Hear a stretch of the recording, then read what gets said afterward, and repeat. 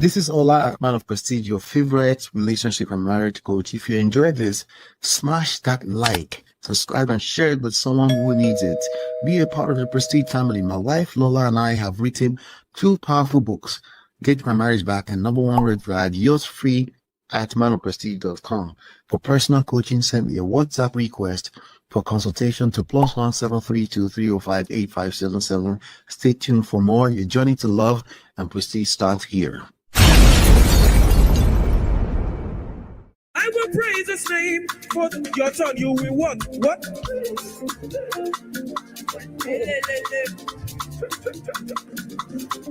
One more. Oh my God.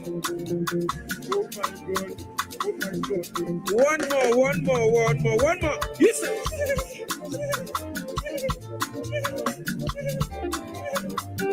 I will. Listen, shall we do it? I will sing unto the Lord. To the Lord, a joyful song. I will praise his name for the Lord. I will sing to the Lord a joyful song. I will praise his name. Come on. Lord. I will sing to the Lord a joyful song. I will praise his name for the Lord. I will sing unto the Lord. To the Lord a joyful song. I will praise his name for the Lord is good. Darling Jesus, you love me so.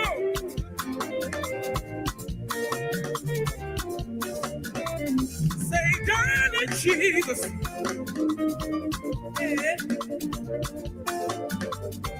You love me so. LSM, shall we do? Say, darling Jesus. Darling Jesus. Oh, my darling Jesus, you're a wonderful God. You love me so. Oh, my darling Jesus, you're a wonderful God. Come and say, darling Jesus. Darling Jesus. Oh, my darling Jesus, you're a wonderful God. You love me so. My darling Jesus. Oh, my darling Jesus. Shall we sing it together? Say, darling Jesus, darling Jesus. You say, has God not been good to you? Over there, say, darling Jesus.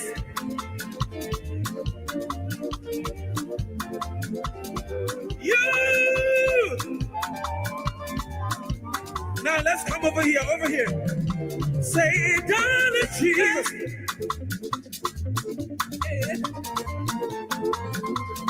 You love me so. Everybody together with a loud voice. Say, darling Jesus. Darling Jesus. Oh, my darling Jesus, you're a wonderful God. You love me so. Much, darling Jesus. Oh, my. One more time, say, darling Jesus. Darling Jesus. Oh, my darling Jesus, you're a wonderful God. You love me so. Much, darling Jesus. Yes. Oh, my darling Jesus. You know this one. Oh, Lord of us. Yahweh.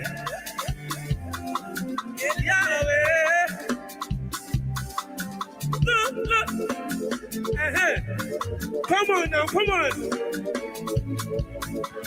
Yahweh. Get iPhone 17, iPad, and Apple Watch all for $0. Yahweh. Over there, say, Lord.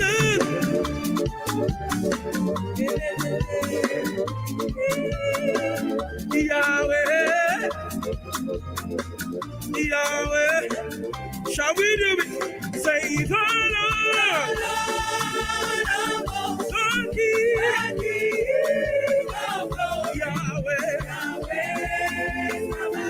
Yahweh, He's the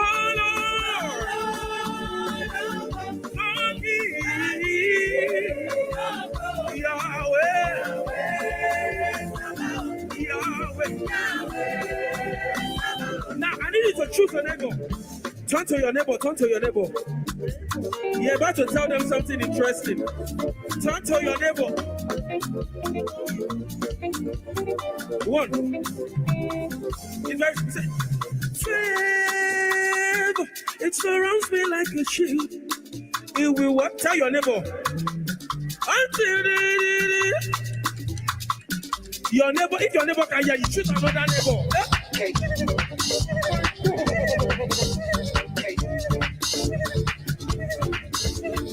I say if your neighbor cannot hear you, go to another neighbor. Choose another neighbor, another sefer.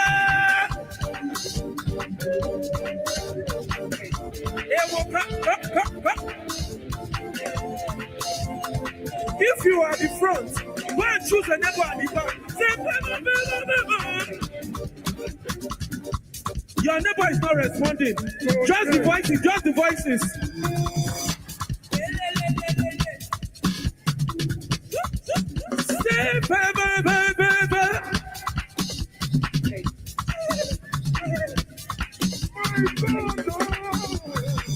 Until the thing, shall we do it with love? Yeah!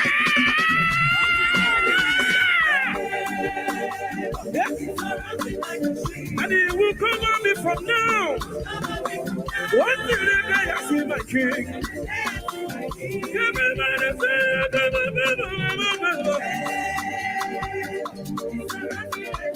And it will cover me from now. Until the day I see somebody say glory,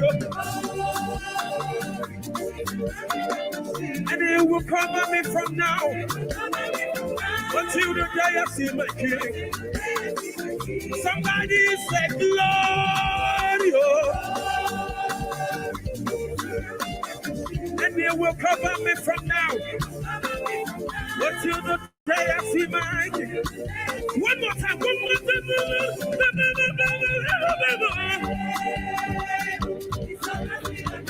And it will cover me from now until the day I see. I can hear you say glory.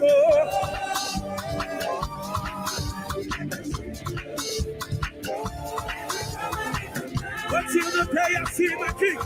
You know this one, you know this one, you know this one. And somebody say, your name is the highest. Your name is the greatest. You what? Everybody, and all powers and positions. Your name. Somebody, if you are led, jump on your feet and say your name, your name. Come on, somebody. Release the praise in the house. It's time to move. Everybody, and dominion, all power, and position. Your need what? One more time, your. Oh my God. Say your is the greatest. Your is saved. Oh, yes. Oh, power. Your position. Your name. It's time to move. Let's study it. Let's study it. Everybody, your. It's the highest. Your it's the greatest. Your it's sensible.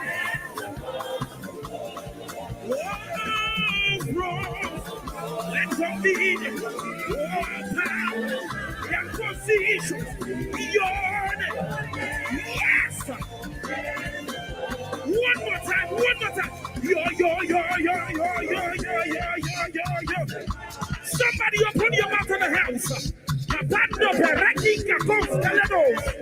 Yes. Woo! Oh, throw. Get some meaning. Oh, power. Get position. Your. Yes. And the angels. We are divine.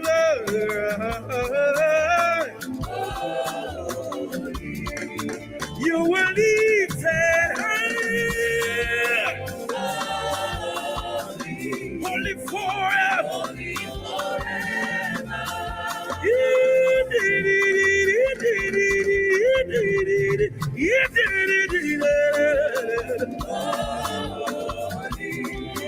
So the King of Kings, you will always be holy.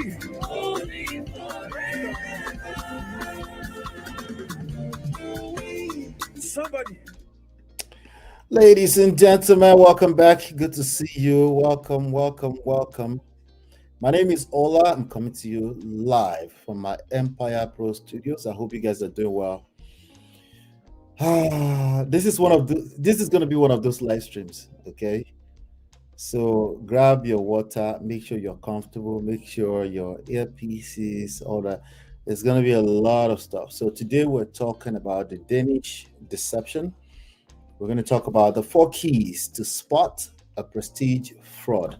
So again, get ready. It's going to be a powerful one. Welcome, welcome.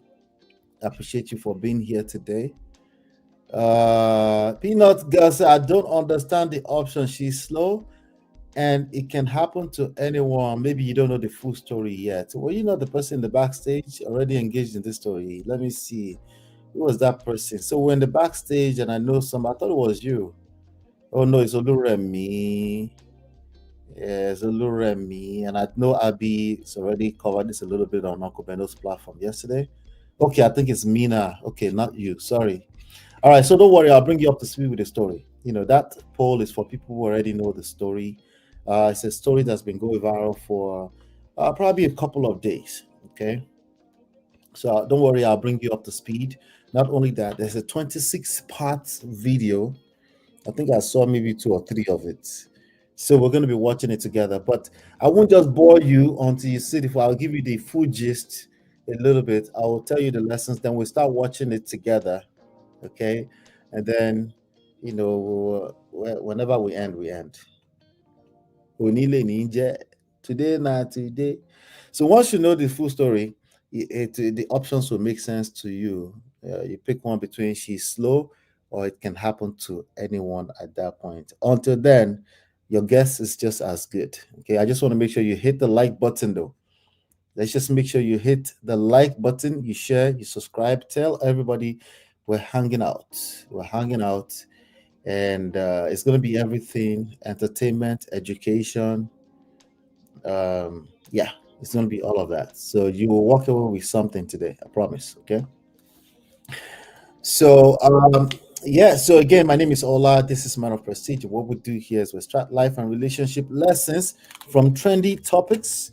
We tackle them from a standpoint of self-power, social seduction, attraction, emotional intelligence. We focus on self-empowerment. We do not play victim. You know, we understand that some people are victims, but we try to cover just self-empowerment stuff.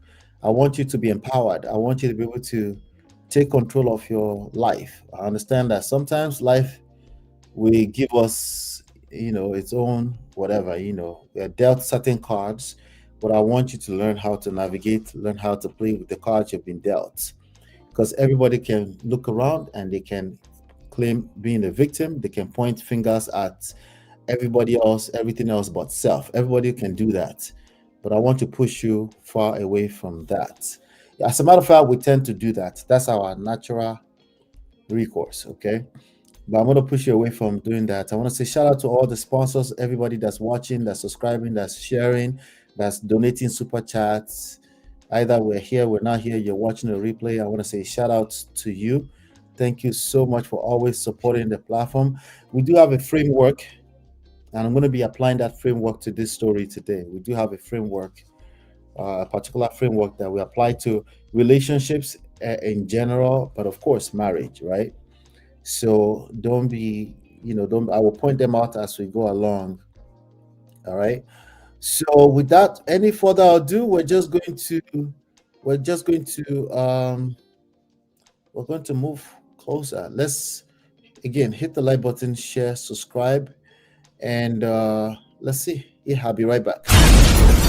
This is Ola, man of prestige, your favorite relationship and marriage coach. If you enjoy this, smash that like, subscribe, and share it with someone who needs it. Be a part of the prestige family. My wife Lola and I have written two powerful books, Get My Marriage Back and Number One Red Flag, yours free at manofprestige.com. For personal coaching, send me a WhatsApp request for consultation to +17323058577. Stay tuned for more. Your journey to love and prestige starts here. All right, welcome back. So this particular story that we're talking about is the story of a young Nigerian lady. I don't know if I picked up her age yet, but I will pick up that age in a second here. Okay. Yeah, so we're gonna talk about this young lady. She's I think she lives in Dallas, something like that, you know. She lives in Dallas.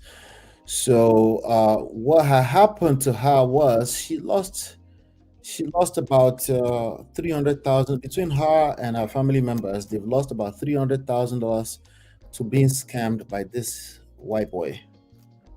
Okay, so and we're going to talk about that. Okay, we're going to talk about that. She dated what you might want to call a royal, an Olympian, a wealthy tech executive. That's what she thought. So you can put all of that in quotes. And he conned her and her family out of over $300,000. This has been what they call the Danish deception. It's a trendy story. If you go on Twitter, you will see. We'll see if we can review some of those comments. But more importantly, this is going to be a lesson that many of us will walk away with from here today. What I've seen is I've seen a lot of people judging her, saying she's just dumb. Okay.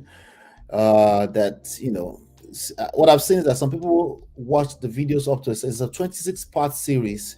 They watched the video up to a certain point, they were empathizing with her, and at some point they started like, okay. So it's kind of similar to what's the name of that other series that we covered last time? Who the fuck did I marry? You remember that? Yeah. So of course we're going to use this to basically establish how powerful the Prestige Love Blueprint is. And how it could have easily stopped even a high-level con artist before he ruins your life. This could be two things can be true at the same time. Okay, so today we're going to break it down exactly. Where are the red flags? I don't really spend a lot of time on red flags here, but as long as it's an opportunity to learn, right, we can do that. Okay, we're also going to learn how grounding yourself when it comes to self power and process, right, how that can easily is the easiest way to make yourself invisible to sophisticated manipulators. Okay, when I say sophisticated manipulators, don't give them the credit that they know what they're doing. Sometimes they're just regular people in your life. They're just trying to cope, and they will walk all over you if you allow them, and they don't mean to harm you in the first place, even though they can effectively harm you. Some of them are the closest people in your personal lives. All right.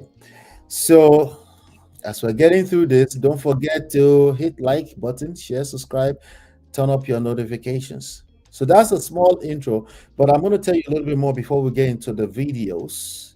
Shout out to Uncle Beno. I see you, Uncle Beno. Let's see here. Peanut Girl said, my answer is none of the above. My answer is a scammer got scammed. Oh, see. Let's see. So two things can be true. Maybe three things can be true at the same time.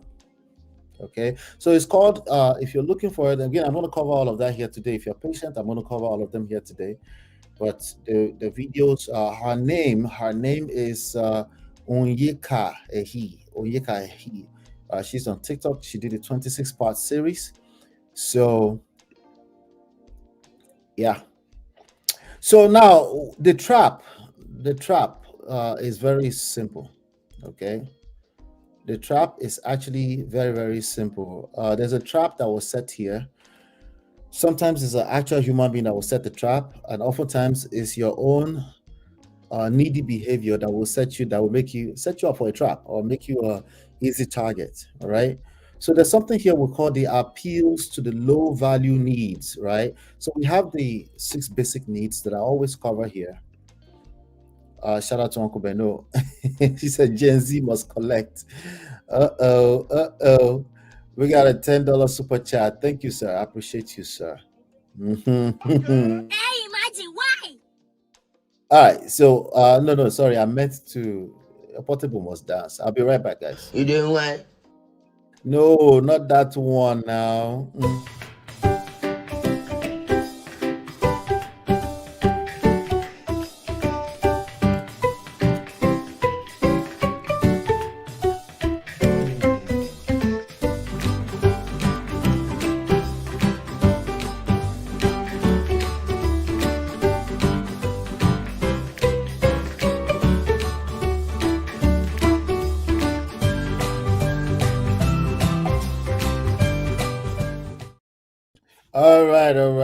All right. Thank you, Uncle Beno. I appreciate you for that super chat.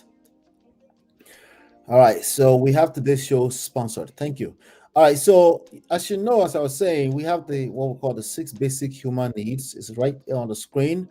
Number 1 is certainty. Number 2, variety. Number 3, significance. Number 4, connection. Number 5, growth. Number 6, contribution. So I'm going to keep that on the screen for a quick minute. So let's talk about the needs here, right? There's some of these needs that are basically low value needs. We all have these needs, right? But we can call them the low value needs. So if your appeals, or let me say like this, right? If your low value needs is being appealed, if you tend to have your low value needs being appealed, what will be the low value needs on here, right? The low value needs will be like things like significance and connection. Okay, now connection depends on the context you're looking at it from, right? Connection is not exactly low value, but significance is low value in the grand scheme of things. Okay, connection depends on how you're looking at it again. That's number 4, right? Connection is a basic human need, and it can actually translate or connect with other needs on this list, right? So it's not exactly a low value need, but if your low value need is being connected with from a very myopic place, right, then it can create problems for you. You become an easy target, right? So we're going to talk about that as it relates to this particular story as well. You're going to see that being pinpoint here, right? So we call it the low value needs, significance, connection, just for this context, right? So the deception mechanism, how can you be deceived? How can you be deceived by a white boy who has no job, who basically has no money, but is basically lying to you over and over again? Potentially to the point where you actually got married to this person before you find out the actual truth. This week alone, this is the second time I'm hearing this type of story. One story is actually particularly very close to me. Okay, it's in my own circle. And it's so funny that suddenly I started hearing Abby cover her story on Uncle Beno's platform yesterday. Shout out to Abby. And she was covering that story. I'm like, what is this story you guys are talking about? Before I did, nobody was answering me in the chat. I guess everybody was so engaged with their conversation. Before I put one together, two together, I was like, oh, what? Danish deception. The second time this week. It's crazy. So, but let's talk about this love bombing of a thing. I hear this love bombing of a thing a lot, and oftentimes people play the victim. But yes, you could be a victim of love bombing, but the greatest part of the conversation is not just that you're a victim. It's about how did you become an easy target for a person that would love bomb you? That's the part that we need to cover. Remember, the self-empowerment. Right? So this guy, his name is Martin, right? The white boy, his name is Martin. He targeted the need for significance and connection. Okay? The need for significance and connection. So if you don't have those needs, it makes it doesn't mean you're completely free, but it makes it just that much harder, right? For you to become an easy target for perpetrators, right? Or for a villain like Martin in this story. So now the moment a relationship provides extreme external validation, that's external is the keyword. The moment you start the moment you have this need for external validation, right? So think about things like you're dating a royal, right? You're dating a royalty. Let me play this video for you real quick before we continue. I'll play this video and then we'll continue. Let's see. Welcome everybody. Hit the like button as you're coming in. Hit the like button as you're coming in. Let's do this. Fucker took $30,000 from me. Keep in mind, he still owes me $6,000 at this point. He said, can you send me $5,000? After some time, he talks me into loaning him the $15,000. I end up loaning him an additional $3K, not even a week after I had already given him $15K. I remember I gave him like a small amount, maybe like $3,000. We ended up going to Portugal for a week. We used my credit cards the majority of this trip. Your ex owes my husband $200,000. And I saw that there was a cash advance for $7,000. My little sister looks at me and she says, he took $3K from me. I find another friend that he owed $10,000 to. My coworkers that I used to work with, husband gave him $10,000 to. And what was in his account? 34 cents. Should I replay that again? I should replay that again, right? Let me replay it again. Listen carefully this time around, okay? That motherfucker took $30,000 from me. Keep in mind, he still owes me $6,000 at this point. He said, can you send me $5,000? After some time, he talks me into loaning him the $15,000. I end up loaning him an additional $3K, not even a week after I had already given him $15K. I remember I gave him like a small amount, maybe like $3,000. We ended up going to Portugal for a week. We used my credit cards the majority of this trip. Your ex owes my husband $200,000. And I saw that there was a cash advance for $7,000. My little sister looks at me and she says, he took $3K from me. I find another friend that he owed $10,000 to. My coworkers that I used to work with, husband gave him $10,000 to. And what was in his account? 34 cents. Point. He said, can you send me $5,000? He had 34 cents in his account. Okay, all right. But how did we get here, right? How did we get here? That would be the first part, right? Also, I was seeing another video. Let me see some of the comments. You guys, I'll be coming back to read your comments back and forth. God-fearing Pookie said, wait, you're a Pookie? What's going on here? Jesus Christ. Why you call yourself a Pookie though? Oh my God. Anyway, God-fearing Pookie says she doesn't want no broke black man. I saw somebody said she was also a follower of Candace Owens. So again, I'm going to try my hardest not to judge her from any of those things. I think we're going to get a lot more lessons than that, but some of those things are telltale signs, just so you know. All right. Wait, what's wrong with Candace Owens? You find out now. Wait, nothing is wrong with her. Don't worry, nothing is wrong with that. So again, the moment a relationship starts to provide extreme external validation, that person is probably investing. They are investing so that they can come back and collect $300,000 worth of woto from your life. Yeah, it's probably an investment. Yeah, it's probably an investment. Just know, okay? Probably it's a keyword, okay? Some people, they just a lover, but again, that's why we don't look at one thing. We look at a pattern. A pattern is not made until 3 different events. And I'll probably wait a little bit longer, okay?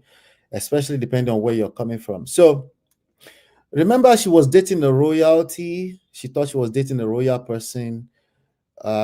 Is probably a shortcut, okay? Again, it's an investment, okay? These are things that will bypass the number 5, high value need, growth.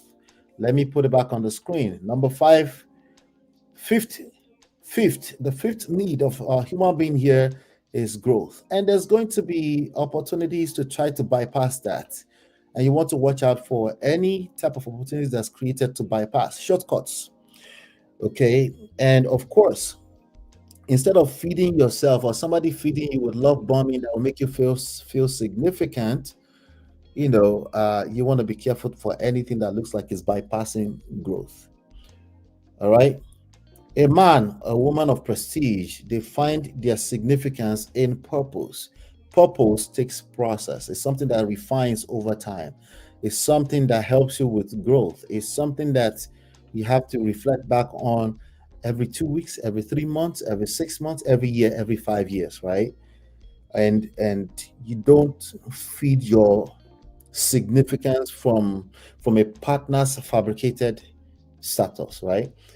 And we don't need to wait until it's fabricated. It might even be real. It might be a royalty for real, right? But you don't really feed your significance from that. So it's not that deep, but it's deep. It's, of course, a person who is a royalty coming out of a European country like, what is it, Denmark, right? That's a big deal. But that shouldn't be so much of a big deal that you're trying to bypass your personal growth. Have to be careful. And oftentimes it comes from a blind spot. It's not going to be something that will just present itself. Sometimes like, oh, butterflies in your stomach. You just want to be very careful around that. Okay. Now today we're talking about the 4 points of a prestige fraud, right? The 4 keys to spotting a prestige fraud. But really, what I really want to talk about also as part of that is to talk about the 4 keys to vetting a man of prestige, but maybe also a woman of prestige. There's a framework around this. I don't like to call it framework because we're kind of talking about romantic relationship at the end of the day, because now people start drawing this framework and then they lose the sense of being a human being, and it's okay to fall in love. We just want to kind of work from the inside out and not from the surface level or external validation inside, right? Because then you become an easy target, and it's very easy for especially professional con artists to pick you apart and then eat you up and chew you and spit you out. All right. So, how do you spot fake power? Okay, because again, power dynamics is always playing a role here, right? A man of true prestige, he doesn't really feel the need to over leverage. He doesn't feel the need to speak his power verbally. It's stuff that just shows in a lifestyle. You can almost see it. It should be obvious. It should be obvious without making it obvious, right? And if all the value that they have is tied to even a simple job, even if it's ordinary six-figure job, if they can't wait to tell you how much they are of a six-figure job, how much money they have in the cryptocurrency somewhere, how much they have somewhere stacked away somewhere, or their family name, and we're not talking about character. Character is not something you say, it's something you see, right? And I'm talking about consistent showing up in a certain type of way that make you feel safe and secure. If all they are talking about is surface level stuff like a job, all that stuff is all that stuff is they're not permanent. Okay, no condition is permanent, right? Because all of it is a moving target. If all it's doing is talking about all these moving target type of things, then it's a red flag. Because the reality is that true power is quiet in so many ways. Deception is loud and it's flashy, but you won't see it that way if it's poking or connecting with that low value need, right? Significance and connection. All right. So now the failure point here is basically ignoring the 4 point focus. Okay. The 4 point focus. Are you guys remember? You guys recall what the 4 point focus? Don't worry, we'll get into the videos. Don't we'll get into videos. I just want to make sure that the people that come here and go, they will see this first and then we'll get into the videos. Because this is the most important part here. The 4 point focus in romantic relationships and especially marriage is friendship, sex, but the most important part is learning how to have this under control, expectations and pride, right? You need to have them under control. Friendship and sex also become a lot of people's vulnerable points. So, but these are the 4 point focus right here. Um, Boundaries, right? I'm not really a big fan of how people paint boundaries. People that have low tolerance oftentimes will bring up boundaries as their excuse, right? But in this case, it's clear. You will see it as I start to play the video. You will see it's very clear that that scammer was moving too fast. But of course, you couldn't see it, right? We're talking about engagement in 5 months. Subjective, right? Subjective. Because if a woman or man of a certain age, 6 months, you should be able to see if this is a person you see yourself with for the rest of your life. Okay, by 1 year, it's okay to go and get married, but all of that is a function of how much work you've done on yourself. Because there's some people, a lifetime is not enough for them. They can't see, they don't see a red flag. They are a walking red flag themselves. So it's subjective. But I'm saying if you've done what you might consider reasonably, you've done some work on yourself, and you're a man or woman of certain age, not a person in college, not a person that just graduated college. Okay. I'm talking about man of a woman of a certain age. You're 25 and above. Yes, 6 months. 6 months, maybe more so 27, 28, right? 6 months is enough to see yourself with a person for a lifetime, at least to see yourself with that person for a lifetime. It doesn't mean you have to propose, but to know that, okay, this person I'm spending my time around, there's a reason. You're not just wasting time. Again, it's subjective to a large extent, right? But not as subjective as some of you might think. It's not so subjective that, hey, you can be 45, it's okay. No, calm down. If you're 45 and you're single, we should be able to point at circumstances, just as a circumstances reason. We should be able to say, okay, these are the whys. Oh, I've been divorced before. Oh, I was in a long-term relationship for too long and I wasted. We should be able to pinpoint a few things. We can't just say, oh, we fell out of the skies and we're now 55 and we've never been married before. But I always wanted to be married. Like, no, stop the cap. Okay. So it was clearly moving too fast, right? And and moving too fast, again, it's not a function of time. It's a function of just all of the stuff we're going to hear in this story, right? And then before you knew it, they were married. Patience, process, prayer. Patience, the 3 P's. Patience, process, prayer. That's part of our framework. It's a major part. Patience, process, prayer. Prayer is actually the least important part here, but somewhat depending on the context, it's probably also very important. But in terms of what you can control, right? Prayer is for okay, I have to. Prayer is supposed to help you with patience, because oftentimes you simply don't have the answer. We don't have the answer oftentimes. But prayer helps you through that process while you're allowing God to work, to do his magic. So prayer is powerful, but it's not something you can control. You can't just say, I pray 3 days and I fasted and then results are happening. That's when they start to deceive you. Then you become vulnerable to charlatans. Okay? Prayer is supposed to help you with the other 2 P's, patience and process, because a big part of that process they're not things you can control. Okay? But you can indirectly control it, because we trust the law of reciprocity and we trust this law of nature in general. If you work on yourself, it's very hard for you to become an easy target for people like Martin.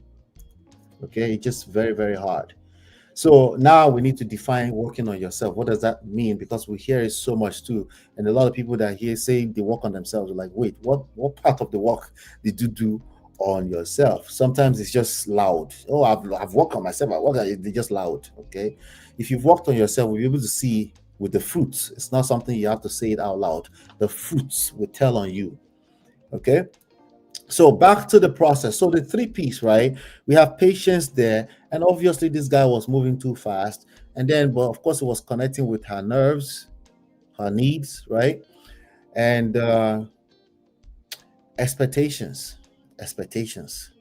Okay, combining lives, money, credit. Okay, without, you got to be careful. You have to be careful. Okay, there must be some level of independent stability. Now, again, because there's so many layers to it, It's kind of hard. But this is why you need mentorship. This is why you need coaching. Because again, if you're the person inside of the romantic relationship, the reason why they're in a romantic relationship with you is because they've connected with something that also represents vulnerability. Okay. So it's not intentional, because you actually need a level of vulnerability in a healthy romantic relationship. But vulnerability is essentially what the adversaries, that's what they exploit. Right? So we're looking for some sort of balance here, but we're gonna get it today. The moment he asked for money, the moment he started asking for something that's just explicitly like that's just a no. You being a lady, okay? So there's gender in this, okay? You being a lady and he's randomly start to ask for money in upwards of 3,000, random $5,000, $6,000, $30,000. At that point in time, your radars should be going off heavily. Let me play the video for you again. Somebody did a fantastic job of extracting this out. Let me play this video again. After some time, he talks me into loaning him the $15,000. I end up loaning him an additional $3K, not even a week after I had already given him $15K. I remember I gave him like a small amount, maybe like $3,000. We ended up going to Portugal for a week. We used my credit cards the majority of this trip. Your ex owes my husband $200,000. And I saw that there was a cash advance for $7,000. My little sister looks at me and she says, he took $3K for me. I find another friend that he owed $10,000 to. My coworkers that I used to work with, husband gave him $10,000 to. And what was in his account? 34 cents. All right. What was it that was in his account? 34 cents. All right. So the 4-point focus, we're talking about 4-point focus. One of them is expectations, right? The expectation here should be some level of independent stability. Listen, interdependence at least. Okay, that means there's value. There's some kind of value. But when we talk about value, we need to spell that out. When it becomes a matter of money, we're talking about your livelihood, we're talking about potentially you're a young lady, you've saved a lot of money, you've worked hard in the past. Since you graduated, you've been saving money, and then some random guy out of nowhere sees you as an easy target because you're intentional. But then the moment you fall in love with all your senses shut off. Okay? Senses connected to your preference in a man. A tall, dark, not dark, a white boy, handsome type of deal. When we say identity, I don't want to go too far, but let's keep listening, okay? The expectation here is independent stability to some extent, okay? And once he started asking for money, that was violated. The other part of the that I want to pay attention to, I want us to pay attention to here will reflect more so on her.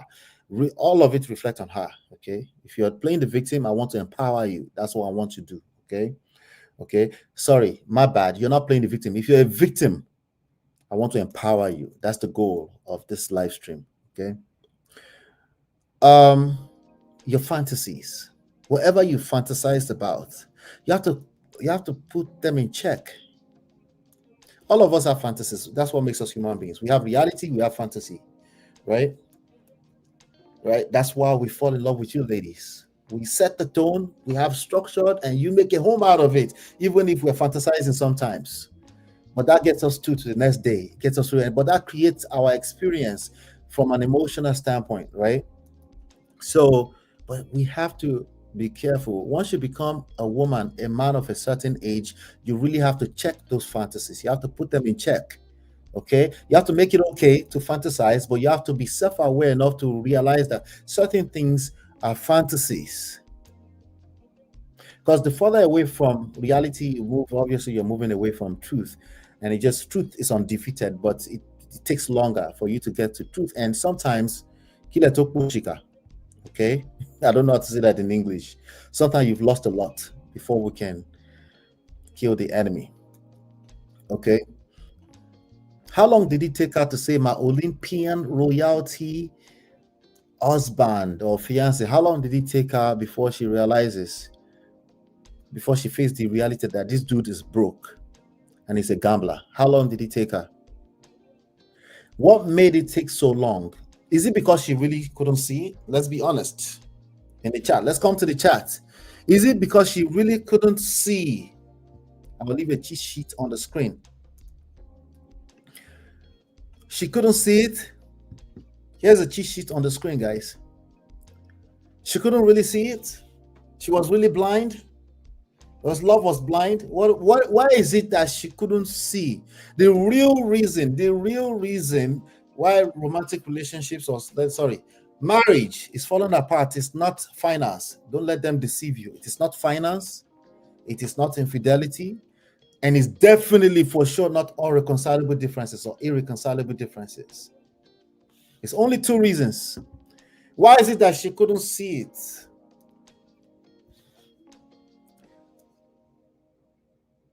Right? My Olympian fiance is broke and gambling. She's calling it out for the whole world to see now, but did it really take that long for her to see it?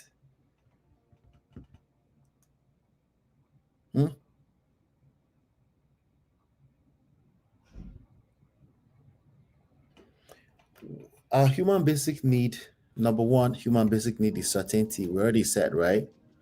Human basic need is certainty. So another way to put that is security, safety, right? But more so ensuring it, verifying it, validating it, not just validating it with our emotions, right? Because all of us will validate bullshit with our emotions. This is where we fail sometimes, right? But certainty, right? Why did she bypass certainty? How and why did she bypass certainty to fall for this guy to the tune of losing over $300,000? There are worse stories out there, by the way. Some people have lost their lifetime. At least all she lost is money. Money comes and goes. So if she earned the money before, they will earn it back again. The only thing they can't get back is time. So we can't afford to be losing money, right? Precisely because of time. The reason is pride. Okay? The reason is pride. Yeah, our ego. That's why. That's why she couldn't see. She saw what she saw, but our ego. Remember, she's presenting all of these things. She's presenting a certain picture. Let me show you. Before I'm gonna have her tell you the full story, but I want you to let's get the lessons out of this. Let's get this lessons. Hold on one second. There's a video I'm gonna find right now and play for you. Let's see a couple of videos as a matter of fact. Okay, let's look at this one. First modeling gig together with the Ritz-Carlton. Y'all, we were so excited for this. This was also Martin's first time modeling, which I knew he was going to crush it because, come on, he already looks like a model. We started out the day taking shots at the pool, sipping some refreshing drinks, and you can't see it in these videos, but the sweat was dripping, y'all. We literally were fighting the urge to jump headfirst into the pool. The team we worked with was amazing, and they kept hyping us up, and Martin was like, I could get used to this model life. But in all honesty, we felt so natural, and I know all the shots and videos they got are going to turn out so great. They asked me for a solo moment by Martin, So see this picture she's presenting here. Do you think it's possible that during this all this sitting right here, she probably already knew already? There's a good chance she knew already, but her pride will not let her. She won't let her back off of it. Her pride will help her tell herself lies, believable lies. You don't know. Yes, we can tell ourselves lies. Where do we come from when we tell ourselves lies that we clearly see is a lie, but we will tell that lie and we'll believe it? It's called pride. It's pride, guys. That's one video. Here's another video. and I got my sign. Onyeka at the airport picking up Martin's mom. You know, love happily ever after. She has this picture she has to maintain. Again, the poll is still there. You can change your poll if you want. She's slow, or it can happen to anyone, right? So she's filming all of this. She's been filming. I heard she's a realtor. I heard she was actually on the show Bachelors as well, right? So this is a certain type of person who she gets certain parts of her needs satisfied from significance, right? She has to look a certain way, right? In fact, she's going to tell us why she decided. At some point, she decided that she's going to tell the whole world, but it wasn't because she humbled herself. It wasn't because she humbled herself. You know, look at this one. I was wrong about, let me see what, okay, not this one. I'll come back to this one later on. But you get the gist, guys. There's a picture I'm trying to paint here, okay? It's not about, but let's keep going. Pride is the reason. Pride. So there are two of the 4 focus points here where she failed. The failing point is number 1, the expectation is some kind of independent stability. Somebody must present. No condition is permanent. I'm not saying you should be asking that people should be making $1 million before you can be with them, but you must feel a sense of stability from them. Okay, feeling is a big part of that. It's not just reading credit scores. Okay. The second part here is where she failed. She failed at this one, pride. Because again, certain things, when people, we say to ourselves all the time, red flags, right? We saw the red flags, but we didn't. Why? Because of pride. Okay. Now, I always talked about the anti-seducers, right? You see them on the screen. They're on the screen, right? Again, I want to cover the lessons, because I don't know if I will have time to cover the lessons later. I really want to get through all the videos. 26 parts. God help us today. I got time. The only thing I don't know if I have is, let me save my voice. Okay. As soon as you guys are ready to call and you have an opinion, let me know. I'll drop the link. But let me finish the lessons first. The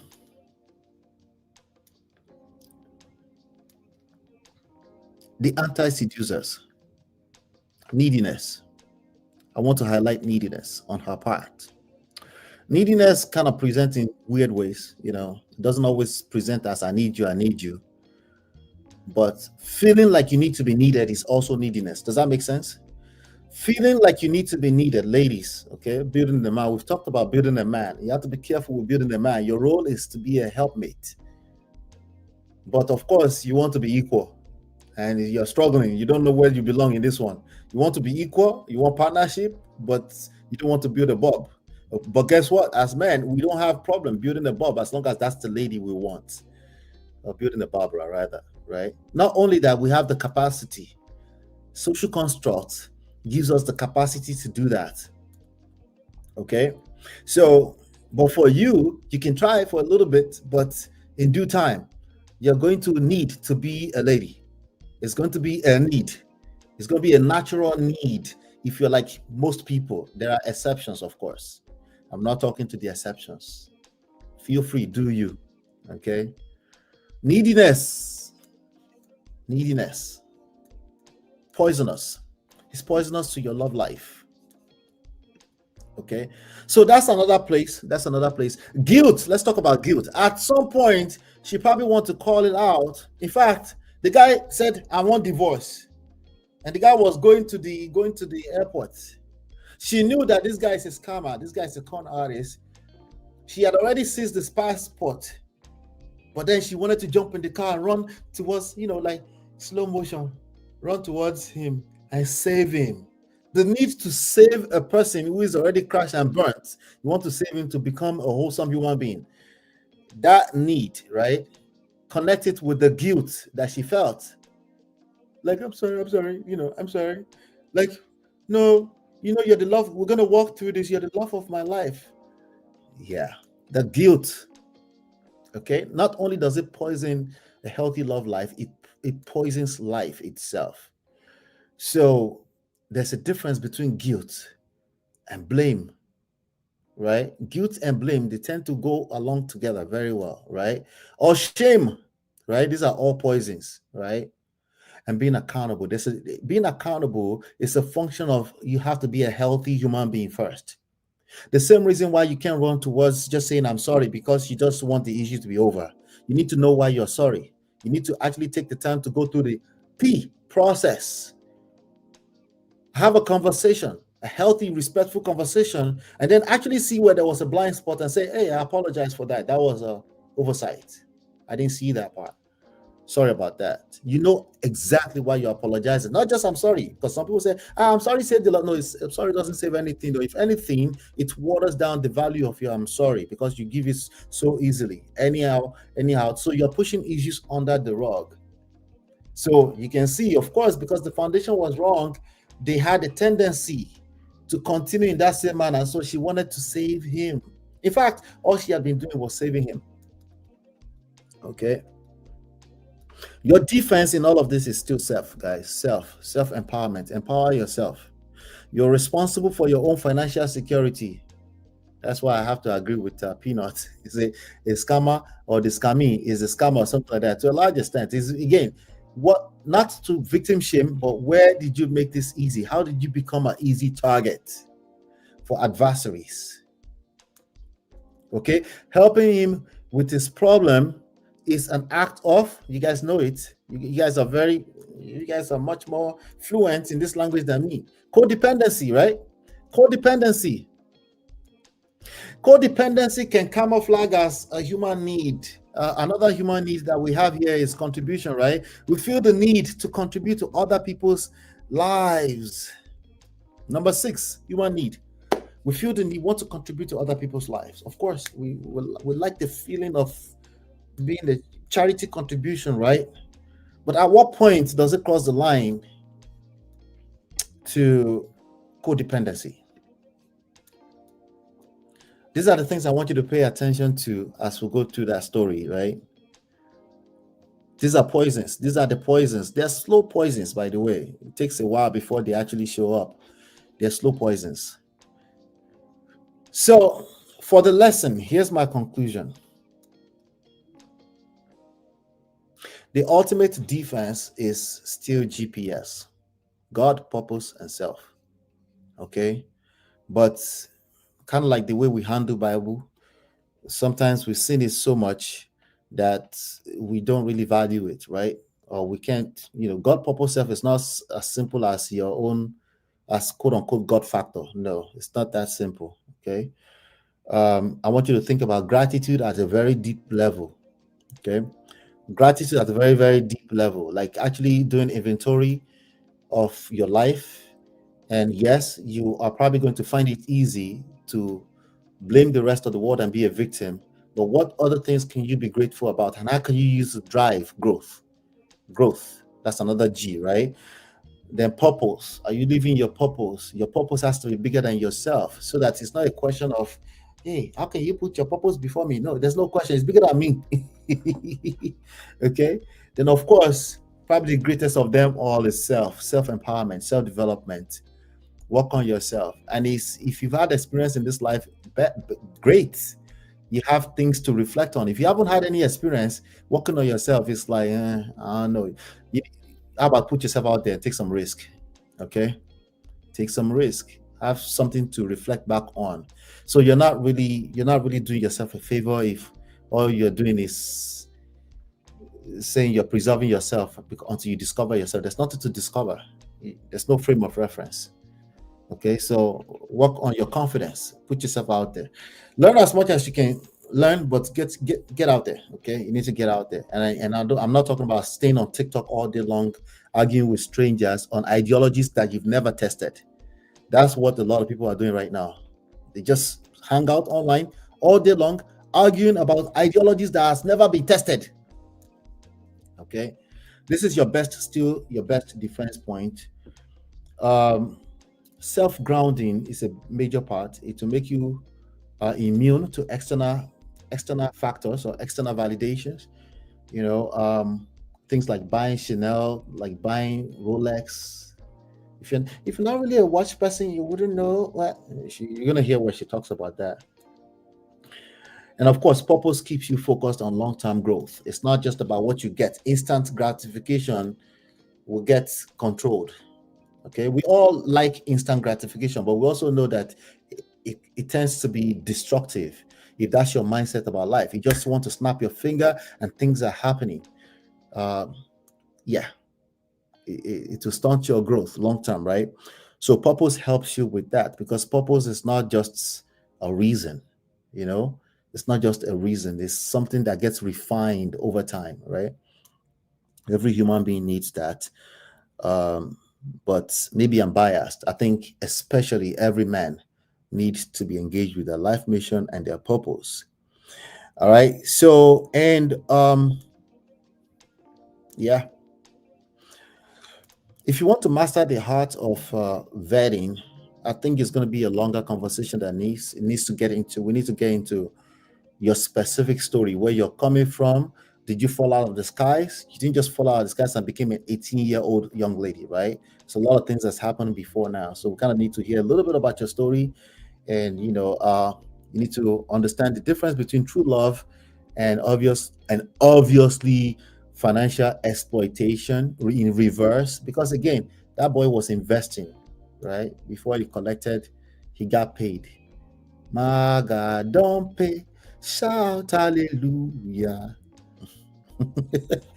All right, so those are the lessons. I hope you guys got something. If you got some value out of that, do me a favor, hit the like button, share, subscribe, turn up your notifications so you're notified when we go live. So right about now, we're going to get into the stories, and she's going to tell us the stories by herself. 26 parts. May God help us. I'll be right back.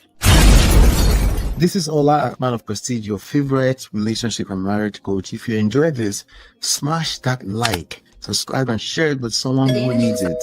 Be a part of the Prestige family. My wife Lola and I have written 2 powerful books, Get My Marriage Back and Number 1 Red Flag, yours free at manofprestige.com. For personal coaching, send me a WhatsApp request for consultation to +1 732 305 8577. Stay tuned for more. Your journey to love and prestige starts here. All right, ladies and gentlemen, we're back. Let's do it. Welcome back. So we're talking about Onyeka, the Danish deception. So she's going to be telling us the story, and then we're going to take it from there. Let's see here. Where is this thing? How do we do this thing again back then? Let's see. Okay. Is it get like this? Oh yeah, like that. Okay. Let's do it like this. All right. So I'm going to play the video, and then she's going to start. This is part 1. Let's listen in. The Danish Deception, part 1. Okay, so it all started in June of 2022. I was in a place in my life where I was working 2 jobs. I was working like a dog, and I knew I needed a break. So I reached out to my friend, Sarah, who was living in Germany at the time with her husband. And I said, let's take a trip. Let's go somewhere in Europe. And she was so down. And we were trying to decide where we wanted to go. And we decided to go to Hvar, Croatia, because we wanted somewhere that was like a cute local town that was by the water, but it wouldn't be as crazy busy as other places in Europe. And so we decided to go to Hvar. We flew to Split first, met there, took a ferry over. And at first I was just so amazed at how beautiful this place was. And so the first night I was a little bit jet lagged. So we kept it very chill, grabbed dinner, then went back to our Airbnb. And the next morning when we woke up, we had literally 2 things on our agenda, and that was to eat and drink and be by the water. And like I said, 3 things, but yeah, eat, drink, and be by the water. So we went to Hula Hula, which if you've been to Hvar, you've been to Hula Hula. It's this beach club that's very well known there, and it's right on the water. And we're laying in day beds kind of off to the side, minding our own business, sipping mojitos. And I look up and I see this very attractive man. And the first thing that came to my mind was, this man looks like he is walking straight out of a Calvin Klein ad.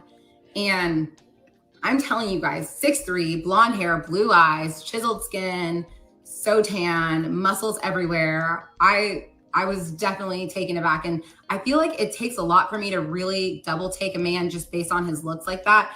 And 100%, I was a little bit just in awe. I didn't even realize that he was like with a friend at first. And so I'm still minding my own business, keeping it chill. And he looks over at me and he says, how are the drinks? And I said, the drinks are wonderful. We're just sipping mojitos. He said, should I get us all around? And I said, absolutely. Number one, he's cute. Number two, who wouldn't want a free mojito? So I said yes. We got a round of drinks and we're sipping our drinks and we just start small talking. And I asked them where they're from. And they say that they're both from Denmark. My ex was living in Copenhagen, and then his friend was living in a smaller town called Aalborg, which is north of Copenhagen. And that was actually my ex's hometown, that his friend was still living there. And so we were just small talking the whole time. We didn't really talk about a whole lot of things. It was just like, where are you from? And just basic things. But they were asking us, what's your plan for the rest of the trip? And we told them, you know, we're doing a full day boat excursion tomorrow. And then we're going to dinner tonight at this place called Dalmatino. And he said, oh, how's the dinner spot? And I was like, I don't know, but I got recommended by a friend to go there. And he was like, okay, well, maybe we'll meet up with you guys again later. And I said, sure. So we're getting a little bit tired. So we decided that it's time for us to leave. And so as we're leaving, I decide to make a bold move and just ask him for his Instagram. And obviously I'm trying to be a little sly. So I asked him and his friend for their Instagrams, and we exchange Instagrams. We get into our taxi to go back to our Airbnb, and we're literally en route to our Airbnb. And I get a DM from him, and he basically said, it was so nice meeting you. Have fun at Dalmatino. Maybe we'll see you guys later. Didn't read anything into it. I just was like, it was fun to just have a conversation with a cute guy. And so we go back to our Airbnb, we get dressed, we get ready for dinner, and we're like on our way to dinner. And he is like messaging me about the restaurant and asking us details about it. I didn't like think anything of it. But we sit down, we're having dinner, we have a spectacular dinner, and we're finishing off the evening with our desserts, AKA espresso martinis. And I'm sipping my drink and I look up and I see him and his friend at the restaurant. And they walk up over to us and I'm like, oh, hey. He's like, yeah, like they're a little booked up, but they said they can like seat us in like 20 minutes. I was like, oh, cool. Well, we're about to be done, but you know, we'll go grab a drink. Maybe we can like meet up later. And he said, okay, sounds good. So it's kind of awkward timing because we were finishing up dinner while they like hadn't even been sat yet. And so we went to a bar across the street and we were grabbing drinks, and I just like, I hit a wall and I was like, okay, now I need to go to sleep. And I was super jet lagged. And so I sent him a DM just basically saying, hey, we are so tired. We have a full boat excursion tomorrow. I don't think we're going to stay out much later. And he was like, that's totally fine.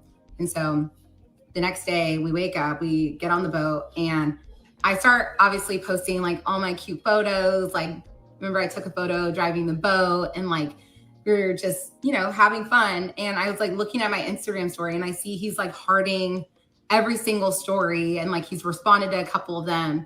I am not the type of person that reads very much into activity on social media like that. Except this but one. It was something that I noticed.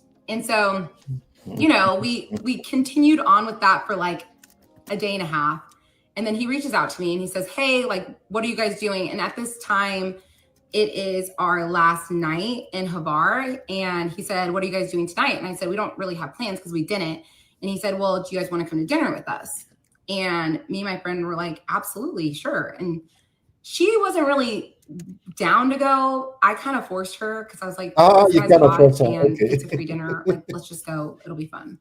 And so she's a good friend. So she came with me, and we get to the restaurant, and him and his friend are sitting across from each other. So obviously I took the seat next to him. I was sitting across from my friend, and we're sitting there, we're having a wonderful dinner and drinking tons of wine.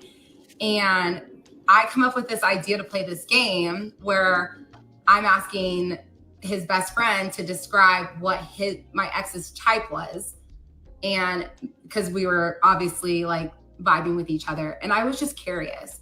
And so his best friend starts listing off everything, like good morals, hard worker, all these things. And like, I felt like he was describing me. And after his friend was done talking, my best friend basically said, you know, aside from being a good cook, she checks off every single box. And I remember I looked at him, my ex, and I said, but I will become a great cook for a good man. And he starts laughing. I remember I put my hand on his leg, and that was the first time in my life that I felt that instant electricity from someone's touch. Like, it literally felt like I was getting shocked. And we instantly like had this physical attraction towards each other. And we started talking about what we did for work. And I told him that I was working as a real estate agent and in tech. And then he told me, he's like, I'm actually chief commercial officer for a ad tech company that does marketing for real estate companies. So I was working in real estate and tech, and he was working in real estate and tech, and everything just like felt like it was aligning. But again, I'm like, this guy lives in Copenhagen. There's nothing that's going to come from this. So after dinner, we go and grab some drinks at a bar nearby, and we grabbed one drink, and they're definitely gearing up to go back out. And it was our last night, and my friend really did not want to go out. And I am not the type of a girl to ever leave my friend for a man, never in a million years. So I ended up just saying, hey, I think we're going to call it a night and we're going to head out. And he was respectful of that 100%. And I remember we just hugged goodbye and we left, and that was it. And so we're going back to our Airbnb. We're walking home, and I get a DM from him.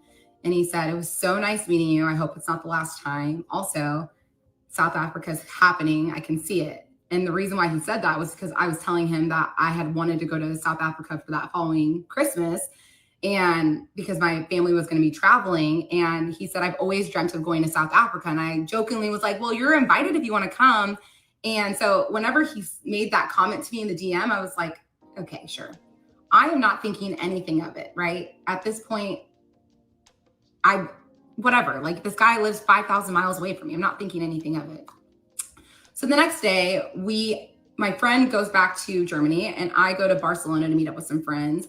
And again, I'm like posting throughout my trip, and every time I look at my phone, it's like he's DMing me, messaging me, and he's continuing all of this. And I'm just a little bit shocked, but also like very interested still at the same time. And he was remembering things that I told him at dinner. Like I had told him that I was going to buy a Chanel bag because I wanted to reward myself for working hard. And he had messaged me and been like, hey, did you get your Chanel bag? And I was literally like drunk off sangrias in my bikini and cover up in the Chanel store when I got that DM. And I sent him a selfie, and he said, this is the best photo I've ever seen. And I just like felt like I could just be myself with him already.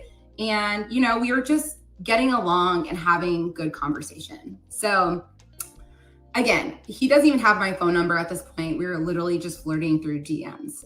So I end up leaving Barcelona the next day, and I land, and he sends me a message, and he said, what are you doing this weekend? Do you want to go to Ibiza?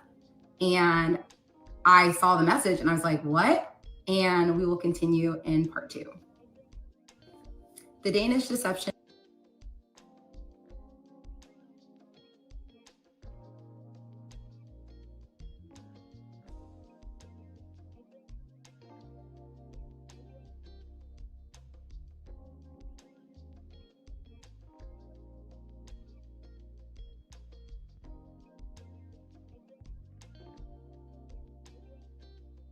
So sorry about that. What do you guys think about that? I was muted.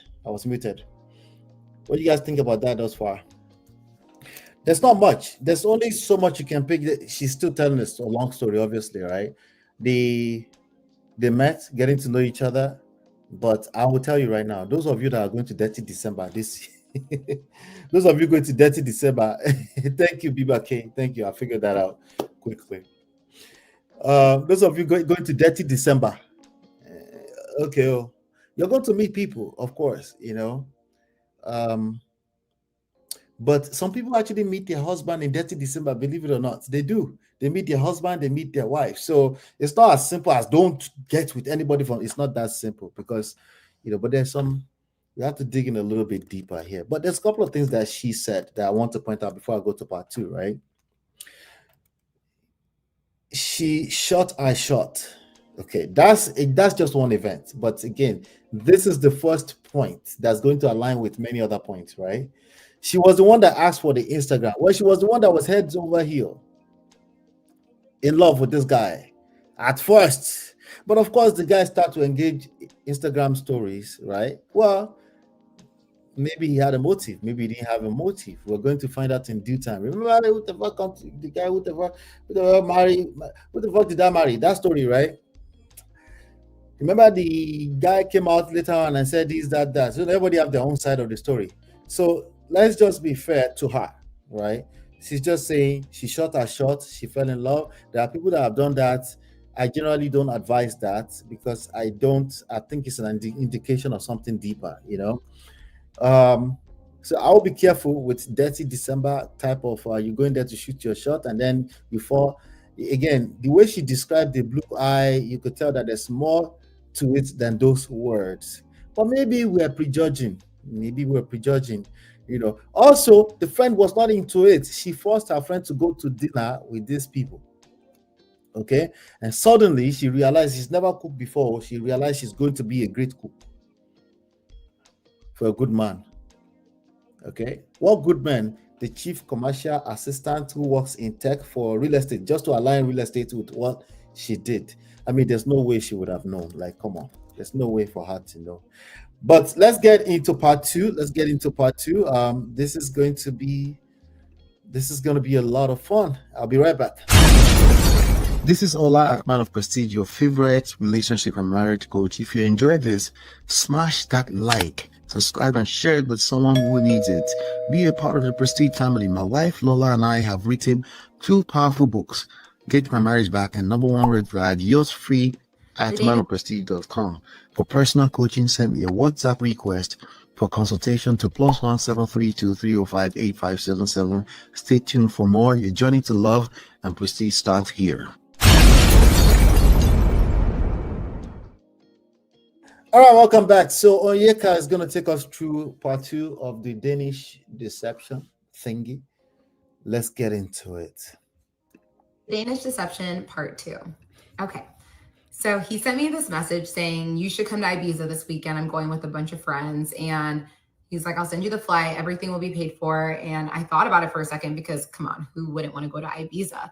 And then I thought a couple of reasons why I didn't want to go was mainly because I just bought a Chanel bag. So I was like, I want to work and make more money. And also I felt like this is the type of guy that things come easy for him. And this is not something that's going to be easy for you to obtain. And I didn't want our first weekend to be like just partying together with all of his friends. Like that's not what I wanted. So I ended up telling him no, but I just ended up saying that I needed to work. And I thought he was never going to talk to me again. But somehow this like lit a fire under him and he became even more persistent and he started pursuing me even more. And he was sending me messages like, when are you going to come visit me in Copenhagen? Or I would love to come to Dallas to come see you. And I was just like, who is this man and what's happening? Still not really taking him serious. And then maybe like a couple weeks later, he sends me another message. And at this point, we're still talking pretty consistently on Instagram. We still do not have each other's numbers.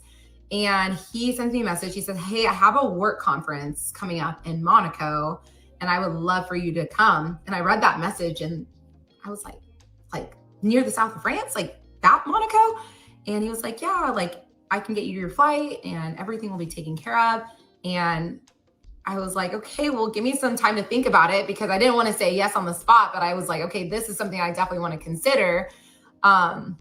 So I thought about it for a while. I talked to my friends about it. I talked to my sisters about it. At first I was like, I don't think I'm going to do it. Like, this is crazy. And then over time, I started like talking myself into it. And then one morning I woke up and I was like, you know what? Screw it. I'm going to go to Monaco. So I sent him a message and I said, hey, I've decided I'm going to come to Monaco. And he sends me a message. He said, this is the best day ever. I'm so happy. Send me your passport and everything. I'll book the flight. So I sent him a picture of my passport. And I also was like, oh, and by the way, here's my phone number. He was like, I've been waiting for you to give this to me for now like weeks. And I said, okay, here you go. Thank you for like inviting me on this trip. So I give him my phone number and he sends me a message and he said, it took you long enough. And I said, oh yeah, well, sorry. I'm just a little bit more reserved when it comes to like dating and men. Like, I just like to make sure like I'm a very intentional person. And he was just so respectful to me. I remember when he was booking the flights and everything, he was like, don't worry, like I'll get you your own hotel room. Like he was just being so respectful. And so I remember our very first phone call so perfectly because it came completely out of the blue. It was like on like a Tuesday and I'm sitting at my work desk and he sends me a message. He's like, can I call you? And I was like, oh, he wants to call me. And I'm like, I'm literally discombobulated, freaking out. Like, what am I going to do when this man actually calls me? But I was like, you need to get together. So he calls me, answer the phone, and he's actually in a cab to the airport. He's about to go on a work trip. And we were just small talking about our day. And I felt like those like butterflies that I felt whenever we had been together at dinner in Croatia. And I remember getting off the phone with him and I was just sitting there like cheesing, like, which I don't ever do. And I was just, this guy is special. And he sent me a message and he was like, you are so cute. Like, I love talking to you. And I said, I love talking to you too. And so basically from that moment on, we just started talking on the phone all the time, like for 1 hour, 2 hours a day. We started talking about a lot of things, about a lot of different aspects of our lives.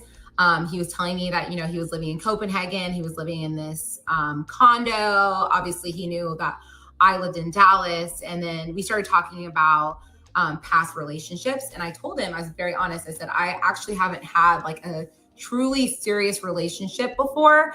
I have always been a very independent person, but I do want to meet someone. I do want to like get married and have kids, but I don't feel like that pressure to like force it. Like, I have such a great example with my parents, and I really want to have like an amazing love in this lifetime. And so I'm going to take my time to find that. And I asked him, like, what's your history with your dating? And he was like, yeah, well, I actually was in a relationship with a girl. We were together for about 4 years. And I actually broke up with her about 4 months before I met you. And I said, oh my gosh, like, the 4 years is a long time. He said, yeah, like it needed to happen for a while.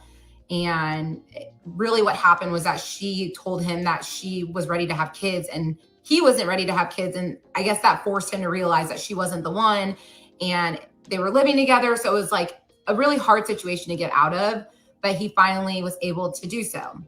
And so I was happy to hear that had been about 4 months since they broke up, because if he had said like they had just broken up, I would have been a little bit more hesitant to pursue things, because I know like you go through a breakup, you need time to heal. But I felt like, okay, 4 months should be enough time. And then we started talking about like our families a little bit too. I told him I'm super close with my family. He said, I'm really close with my mom and my little sister. I do have an older sister that I don't talk to. And basically something happened and she was like being like physically abusive, verbally, physically abusive towards his mom. And he decided to cut her out of his life because she's crazy. And I said, listen, I get that. That makes sense. Like, you should not have her in your life. And I think just like over the course of a month, we're talking on the phone for just hours. And I tell people all the time that it felt like we fell in love over the phone, because from the time that I had decided to go to Monaco to the time that I actually left for Monaco, it was a month. And we had this plan that we weren't going to FaceTime at all, because we wanted the next time we saw each other to be in person, which I thought at the time was super romantic. And so, we started talking about like hypotheticals. I remember he told me one day, he said, if we ever end up getting married, you're going to meet the queen. And I remember just like laughing at that comment. And he said, no, I'm being serious. And I said, what do you mean I'll meet the queen? And he said, well, my family has a royal title. And I was like, wait, what? And he sent me this link to this site. It's called the Order of the Elephants. And he said, you can do some research and then we can talk about it. And I said, okay. So I start going through the page that he sent me, and I see someone that had the same last name as him, like some old guy from like the 1700s. And I remember taking a screenshot and I said, is this your great great grandpa? And he goes, now you're getting on track. My next question to you is, how's your etiquette? And I was like, I think it's okay. And so I'm sitting here like, who is this man? He's attractive. He has a great job. He has a royal title. Like, is there anything wrong with him at this point? And I have always believed in the term, it's too good to be true. But and I was feeling that 100%. Like, I felt like, when's the other shoe going to drop? But it didn't drop that first month. It was just like, we truly fell in love over the phone. And so we are getting closer and closer to the trip to Monaco, and I start packing.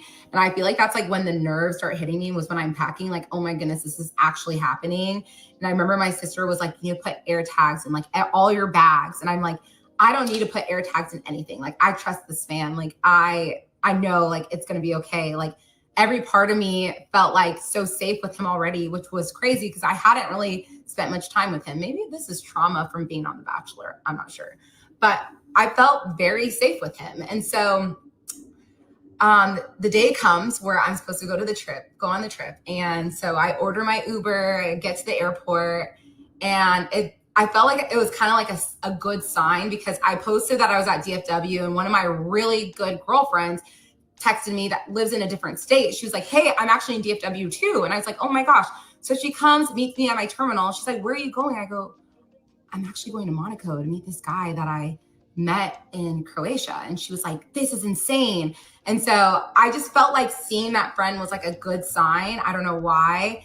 And I ended up just boarding the flight. I remember boarding that first flight. I had a layover in Madrid, but boarding that first flight, I was sitting there and I was like, this shit is really happening. And all the nerves are just taking over, but I'm like, take a chill pill. It's going to be okay. You're going to get there. It's going to be fine. And at that point, I was like, okay, the worst thing that happens is like, he's a crazy person and I have enough money where I can like just book my own hotel and I'll just have a good time by myself. Like, it'll be fine. So I like had that backup plan. But yeah, I had my layover in Madrid and then my next flight was to Nice. And so I board my flight to Nice. It was like a really quick flight. And I get to Nice, I land, I get my bags and baggage claim. I send him a text. I said, I'm here. And I'm rolling both of my bags, about to walk out, freaking out. And let's continue on in part 3. All right. Any thoughts? Oh, by the way, I dropped the link. If you want to join the conversation, feel free. Any thoughts? I have thoughts. I took some notes. Oh, more this girl right here. Any thoughts so far? Let's talk about it. All right. So a couple of things that I want to point out here. A couple of things. Okay. Sending your passport to a complete stranger is wild. That is wild. All right. That is wild. She also made a statement. She said something about the kind of guy that things come easy for. That statement, that statement really shines some light on her mindset. There's no, like, that thing, whatever that thing is, the kind of guy that things come easy for, that doesn't really exist. Okay. It shed some light on her level, this naivety in the way she said that. I don't know if it's naivety or just willful ignorance. There's something about that statement. I can't put my fingers on it yet, right? Then I wonder if that was really love bombing, because again, you meet people, they really like you. If a man really likes you, he will go all out and beyond, and you will excuse it if you really like him too, right? But after, if everything fails, you call it love bombing. Let's be careful.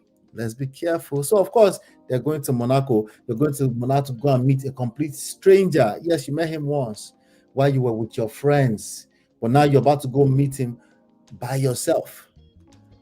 Yeah, you're an adult, right? After all, you're an adult. I know.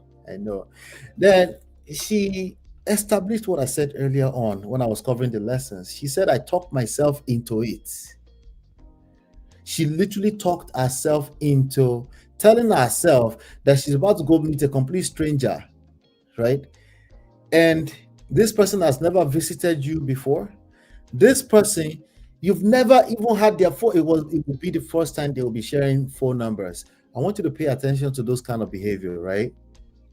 Now, on a normal day, we all think, not me, at least you guys know me. If you know me enough, you know I don't think that, right? On a normal day, most people think, just ask questions. What's the question she asked? What's your history with dating? And of course, what did he do? He gave her the answers that she needed. 4 months ago, broke up from a 4-year relationship. And of course, the puppy face sad, of course, like, it's been enough time to move on dating. I wouldn't have if it was just broken up, then maybe I can judge him. And she used that very nice talking point on the internet today. She talked herself into going to go hang out with a complete stranger. As you can see here, there's no shortage of modern day red flag detective narratives, right? There's no shortage here. She's just like any other person. She thought she was doing all the right thing, even to the extent of saying no FaceTime, no FaceTime, no FaceTime. Oh, we're going to do no FaceTime. This guy is asking about etiquettes. Who does that? This must be a walking straight man, a man who walks a straight line, a man who is intentional, right? There's no shortage of red flag detective behaviors here, right? And what did she say? She said, I trust this man. She told her sister said, yeah, tag everything. She said, no, I trust this man. Anyway, this is an evidence here that we all justify bullshit when we get caught up in our emotions. She did, okay? But as a grown woman, she should have checked quite a few things. But that was part 2 right there. That was part 2. Let me see here. Biba K, is this how people? Yeah, a lot of these ladies are doing it. Okay, so think about that. There are women going to Dirty December by themselves this December. They're just going, like, their parents are here, everybody they know are here, so they're overseas, right? They're literally going to Lagos to go and hang out for a couple of weeks all by themselves, okay? And they will rent Airbnb and they will talk themselves into making it think it's okay. So write that down. Know this and no peace. Okay. What's wrong with that? Exactly. Nothing wrong with that. Let's keep going because we have a lot more to cover, a lot more ground to cover here. Marriott, how you doing? All right, let's move on to part 3. Let's move on to part 3. I don't know how far we're gonna get with this one. I don't know, man. All right, I'll be right back. This is Ola, man of Prestige, your favorite relationship and marriage coach. If you enjoyed this, smash that like, subscribe, and share it with someone who needs it. Be a part of the Prestige family. My wife Lola and I have written 2 powerful books, Get My Marriage Back and Number 1 Red Flag. Yours free at manofprestige.com. For personal coaching, send me a WhatsApp request for consultation to +1 732 305 8577. Stay tuned for more. Your journey to love and prestige starts here.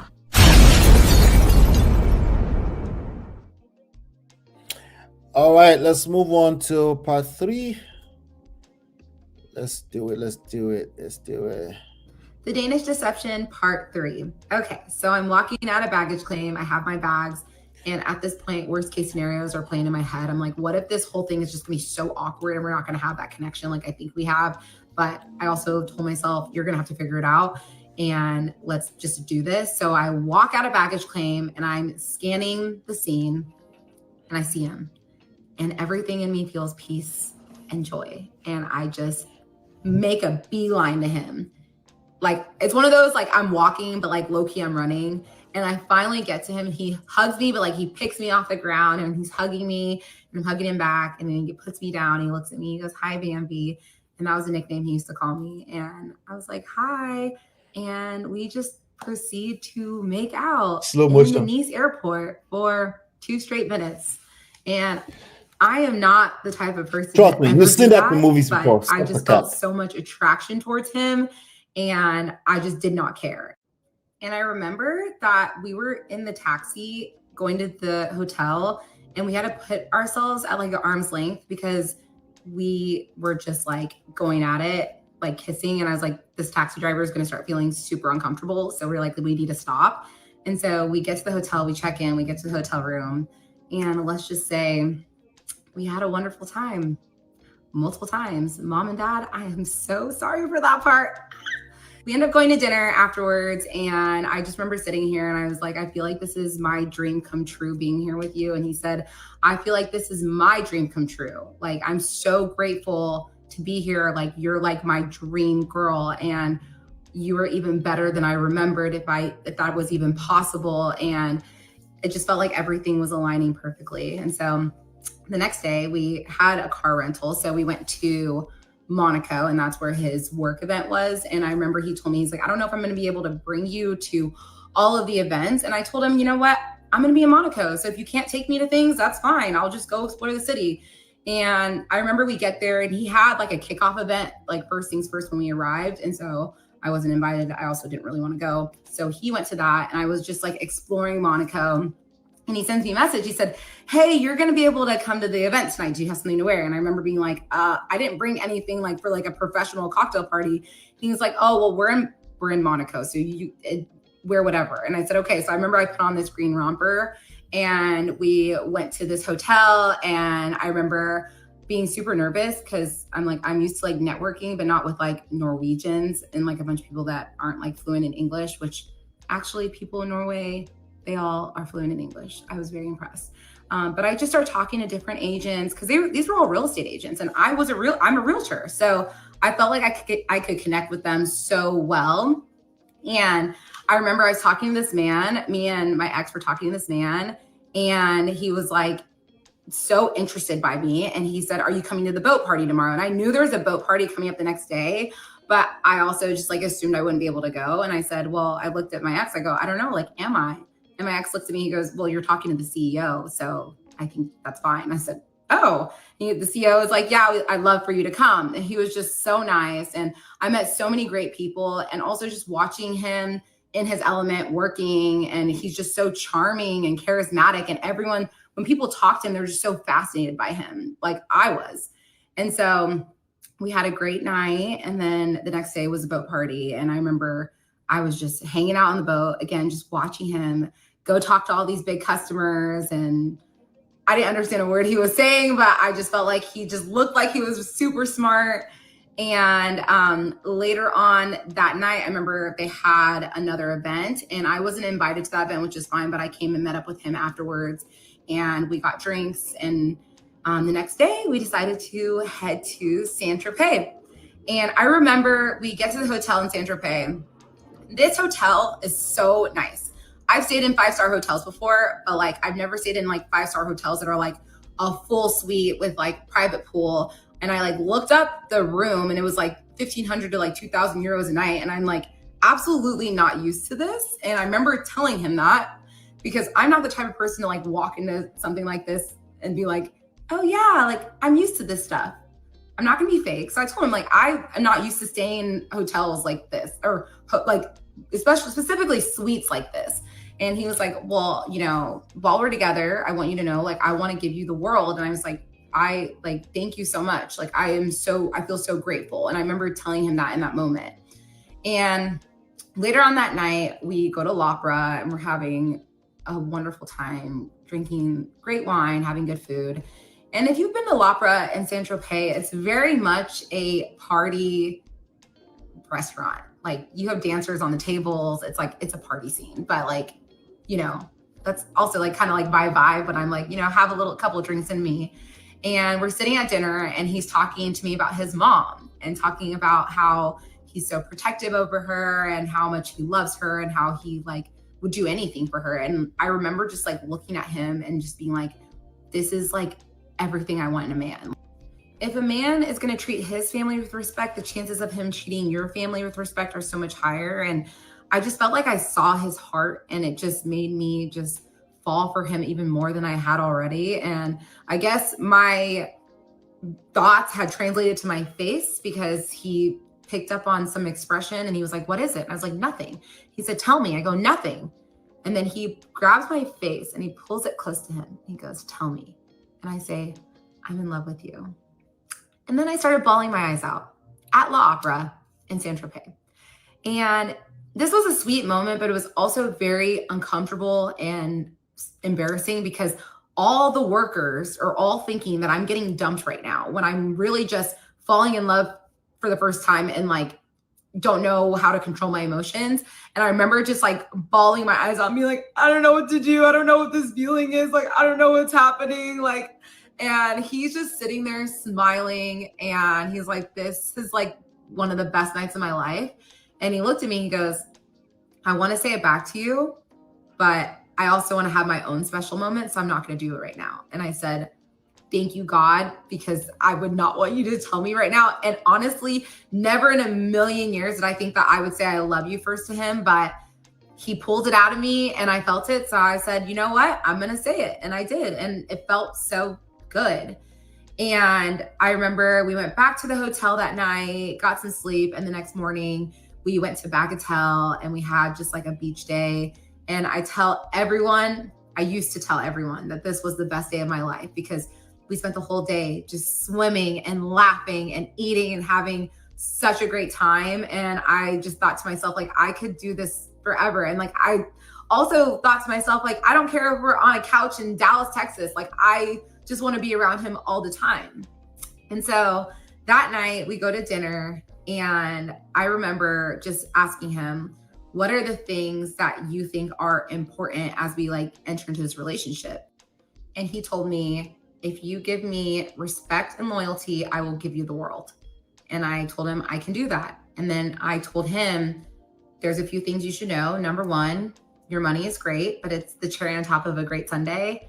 You could lose it all tomorrow and I would not go anywhere. Like, the money is just like this little added benefit, but I love you for you. I'm here for who you are as a person, not the money. Also, cheating is 100% a deal breaker for me. I just feel like I always need to like put that out there. I don't care if we've been married for 15 years with 4 kids, I will leave. I will not put up with cheating. And also, my family is my world. I'm a warrior for my family and friends. And please don't ever put me in a position where I have to choose, because like I love my family so much, and that would be a situation that would cause me so much pain. And I just would never want to be in that position. He said, I understand completely. And I love that about you. So we set those ground rules, and the next day we go to Cannes. And I remember that first day in Cannes, we're having a great time. We went to the beach for a little bit, and then we decided we're gonna go shopping. And he tells me, you can pick out whatever you want to buy, you can get it. So we're going to like Cartier, we're going to Chanel, we go to Dior. I see this yellow bag I fall in love with, but I felt so uncomfortable because I don't want this man to think that I'm with him for his money. And I didn't want him to feel like I was using him. So I remember just being like, oh, it's okay. Like, I love this purse, but I was like, it's just okay. And we end up going to Dolce & Gabbana, and I pick out this nice pair of $200 sunglasses. And he looks at me, he goes, dang, you're cheap. And I said, I just, I'm a simple girl, even though I wanted the Dior bag. But I wanted him to know that I was there for the right reasons. Oh my gosh, bachelor trauma is still kicking in. And so later that night, we decided to go to dinner, and we're eating dinner, and I go to the bathroom, and I have myself a fall going to the bathroom, going up the stairs, and everything went black. And I will continue on the series in part 4. She had a fall. She passed out. Why did she pass? She passed out. Oh my God.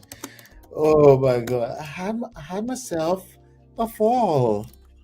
Let me come to the comments. D at Marriott at that room. More. Let me see. Shout out to Bumi Amara. Shout out to D. I see you. Good to see you guys. Let me see. I have a lot to say about this last segment here before we go into part 4. But let me see.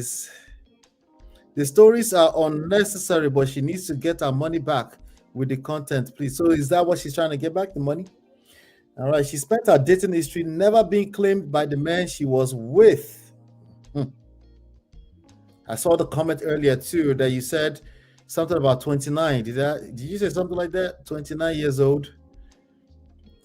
She's reliving her fantasies. There's a reason she hasn't had a relationship experience prior to this at 29. I'm going to advise you, if you came late, make sure you watch the very beginning of this live stream. I covered the lessons already. It took me about 45 minutes to cover the lessons already. Right now, we're just in cruise mode, reacting to it. So there's a lot of lessons here, but it's probably not the typical stuff. Because this girl, clearly, she was not lacking when it comes to typical stuff, okay? For example, right? For example, this girl knows, she knows that she said, I'm not used to this. Instead of lying, she said, I'm not used to it. Let me ask you a question. What is the difference between I'm not used to this or, oh yeah, I'm used to this kind of life, just to pretend? What is the difference in the context of this conversation? Okay, we already know one is a lie, the other one might be the truth, or vice versa, right? But what is the main issue here, right? What is the difference between I'm not used to this, she's just telling the truth, or Because that would be this context, the way she said it, right? Oh yeah, I'm used to this lifestyle already. What is the difference?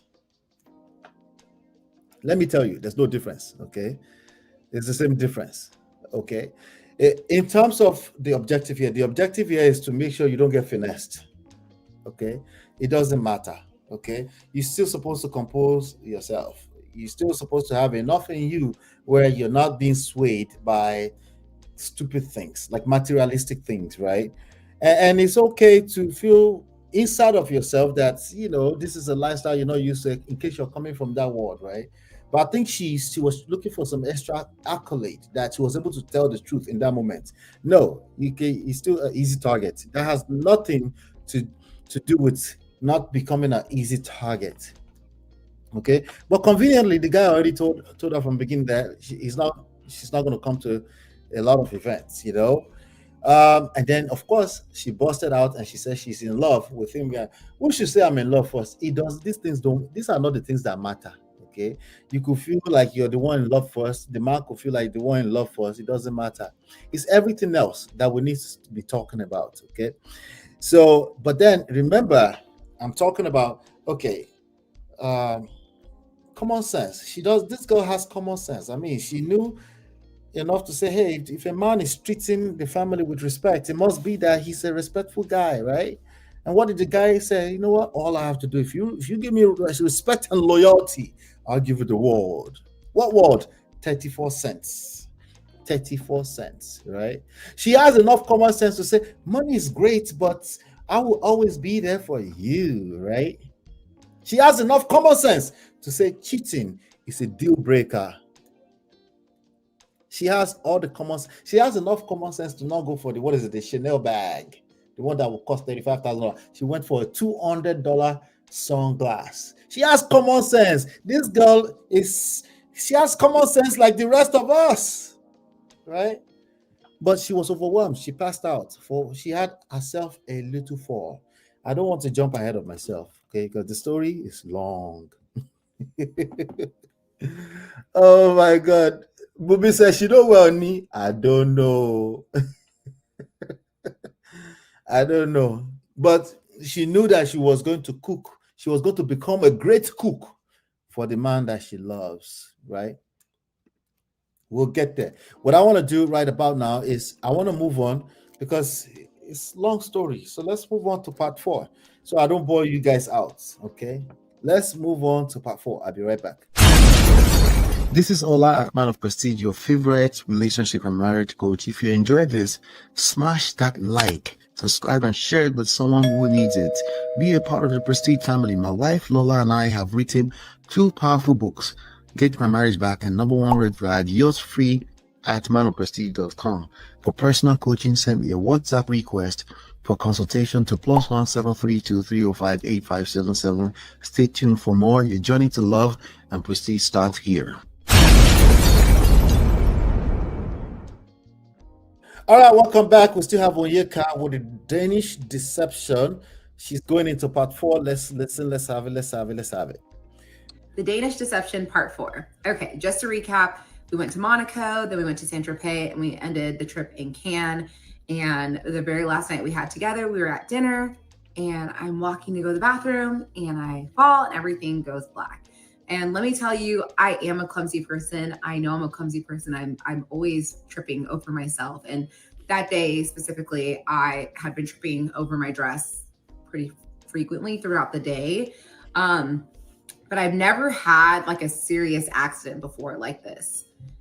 And it was completely out of the blue. I was walking up the stairs, and I remember walking up the stairs, and the stairs in France are extremely narrow. If you've been, then you definitely would probably agree with me.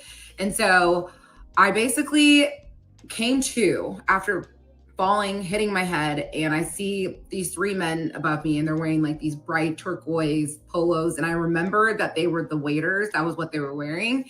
And I remember just like coming awake and being like, what the fuck is happening? But no one was speaking any English. They're all like screaming in French, freaking out.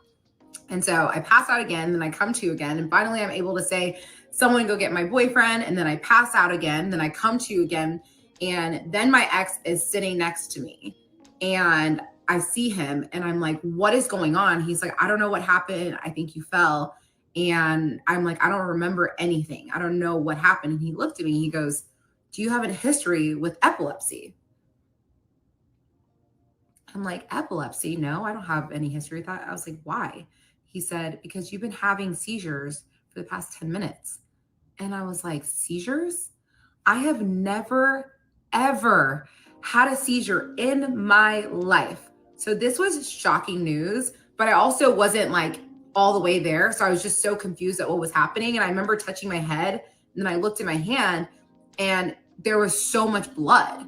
And then I like started looking around and everything felt wet. And I was like, oh my gosh, I was going to the bathroom. So I look at him and I ask him, I'm like, is this pee? He was like, no, they just like dumped water on you. And I was like, okay. And so they basically told us that because the streets in Cannes are so narrow, they couldn't bring an ambulance. It had to be a fire truck, which I didn't care. I just wanted to get to the hospital. So these firemen come and they get me up and I stand up, I look down, look at the puddle of water, then I smell my dress. I go, oh my gosh, this is urine. So you're telling me that I've been dating this man for 3 days and he is now sitting in a pool of my urine and my blood, watching me have seizures. I was just I couldn't believe that this was the reality of what was happening. I get into the truck and they take us to the hospital and I'm still freaking out at this point because I literally don't know if I have like a severe brain bleed or what's going on. And they take us into the waiting room and they're about to take us back. And I remember the nurse said that my ex couldn't go back with me because they still had super strict restrictions from COVID. So he had to wait in the waiting room. And I remember just freaking out because no one is speaking English at this point. And I don't know what to do. I'm so terrified. I feel so alone.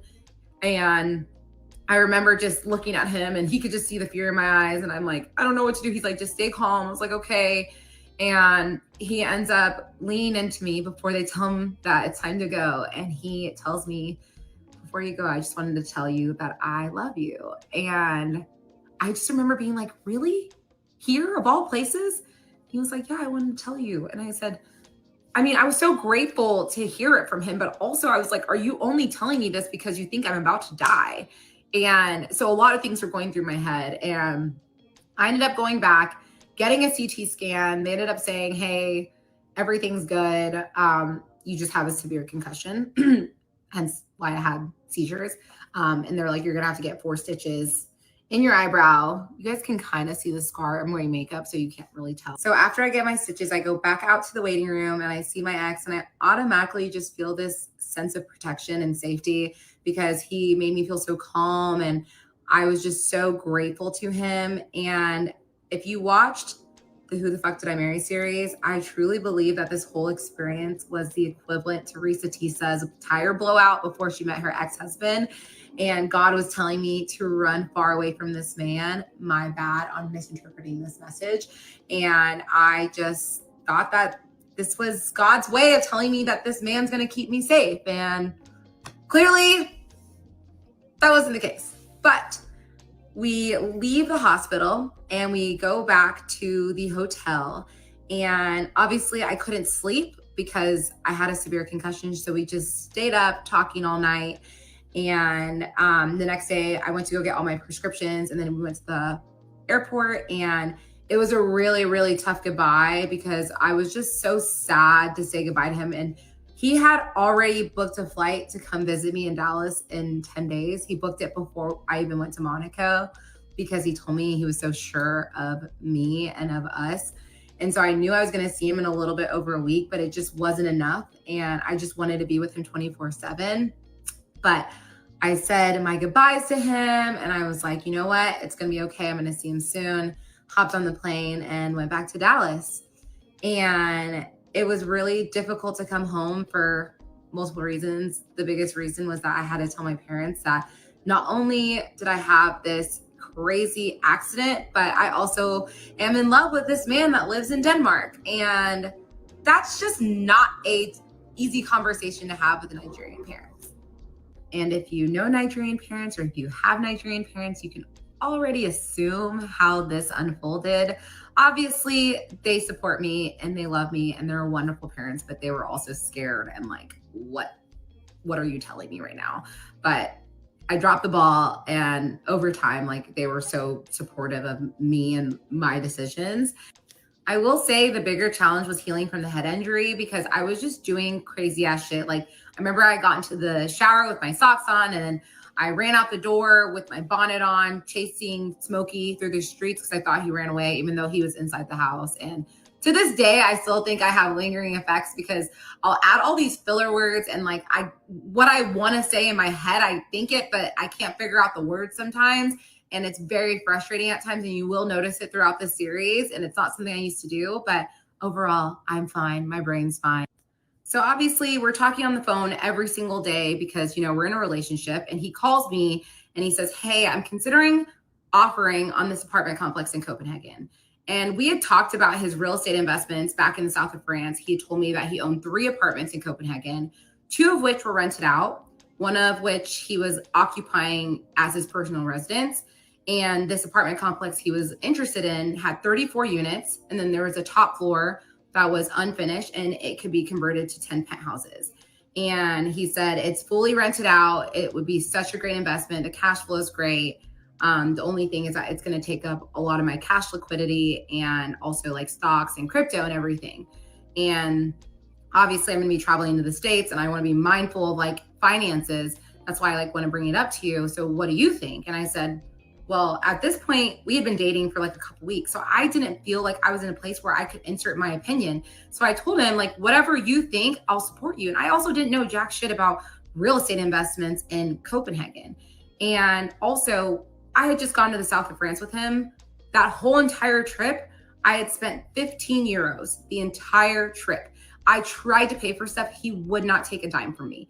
So at this point, I like almost am like searching for a way to prove to him that I'm not with him for his money. So I told him, I go, if I need to, you know, take on some more of like the financial responsibilities in this relationship, I'm more than happy to do so because this is a partnership and you're there for me when I need you and I'm going to be there for you when you need me. And he said, you know, I appreciate you saying that, but I don't think it's going to come to that. But thank you for saying that. I said, of course. So he offers on it and his offer wins apparently by like 1,000 euros. And he decides he's going to move forward with this property maybe a couple days before he came to visit me in Dallas. And I was fully supportive of him buying this property 100% because he's a successful businessman. And if he thinks this is a smart move, then I trust him.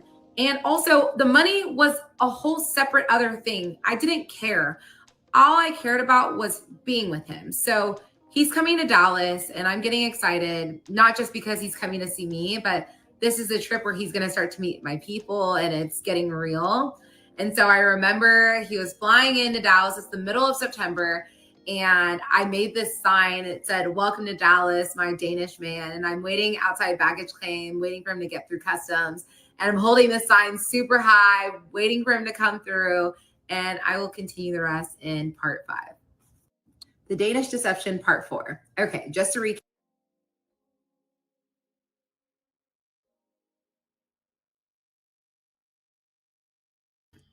Ladies and gentlemen, this girl right here.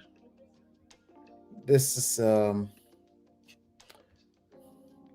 Mumi says embarrassed, but no other uncle owe all this money. Do you care?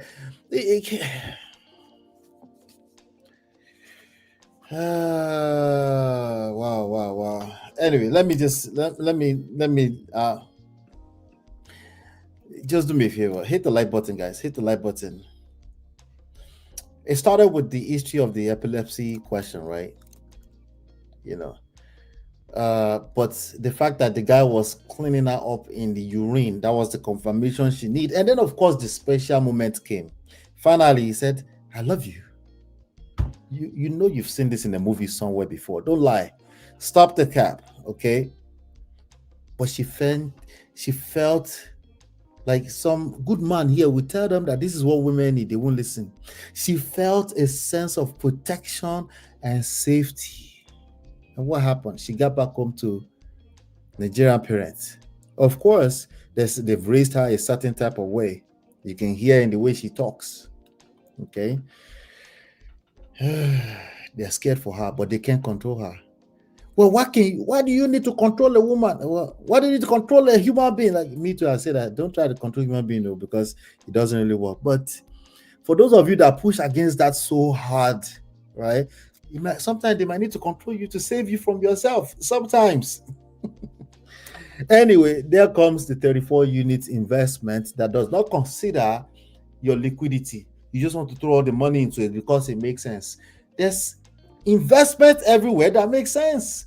There's investment all the time that makes sense, especially when you know how to manage your resources, when you know how to look at your situation, your liquidity, when you know how to look at how much risk you're willing to. But you know what? When they tell us, you can say, like, well, scare money don't make money. Let me just jump out there and let's go all hard.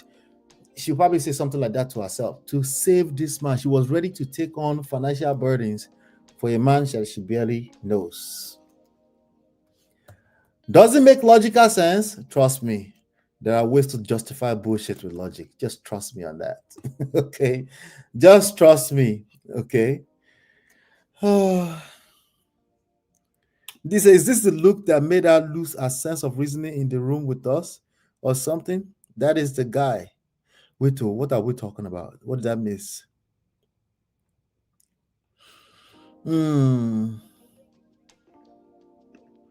Wait, MOP, we watch everything until I'm tired. I already gave lessons at the beginning. I knew what I was doing when I gave the lessons in the beginning. Trust me. But right now, let's move on to deception. What is it? Danish deception number 5. Let's move on. Some of us I'm seeing it for the first time. I only watched the first 2 parts before we started the show. So yes, Abby, I know you've watched it. All right, so let's move on to Danish deception number 5. I'll be right back. This is Ola, man of Prestige, your favorite relationship and marriage coach. If you enjoyed this, smash that like, subscribe, and share it with someone who needs it. Be a part of the Prestige family. My wife Lola and I have written 2 powerful books, Get My Marriage Back and Number 1 Red Flag, yours free at manofprestige.com. For personal coaching, send me a WhatsApp request for consultation to +1 732 305 8577. Stay tuned for more. Your journey to love and prestige starts here.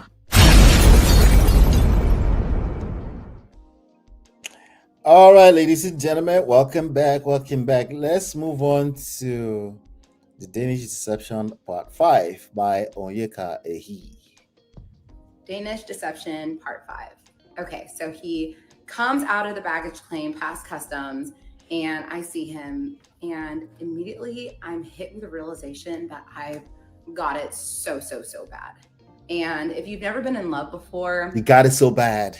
Falling in love for the first time is like getting swallowed by a current, and you don't even know it's there, and you're good one moment, and then before you realize it, you're in deep, and there's nothing you can do to control it. And that's how I felt. And I knew this man has the power to destroy me. And that was exhilarating, but also terrifying at the same time. And I was just really excited to integrate him with my people. And most importantly, I was excited for him to meet Smokey, who is just my world. And watching the way he was with Smokey, they instantly became best friends, and Smokey grew really attached to him. And I mean, I knew I had fallen in love with him, but I realized I hadn't even scratched the surface when I saw him with Smokey. What is going on? And so we did a lot of things that trip. So we went to a Cowboys game. We went to a retirement party for a partner at my accounting firm. We went to a couple dinners. And then we also just stayed at home. I cooked a lot. I remember I made him red stew and rice, which is my favorite Nigerian food. It's a staple. And I put a lot of habanero peppers. And I remember being nervous, like, can he handle spice? And good to see you. He ate it and he loved it. And I was like, oh my gosh, this white boy loves spice. This is perfect. And everything just felt like, again, it felt like everything was aligning. And so I wanted to plan something special for him to meet all of my close friends and family. Like, and so I was like, oh, well, maybe we can go meet for a drink. And he said, you know, like, we can go out to eat. I'll pay for everything. I was like, are you sure? He said, absolutely. So I planned a brunch, and we went to brunch here in Dallas, and it was a handful of my really close friends, and my 2 sisters were there, and my cousin and his now wife was there too.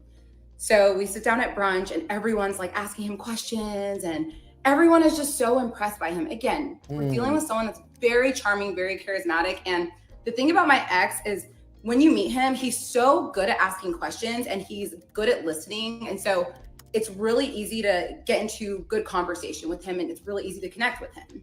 And so we had a great brunch. I remember I was like in the bathroom and my friends followed me and they're like, oh my gosh, he's amazing. Like, we're so happy for you. And I just, I was so grateful to call him mine. And so after brunch, we go grab a drink at a place nearby the restaurant. And at that point, we're all just kind of like chit-chatting. And my cousin and my ex are having a conversation. And this cousin is like a second brother to me. We're very, very close. And I desperately wanted to get the stamp of approval from him.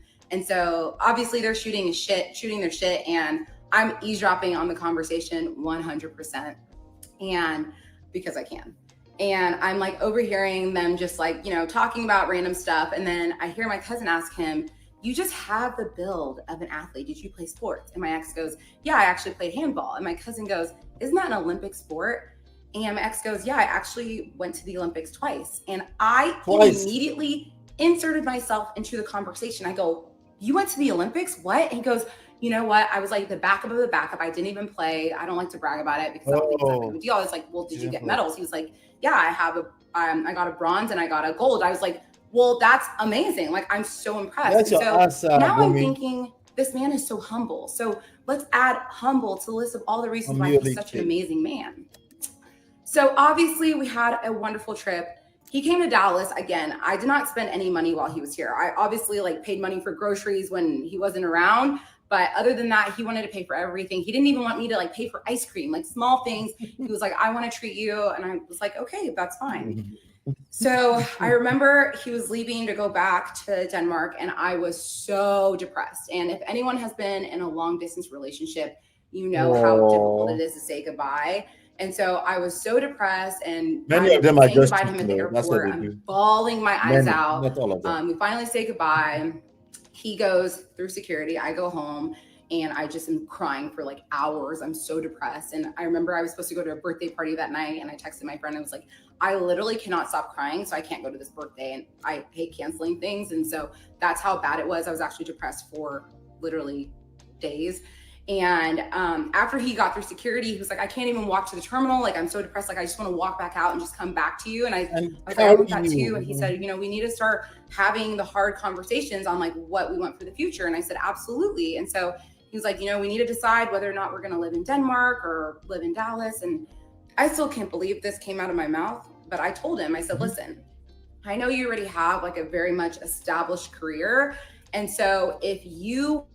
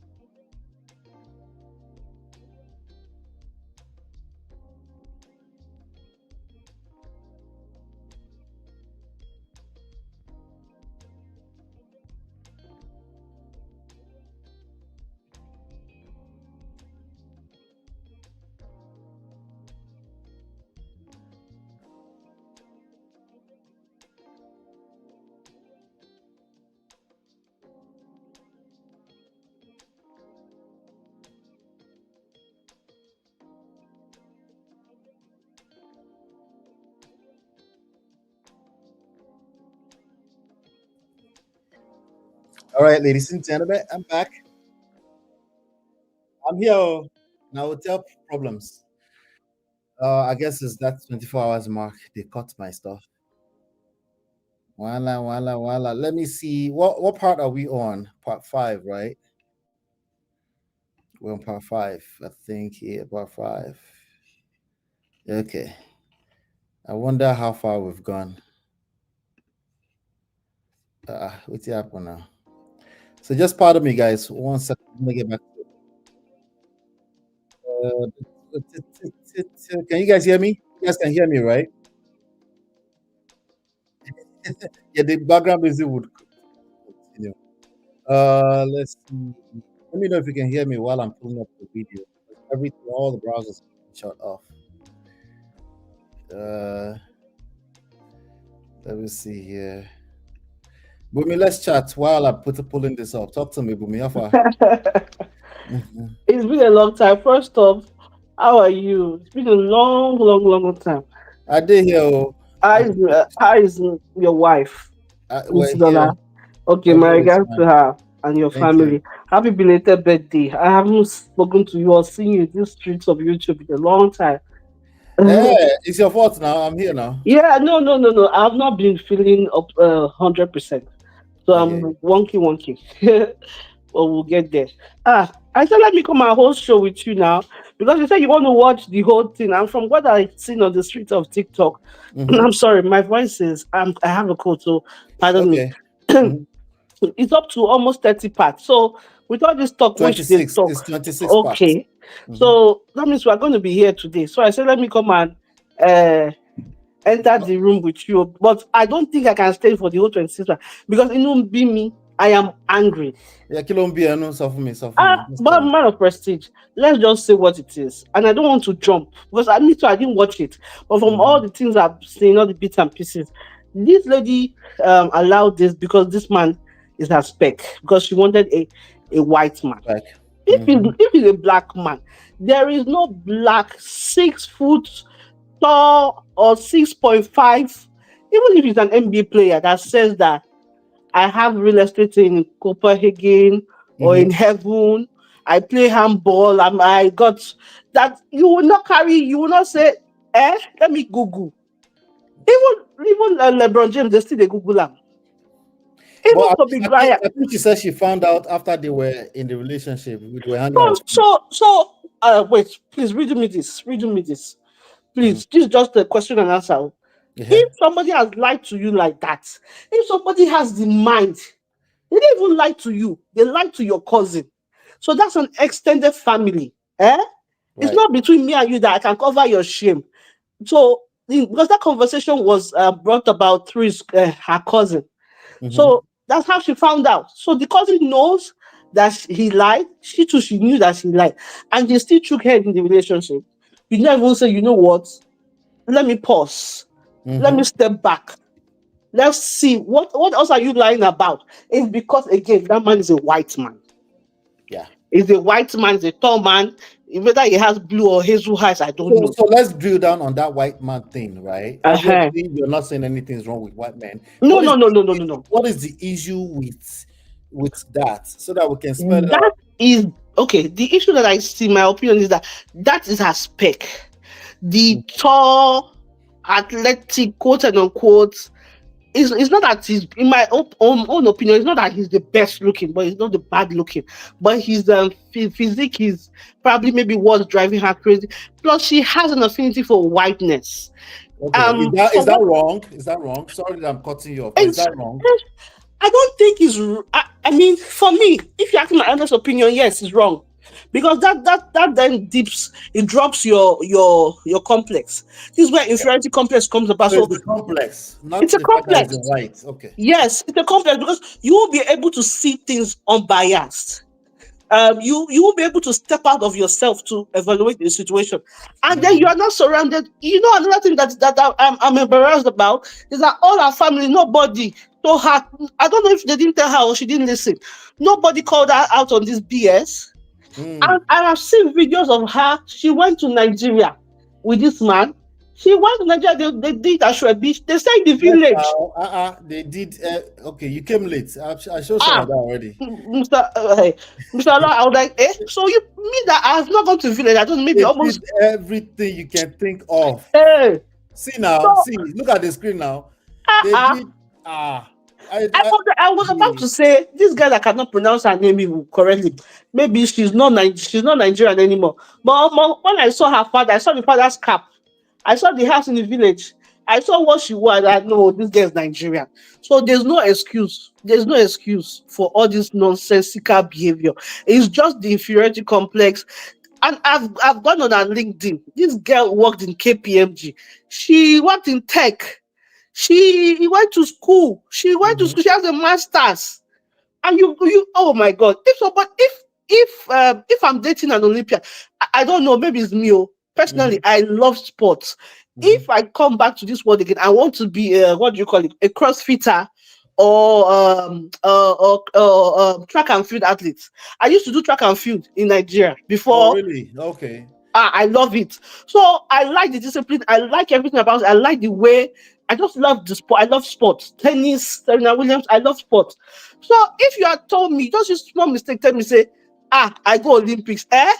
Hey, I will carry for my head. I don't even time for my IG. Say my husband or my boyfriend is an Olympian. What are you saying? I go put pictures. What? She did not Google. Hey, God, I beg. There's a lot of loopholes that are not even loopholing. Even them will be like, I beg, I don't Googling, send this one come your house. Googling should be a basic. It should be the first thing. What do you say? Googling a person. If you are really, Mr. oh, hold on, hold on, no. Can you hear me? Yes, I can hear you. Okay, I said Googling a person Yes. should be a basic first step once you start considering Yes. being in a romantic relationship with a person. I Google myself, sir. Even to Google yourself, the Google stranger has gone self just because you're I say curious. before I apply for a job, I Google myself say, what is out there that is not me? I Google myself. What did I put on the internet? Because sometimes you don't know that you put something on the internet and you have forgotten. Yeah. I Google myself. Talk less of this man is giving you blah blah blah blah. I go on LinkedIn to go and check what's on LinkedIn. Quick, Google and LinkedIn, those two places, you will find something. You will find something, or you find somebody that knows somebody that knows somebody. She just is inferiority complex. It's too much. And I also don't see any form of accountability in all these things she's saying. She's just saying, I was swept away, I love you. What is all this? Forget Nigeria. Just as a woman, as a human being that has gone through that, and she's not young. She's not young. She's not young. She's gone through life. For God's sake, she has a master's, and you allow all this deception. This one is not even the What does deception. that? Let me grill you. What does that Mm. tell you? Because I know too many people that are educated, but they fall into this kind of stuff. What does that tell? What should that tell us? That she's just book smart. She's not street smart. Okay. That's all I can get. First of all, secondly, she's not self-aware. She's not self-aware. She doesn't surround herself with the right people. I don't think she has the right people. Like she said, when she introduced her friends, so you won't tell me that nobody. I don't want to even have this kind of friends that nobody can tell me that Bumi. Are you sure that this thing is real? And it's not about quality, it's about quantity. Sorry, it's not about the quantity, it's about the quality of friends and people you have around you. I want to Absolutely. have people in my circle that can tell me that this thing is rubbish. So I don't think she has that. She has enablers. She has put herself in the middle of what she thinks is the right way of life or the right thing to do. Just all this flimsy. I went here. I didn't want him. First of all, I didn't want him to think that I'm a good digger. Hello, you guys have open leg finished. You people have read Bible finished. What are you asking? You don't want him to think that you're a good digger. Uh-uh. After Yeah. he has taken your own gold, it's not. Hey, God, I beg. It's not only. And I'm not saying you should do that, though, but you people have lick plate finish. People now, you now go to store. You now say that you took 200 what? $300,000. It's too much. And then they kept flying up and down. And if it's not first class, it's not flying. And he's one paying. Yeah, because all the videos are coming up on our streams now. Yeah. The story. So because she didn't tell this guy's name, and so I know his name. I know his last name is Anderson. People dug it up. Yeah, people dug it up.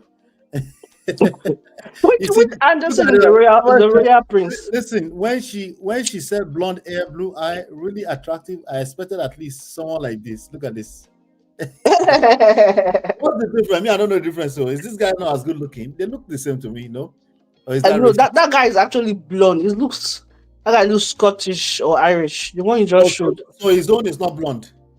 His one is blonde, but his one is giving It's not a real blonde. it's giving FN blonde.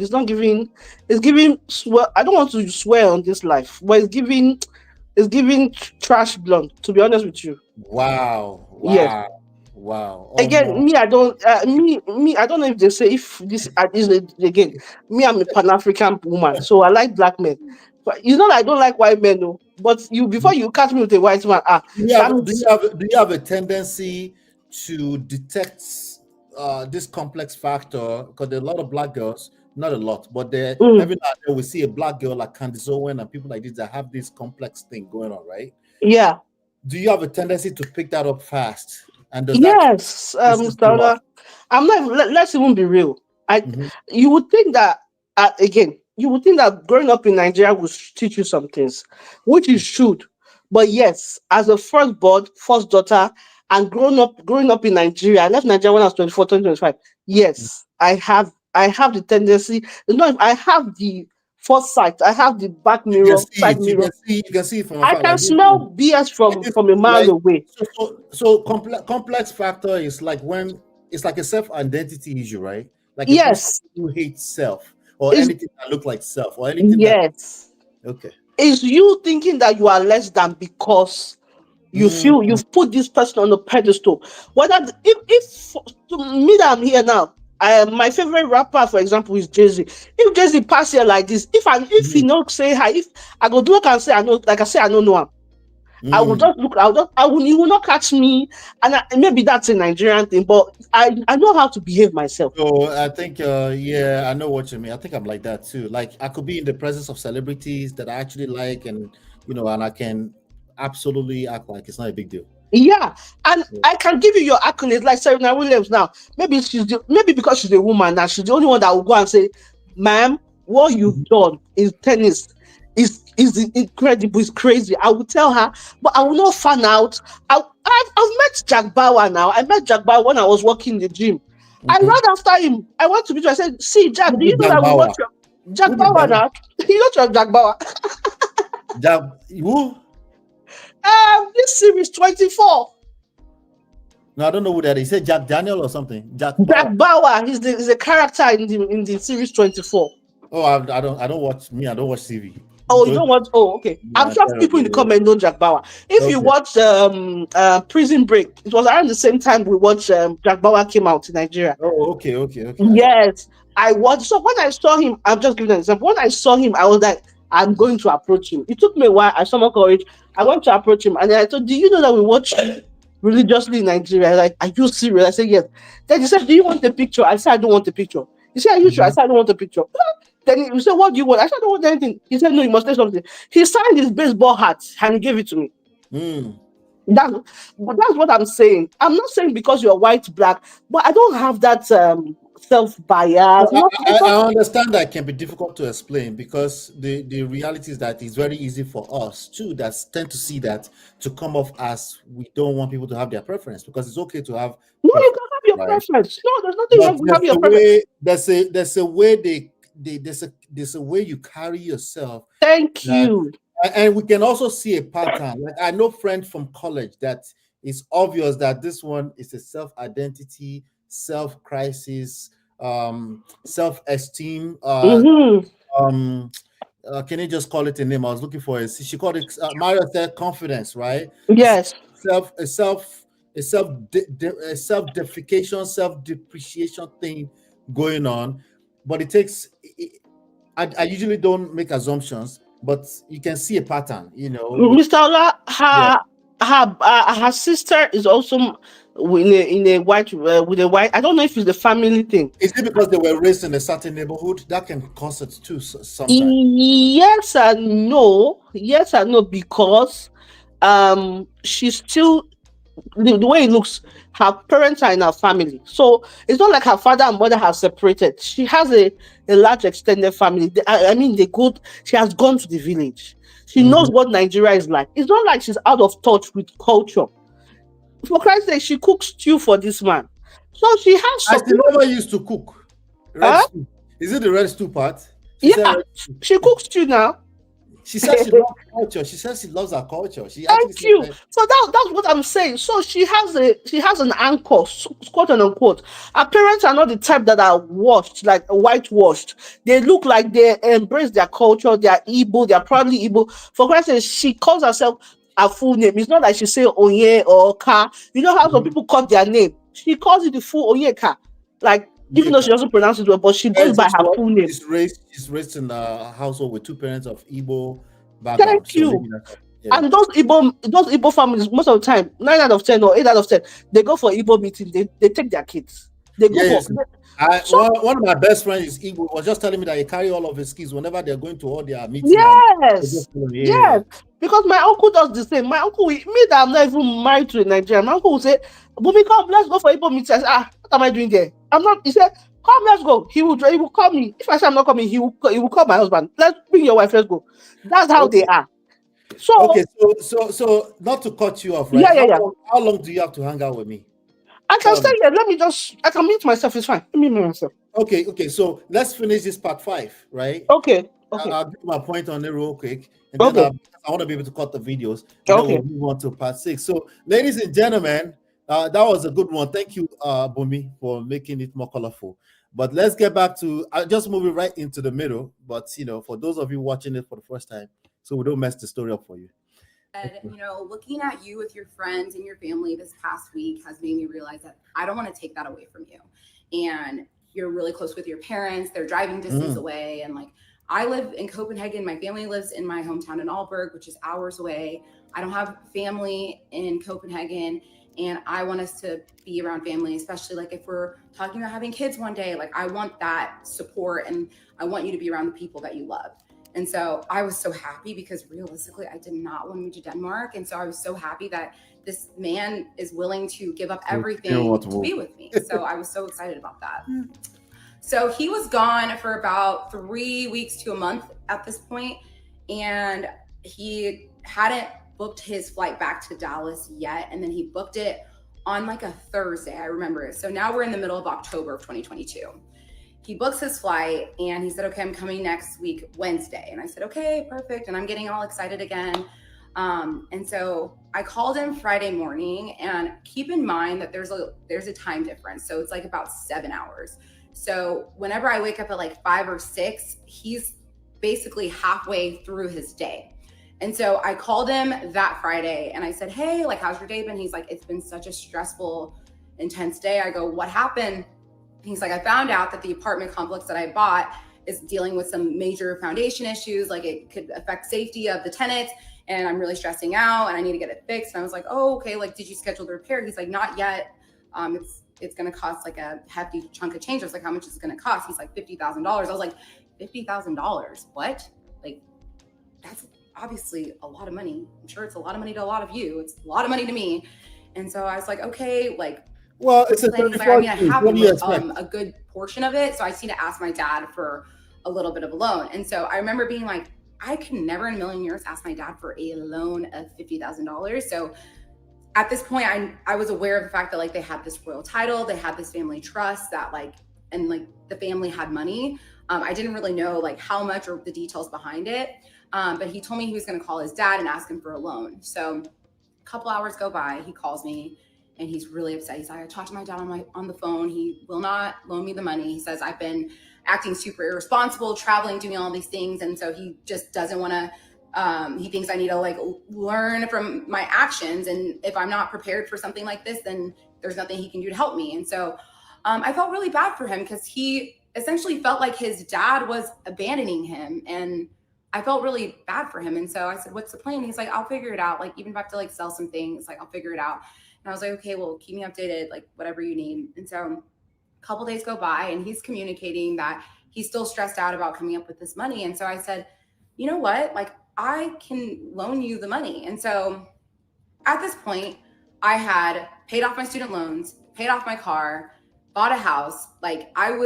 Had a decent savings. I was in a really, really good financial position. And so I wanted to help him, especially because this man has treated me so well and done so much for me. And I truly felt like we were in a partnership, especially when you're talking about the future with someone. And so I told him let me loan it to you. He goes, I would never in a million years borrow money for you. And I was like, it's okay. Like, I don't mind helping. He's like, that's like not even a discussion I want to have. And I said, okay, that's fine.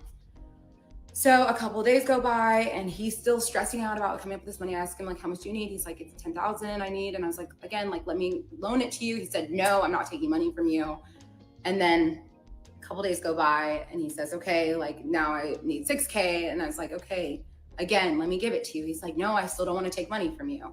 And then basically like the day, like 2 days before he's supposed to come to Dallas, he tells me, he says, just letting you know, I'm not be able to come to Dallas because I need to figure out this issue. And I'm at this point, I start freaking out because I'm like, no, like I 100% like want you to come still. Just let me loan you the money so that you'll be fine and we can, you know, be happy and be together. And so after some thinking, he was like, okay, fine, I will borrow the money from you, but you have to promise me that this will be the only time and that you're 100% comfortable with giving me this money.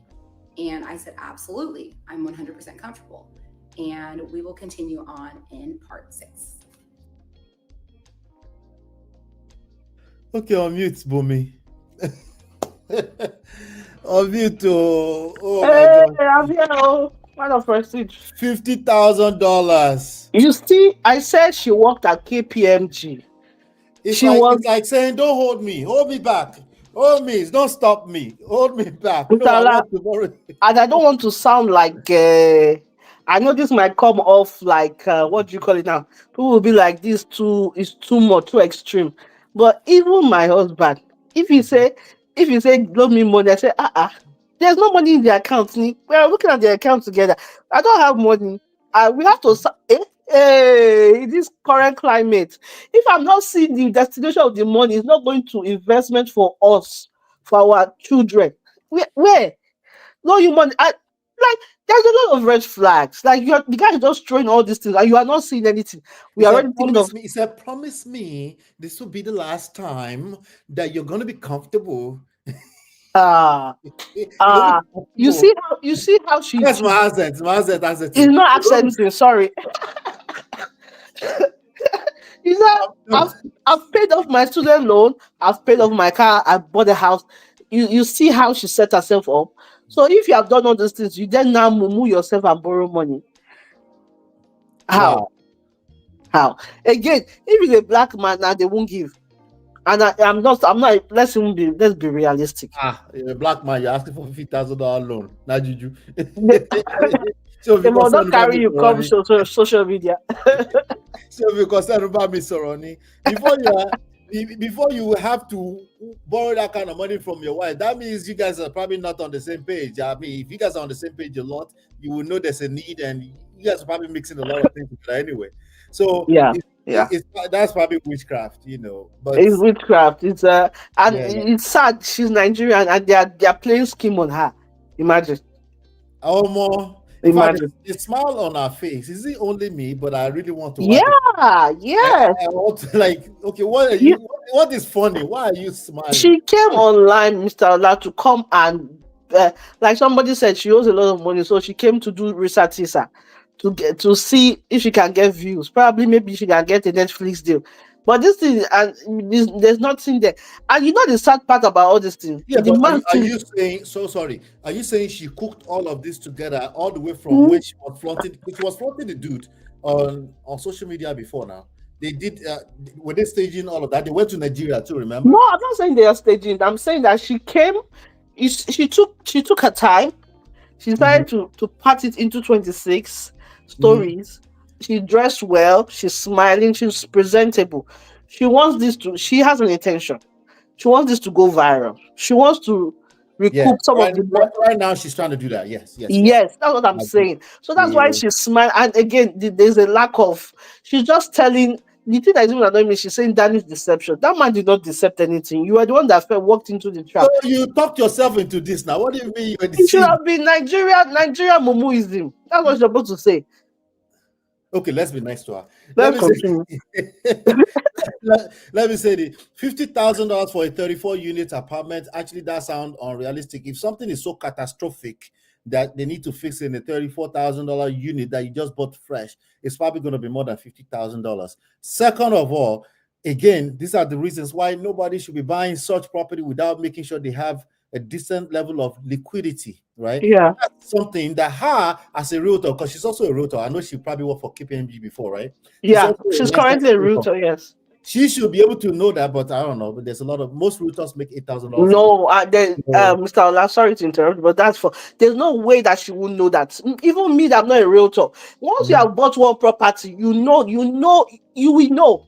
Once you buy property and then you've entered Home Depot, nobody will tell you. You will know. You will know now. You go to Home Depot. You just say you want to go and buy one thing like this.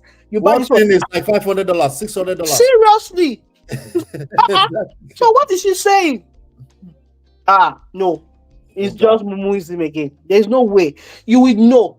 You will know. Like sometimes I just sit down and I watch YouTube. I watch all those $1 million houses here in Canada. I'm like, exactly. Hey, I beg. Fix and flips. Thank you. Me that have my thank God for my small house. I enter Home Depot around me. I'm like, what is all this? What's all this? If my son just starts jumping, I'm saying, if you break that floor, you will go and look for. I mean, many of our people, they buy houses without making sure they have enough money. It's when they get to closing that they will get surprises. Yeah. So now they have to live paycheck to paycheck for a while. Because, yeah. So if anybody has had that experience, that is, So as long as you have bought the property, even if it's a condo, even if it's for business, Airbnb, you know what it takes. Because if one thing breaks, if you don't fix it, nothing will break. Then you like what the comment you read. It's not realistic. It's not true. 50K for what? Okay, let's go to part 6. Okay, ladies and gentlemen, we'll be right back with part 6. This is Ola, man of Prestige, your favorite relationship and marriage coach. If you enjoyed this, smash that like, subscribe, and share it with someone who needs it. Be a part of the Prestige family. My wife Lola and I have written 2 powerful books, Get My Marriage Back and Number 1 Red Flag. Yours free at manofprestige.com. For personal coaching, send me a WhatsApp request for consultation to +1 732 305 8577. Stay tuned for more. Your journey to love and prestige starts here.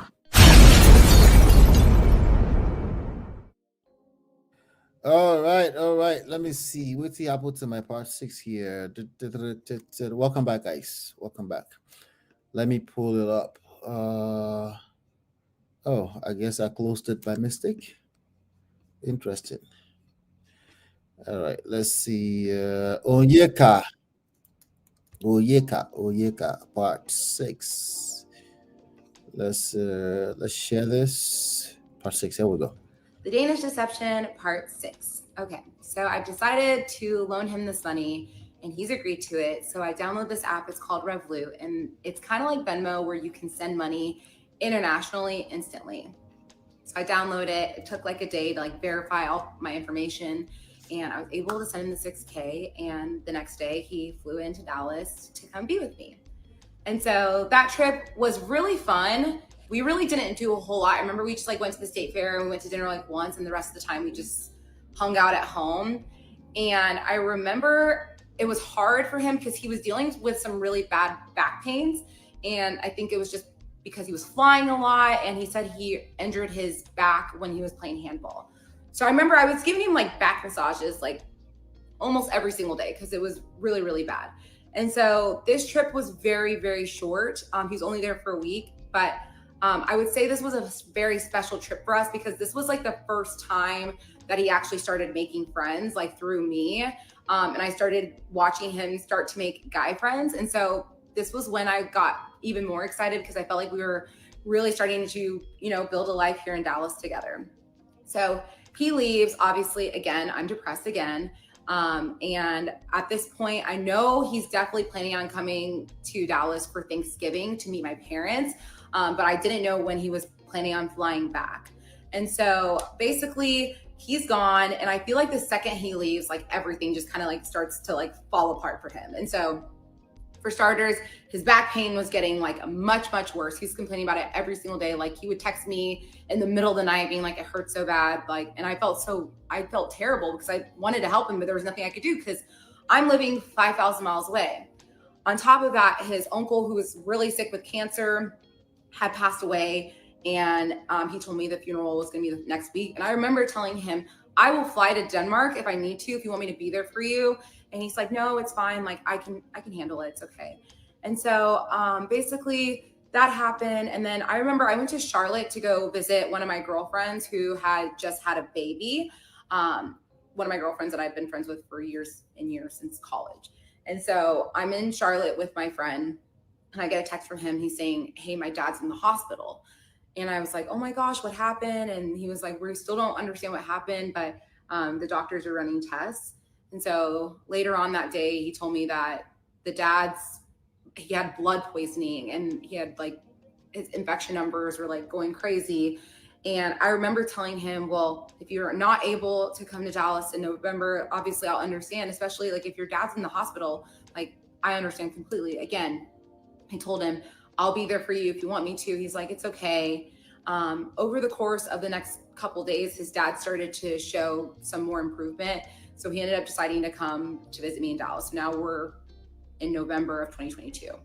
So he comes back to Dallas, and basically this was a very exciting trip because number one, I used to be on the board of an organization called UIU. It's a nonprofit that celebrates Igbo Nigerian culture, and my culture is so important to me. And so I was the event coordinator for the Dallas chapter, and I was so proud of this. Like we had just won chapter of the year out of all the chapters in the nation. It was just such a huge accomplishment for me and my whole board. And I remember my cousin, who I told you guys I'm really close with, he was the president. And so we had a huge gala that we planned that year, and we had people flying in from all over the country to come. And obviously it took a lot of planning, and I was working really hard to make sure it was executed perfectly. I remember the day of the gala comes, and he is helping me set up, do everything that entire day. And this was the first time that I fully like integrated him with a bunch of Nigerians. And I was really curious to see how he was going to react to being with all these people, because obviously Nigerians are so much fun, but some people might think we're a little bit too much. Forget them. But I wanted to make sure that he wasn't one of those people. So we have the gala, he helps me set up all day, and I'm just kind of watching him at the gala, just talking to people, and he's getting along with everyone. He's dancing to the Afro beats, and I just feel like, okay, he really takes my culture seriously. Like he wants to make sure that I know that he's gonna make sure this is a part of his life too. And I remember just being really happy about that. And so after the gala was done, it was a couple days, and my parents came to visit me in Dallas for Thanksgiving. And so I remember he went to go stay at a hotel because my parents, obviously, they're Nigerian, very traditional. We wanted to be respectful. So he went and stayed at a hotel, and my parents came to visit, and he was here when my parents got in town. And I'm telling you, my parents fell in love with him immediately. And I think watching him with my dad it just warmed my heart because they just instantly connected. And my dad, like everyone else, was very fascinated by him. And I remember the following day we went to African market with my parents. It was just me, my ex, and my parents. And he's talking to my parents about the Olympics, and they're asking him all these questions. And he was like, yeah, like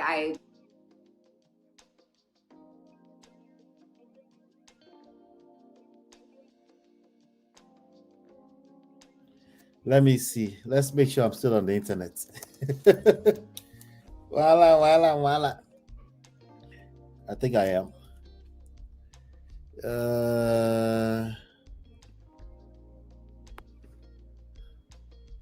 All right. So let's just say the Danish Deception. I think we're about here. Yeah, that video is causing trouble. Let's see. The Danish Deception. 3-4 months. And so okay, I was like, okay, let's do it. So we found a jeweler. We went and we tried on some rings. I remember I'm trying on lab grown and natural, and I'm like looking at the price differences, and I'm like, I am not allowing you to buy me a natural stone because that number is just crazy. I'd rather us spend money investing, doing other things. And he said, well, let me look into it because I kind of do want to get you natural. And I was like, no, we're getting a lab grown. And I remember, like, if you've gone ring shopping, price difference is like astronomical. And so I remember I picked out a ring that I really liked, and then we left, and that was basically the end of like the rings for that moment. And so he goes back to Denmark, and the plan was for me to go on a trip with him for Christmas. As I mentioned previously, my parents were traveling for Christmas, and him and his older sister do not have a relationship.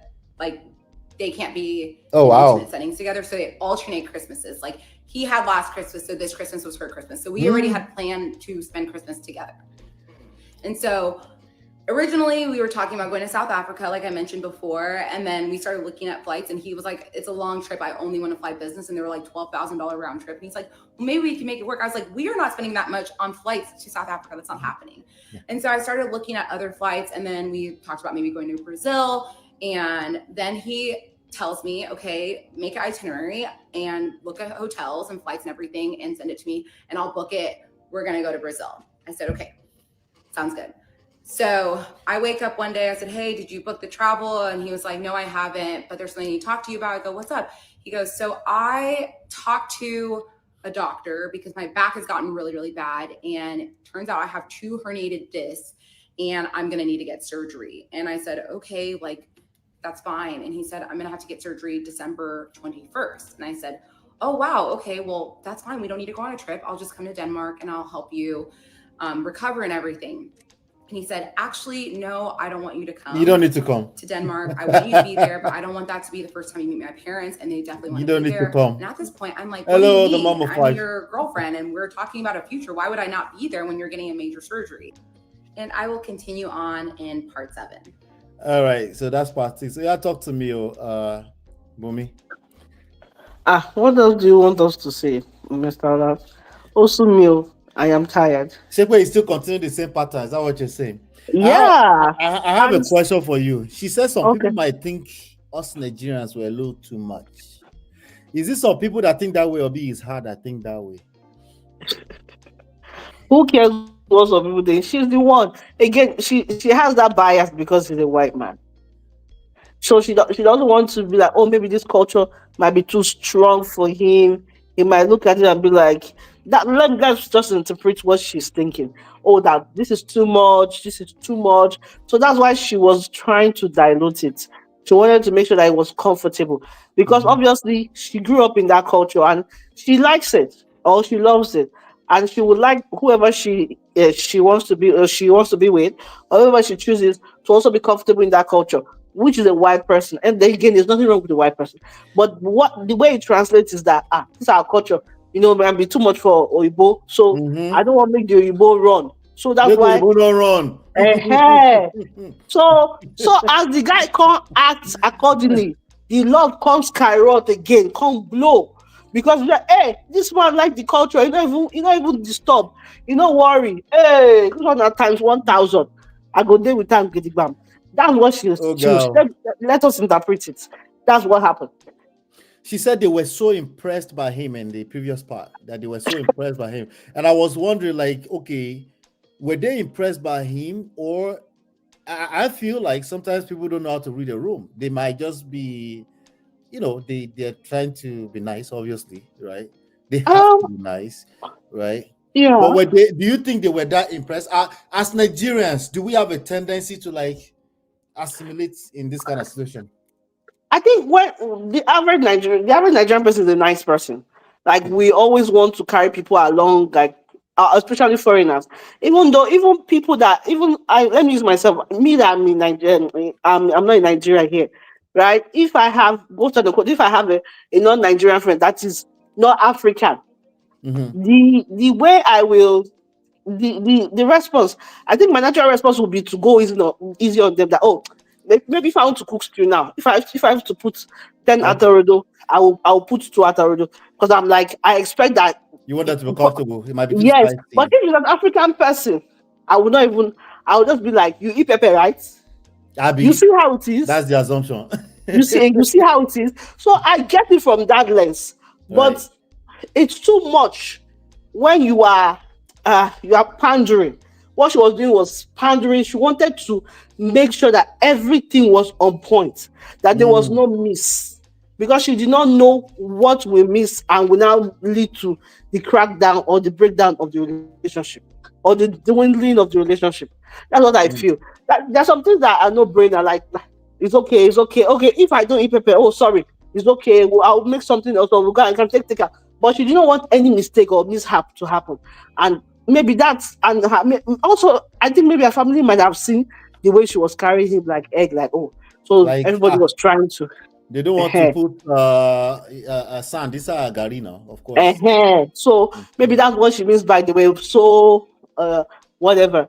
But I think the average person or Nigerian, again, I'm speaking for myself. You Mhm. are extra cautious. You when you are interacting with people that are not in your race, especially white people or non-black people, African people. Mhm. So maybe I get it, but then our own was too much. It was too much. It was obvious. Yeah. Okay. All right. Thank you so much. All right, ladies and gentlemen, we're going to move on to part 7, and let me know if you have to drop at any point. That's okay. But let's move on to part 7. No problem. All right. This is Ola, man of Prestige, your favorite relationship and marriage coach. If you enjoyed this, smash that like, subscribe, and share it with someone who needs it.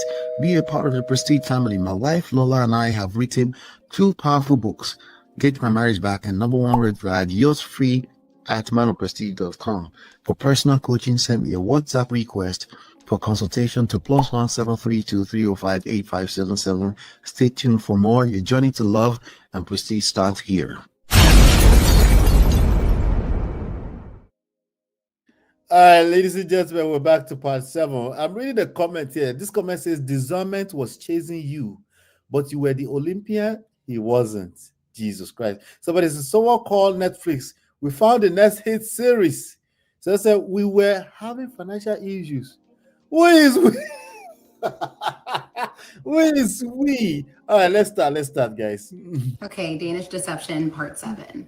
So he tells me that he needs to get a back surgery and he does not want me to come to Denmark because he wants me to meet his parents with him there because there's a serious language barrier and he wants to make sure that I can communicate with them through him. And he's like, I don't want you to be using Google Translate to talk to them the first time you meet them.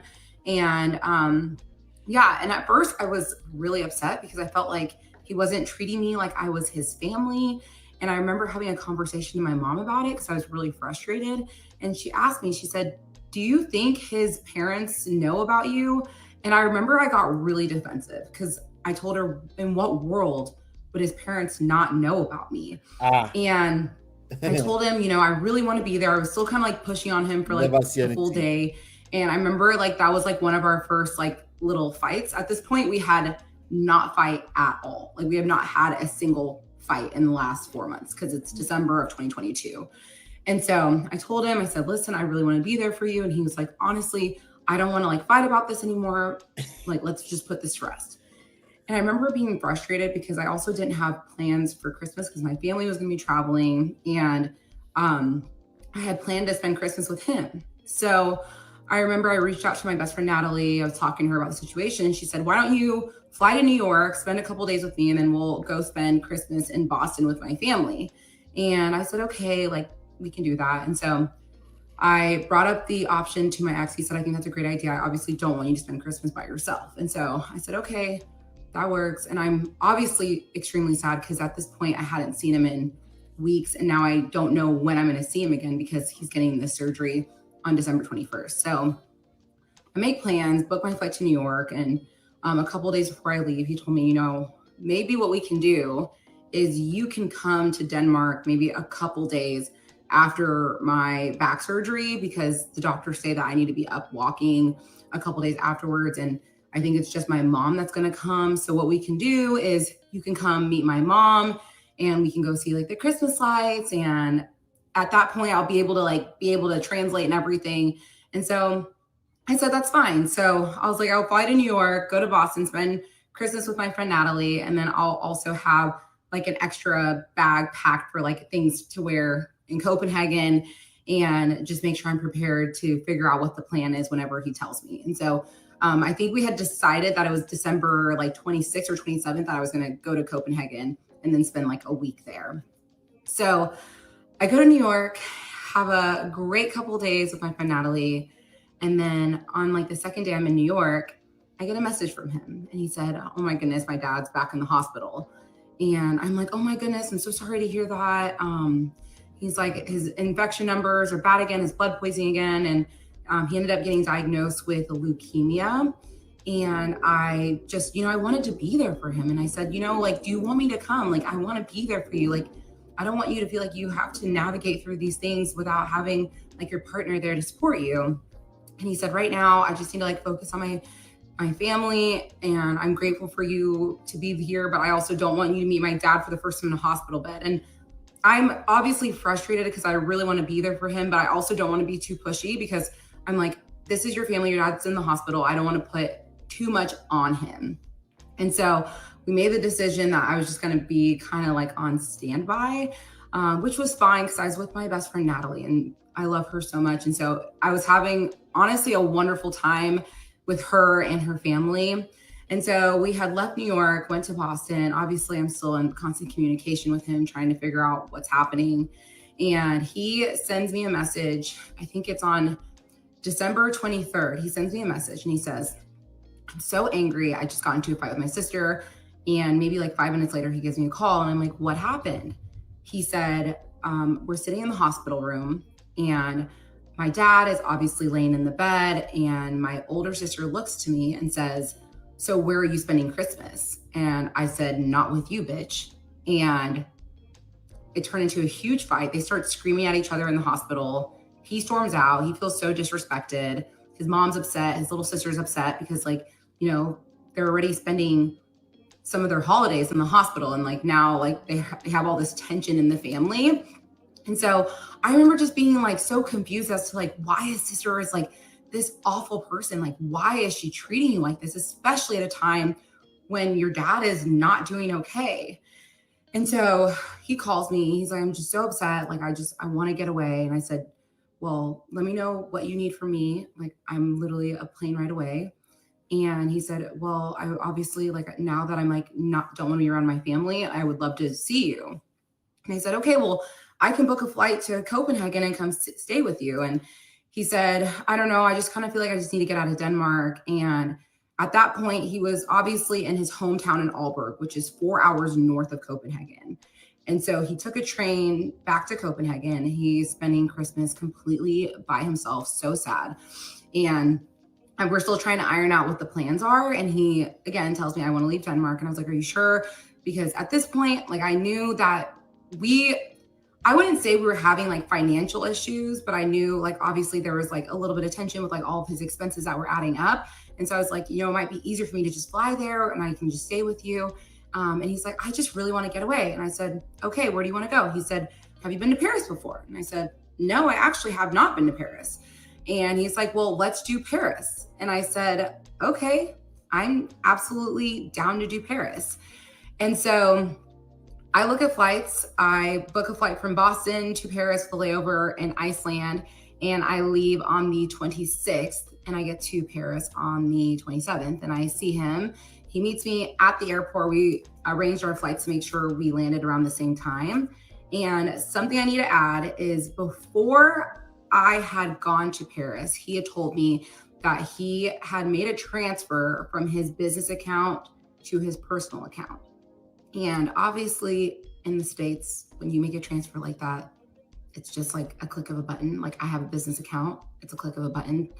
But he told me that in Denmark, when you make a transfer from your business account to your personal account, it actually has to go through the IRS. They take out the taxes and then they deposit the money into your personal account. And I'm over here thinking like, that's so crazy. But I also know like Denmark is a foreign country that I don't know anything about. I didn't question it for a second. And so he said, I'm just gonna ask my mom to give me a quick little loan so I can obviously cover everything with Paris and whatnot. And I said, okay, just let me know what she says. And then he basically came back to me and said, she said that she will only give me the money if I spend a couple more days with the family. I said, well, you should do that. Like, I don't want you to feel like I'm trying to take you away from your family by any means. And he said, I don't even want to be around them right now. It's just like not good for my mental health. And then I said, okay, well, what do you need from me? I said, I can cover like the flights and the hotels. It's not that big of a deal. And at that point, we had been on 2 trips together, or no, we'd only been on 1 trip together to the south of France. And then Paris was going to be our second trip. The rest of the times, he had now visited me in Dallas 3 times. And so I told him, I said, I can pay for the flights and the hotels. It's not that big of a deal. He said, are you sure? I said, yeah, of course. He's like, I just don't know what I would do without you. Like, I just feel like I keep hitting these roadblocks, and you are there to pick up the pieces every single time. And I'm so grateful for that. And I said, I'll always be there to support you. So now we can go back to landing in Paris. We meet at the airport, and he told me, he's like, letting you know, I'm not in the best mood. I've been just like really upset. And I said, I am here to make you happy. So we land in Paris, we see each other, we're so happy. And we had the most spectacular trip in Paris. Like, we were just exploring. It was my first time there. And it was, obviously I paid for a lot of that trip, and he paid for a little bit of the trip too. So we both kind of paid. And keep in mind, he still owes me $6,000 at this point. I am not concerned about the money. I don't know why I should have been concerned. I should have been noticing these red flags, like, bro, like, where's my money? But again, this is someone that I am planning on marrying, and money at this point, like, money comes and goes, and I wasn't focused on that. I was just focused on us. So we finish our trip in Paris, say our goodbyes, and we start just, getting depressed, as we always do when we say goodbye. And I board my flight to Dallas, and he asked me, what are your thoughts on us meeting with an immigration attorney just to get an idea of what the process entails? And I said, absolutely, I would love to do that. Obviously, I had Googled and looked into a few things, but nothing concrete. At the time, one of my best friends was working part-time for immigration attorneys. So I reached out to her. I said, hey, can I get her contact information? And she said, yeah, of course. She gives me her contact information. And I call her, we set up a meeting, and obviously, still the time difference. He had a work trip in Norway that he was at. And at this point, also, little side note, we had started sharing our locations while we were in Paris. So I had his location at this point, and I could see that he was in Norway. And he also FaceTimed me from the hotel room. So he was in Norway, 100%. And we had a call with the lawyer, and we were discussing the process. And she tells us it's going to take 18 months for you guys to get all of this process after the time you get married. And I was like, 18 months? She's like, everything is super backed up because of COVID. I always want to let my clients know this stuff so that they are fully prepared. And I just felt like that sounded like such a long time. But we finished a conversation with the lawyer, and I then call my ex, and we're talking, debriefing on everything. And there's 2 different types of ways to get permanent residency in the United States. There's consular processing, and then there's another way where you basically apply for the visa and you're living in the States full time while you're processing the visa. So obviously, because he was still working a lot and traveling a lot for work, and because of his dad's health, we decided we would do consular processing, because why not? But then we start having the discussions on, okay, but the clock starts after we get married. And that's when he says, well, I would marry you tomorrow. And I was like, well, I would marry you tomorrow. And he was like, wait, really? And now the time has come for me to drop the first of many bombs on you guys. This man is actually not my ex-fiance. He is my ex-husband. Oh, okay. So I will end right now, and we will pick back up in part 8. Okay. All right. On mute, Bomi. Hello. So it's not that the bomb is not bombing her. Since there's no bomb. Common sense. It's not common. No. It's not common, right? It's not common. It's not common. So mental health. I want to say something to mental health. He said for his mental health, he would rather leave. And she just swallowed. She just ate it like meat pie. Yeah. Let's leave. Nah. What are we saying? What are we doing? I'm grateful for you. I don't talk like that. I don't know. I'm grateful. I'm grateful for. I'm grateful for you. You I'm know. sorry, but what mental health is mental in that your family. You know, say it's not like as if something. Again, I'm not trying to downplay mental health. I understand Yeah. mental health. Yeah. I'm Yeah. saying it's your family. You had a quote unquote exchange of words with your sister, Yeah. and then there's mental health. And no Christmas. Let me Ah, ask you. Let me ask you a question. Was she jobless? I mean, how would you know? If I ask you, now who I go ask? by Was he by jobless? by her LinkedIn, she was not jobless. But, go like, oh, I could. She was at his beck and call. I'm here to make you happy. So it's one sided. Anything you want from me, I'm here. My life is on pause. I'm just waiting for the go ahead. Like how? Because of what? The guy said that when they do transfers, he said Ah, they will take taxes. Who is they? He said they will take taxes before the transfer alert. Even for Nigeria, if you do transfer, you will take the alert. You see alert almost instantly. that's why I keep emphasizing that she has a master's. You see, again, I know book smart is there for streamer, but you for you to have a master's, you will read Mhm. more. You've gone through some things. She's exposed a little bit. This lady has been on a dating show. She was on a dating show. Right. I heard she was on Bachelors, right? Yes. So there's some things that, like me, that I have not been on a yacht. I've not been on a private jet. So there's something that I will see. There's a life of luxury that I will say like, oh, okay, this is nice. I have not. But by the way she's talking, they are booking trips. What is that the problem? Well, I don't Okay. understand. She looks like she's deeming herself like she's never dated before. Like she's desperate for love from this man. I am forced to really highlight self-esteem. Ah, You it's know, too much. somebody said I'm exhausted, and it's only part 7. So I said, so Seriously. all this happened in 4 months, and there's more. Thank you. Thank you for even remembering me. I'll be reminding me. Look at immediately like this. 3 days, she said I love you as a Niger babe. Eh? 3 days. Oh no, you know one thing he said in the beginning that really was really good. I thought it was really good. If authentic people can use it, because again, some of this stuff can be used by bad people, right? Yeah. He said, I would love to say this back to you, but I want my own special moment. Yes. Woman, you can't no front. That would have taken you off That's your feet too. that's a bar. No, that's a bar. That's a bar Ah, from Shakespeare. Excuse me. ah, That's how special you moment. get that this man has been in the game. He has been doing it long before now. That's a bar. When I heard that, I was like, okay, I can't It's listen. out front. I can't listen. That was a bar, That's right? a bar from Brooklyn. Oh my That's a bar. Yeah, I saw like, damn, it's true. I heard they were like, wow, that line catch, it catch, clock it. But clock it. seriously, three days, nah. What did Clock he show it me in back. 3 days? Uh-uh.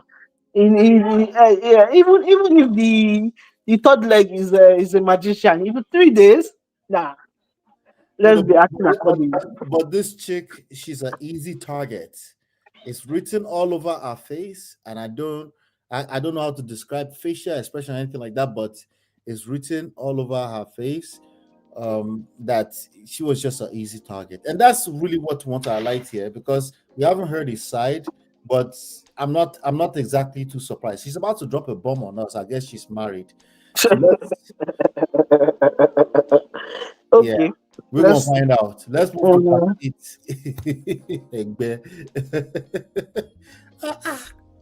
Oh god. But I could already tell that this person doesn't listen to their parents very well. They probably just she's 29, they probably gave up on her, like you won't listen, let's just love on her. She's that type. Eh, Yeah, she's that type of chick. okay, I would have disowned her. You would disown her if it was you? Love from my family. Ah, yeah, so love from afar new. Anyway, ladies and gentlemen, we'll be right back. This is Ola, man of Prestige, your favorite relationship and marriage coach. If you enjoyed this, smash that like, subscribe, and share it with someone who needs it. Be a part of the Prestige family. My wife Lola and I have written 2 powerful books: Get My Marriage Back and Number One Red Flag. Yours free at manofprestige.com. For personal coaching, send me a WhatsApp request for consultation to +1 732 305 8577. Stay tuned for more. Your journey to love and prestige starts here. All right, welcome back to part 8, Danish Deception by Onyeka. All right, let's have at it. The Danish Deception, part 8. I was not going to leave you guys hanging, but I do have a wedding tonight, so this will be the final part of the evening. And just want to let you guys know, I need you to bear with me. I do have a job. I do have a life. I'm trying to do this at my own pace, but I also wanted to say thank you all for being here. This is not easy to share with the world, but your support truly means so much to me. All right, so yeah, we were not just engaged, we were married, and we are now divorced. So once we made the decision to get married, I remember we had a phone call over the course of like 6 hours. And one day we talked on the phone about all the things that we wanted to get out of life. We talked about kids, we talked about religion, we talked about everything. And at the end of that day, he told me, do you still want to get married? And I said, absolutely. I'm in love with you. I want to build a life with you. I want to have a family with you. So the decision was very, very simple. And so he already told me about a month prior that he had reached out to his realtor about putting out feelers about selling his home. Because at this point, now that we're getting married, he's like, I'm going to just try to spend as much time in Dallas as possible. And I was absolutely okay with that. And so in the beginning of January, he had told me that his realtor got an offer off market for his place. And I was like, that's great. And he was like, I'm going to probably take a loss. So, I mean, I'm just trying to get as much as my down payment back. And I was like, how much are you going to end up getting back? He said, probably around $500,000. I was like, well, that's, a good solid base for us to have. And I was more than okay with that. Keep in mind, he still does owe me money at this point. So they end up going under contract. The plan is for the house to sell by the end of January. And everything seemed like it was going smooth. And then one day he calls me and he tells me that he's had the worst day ever. And I'm like, oh, now what? He's frantic. He's like, there's a fire in the control room, the electrical control room at the apartment complex that he bought. And he's just like, I don't know what to do. He's like, there's no power. Like, no one has power. He's like, I just paid this guy $2,000 to bring generators to power up the whole entire apartment. I have an electrician coming. And he's like freaking out. And he basically used all of his money he had to put towards like the generators and paying the electrician for as much work as they could do. And I was like, okay, like what now? And he was like, I need help. At this point, he has now asked me for help. He said, can you send me $5,000? And I said, yeah, of course, I can help you. Again, love is a powerful drug. I hate myself. I hate this. I hate that I was so willing to help him, and it is what it is. But I send him the $5,000. He tells me that his insurance is going to cover it. He's going to be able to pay me back. And also, like, I'm mindful of the fact that his house is supposed to close at the end of the month. And so a week go by and we start talking about plans for the wedding. And so at first we wanted to go to Vegas, and then we looked into it, and Denmark does not recognize wedding marriages that are done in Vegas, because you can get the marriage certificate and get married in the same day. Same thing with Colorado. Shout out to Denmark. I love that rule. But we're like, it's fine. We should just save money. Let's just do it in Dallas. And then we can go do a little weekend trip to Broken Bow, Oklahoma, which is like this cute lake town. And that can be our honeymoon. And he was like, okay, that works fine. We can do that. At this point, he has his flight booked to come back to Dallas in the end of January. Now we're in 2023. And he tells me that one of his really close friends that owns a plumbing business, and my ex was actually godfather of this man's son. This is confirmed. And he came to him and said that his partner in his business is like doing some like shady stuff. He's like scared that he's going to get like implicated. He wants my ex to buy out his partner. And he's asking him for a loan of $250,000. And I'm like, wow, that's a lot of money. And this time he asked me, and we're about to get married. So now I feel like I can insert my opinion about the situation. So I asked him, I'm like, is this just a handout or is this going to be a good investment? And he was like, well, I think it's going to be a really good investment. Like, he has a bunch of ideas of how to expand the business. And to me, I was like, well, if you can help a friend and have a good investment, I think that that makes a lot of sense. And as you guys can already tell, I'm a very giving person. I've been very giving my entire life. I get it from my parents. They're very generous and selfless. And so when it comes to helping friends and family in need, I've always done it. If I can do it, I'll always do it. And so to me, I'm like, we have this money coming in. Let's invest it. And, you know, I own this house here and we don't have any big purchases coming up. So it's okay. Like, I wasn't really stressed and pressed about it. And so basically I was like, okay, the house is going to close at the end of the month and then he'll be able to like pay me back the money that he owes me and he'll be able to help his friend and everything will be good to go. So he ends up coming back to Dallas. We get our marriage certificate. We set our wedding date for February 10th. And I remember the night before our wedding, he got really, really bad food poisoning, which I feel like should have been another sign that this was 100% the wrong decision to make. But instead I was like, hey, in sickness and in health, like whatever happens, we're going to make it through it. And at this point, he doesn't really have any money. I remember he looked at me, he goes, I'm sick, I'm broke.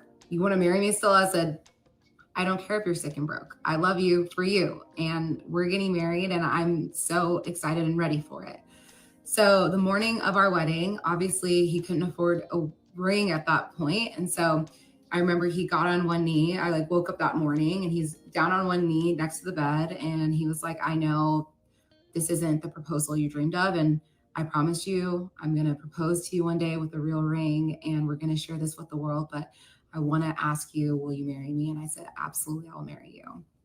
And so we went to the courthouse. I remember I was wearing a dress from Fashion Nova because I didn't care. I was just excited to marry my person.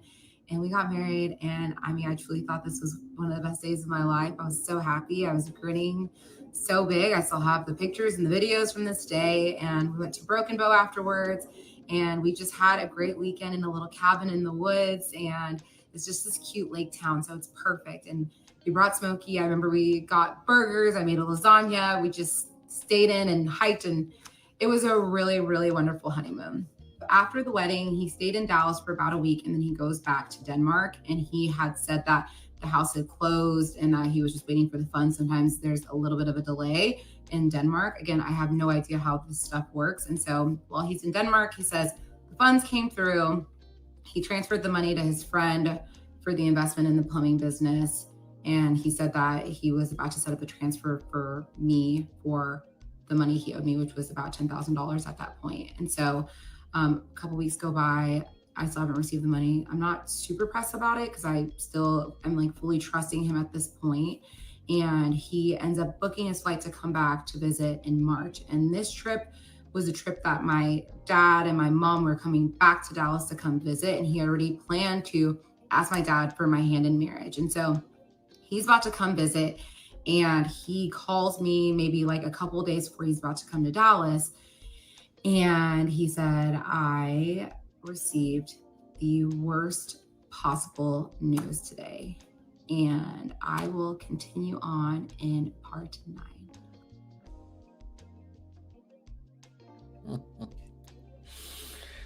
Oh God. All right, so my face hurts because for everything that she said that throws me off, I'm laughing and I can see where this is leading to. So my face, this place is hurting now.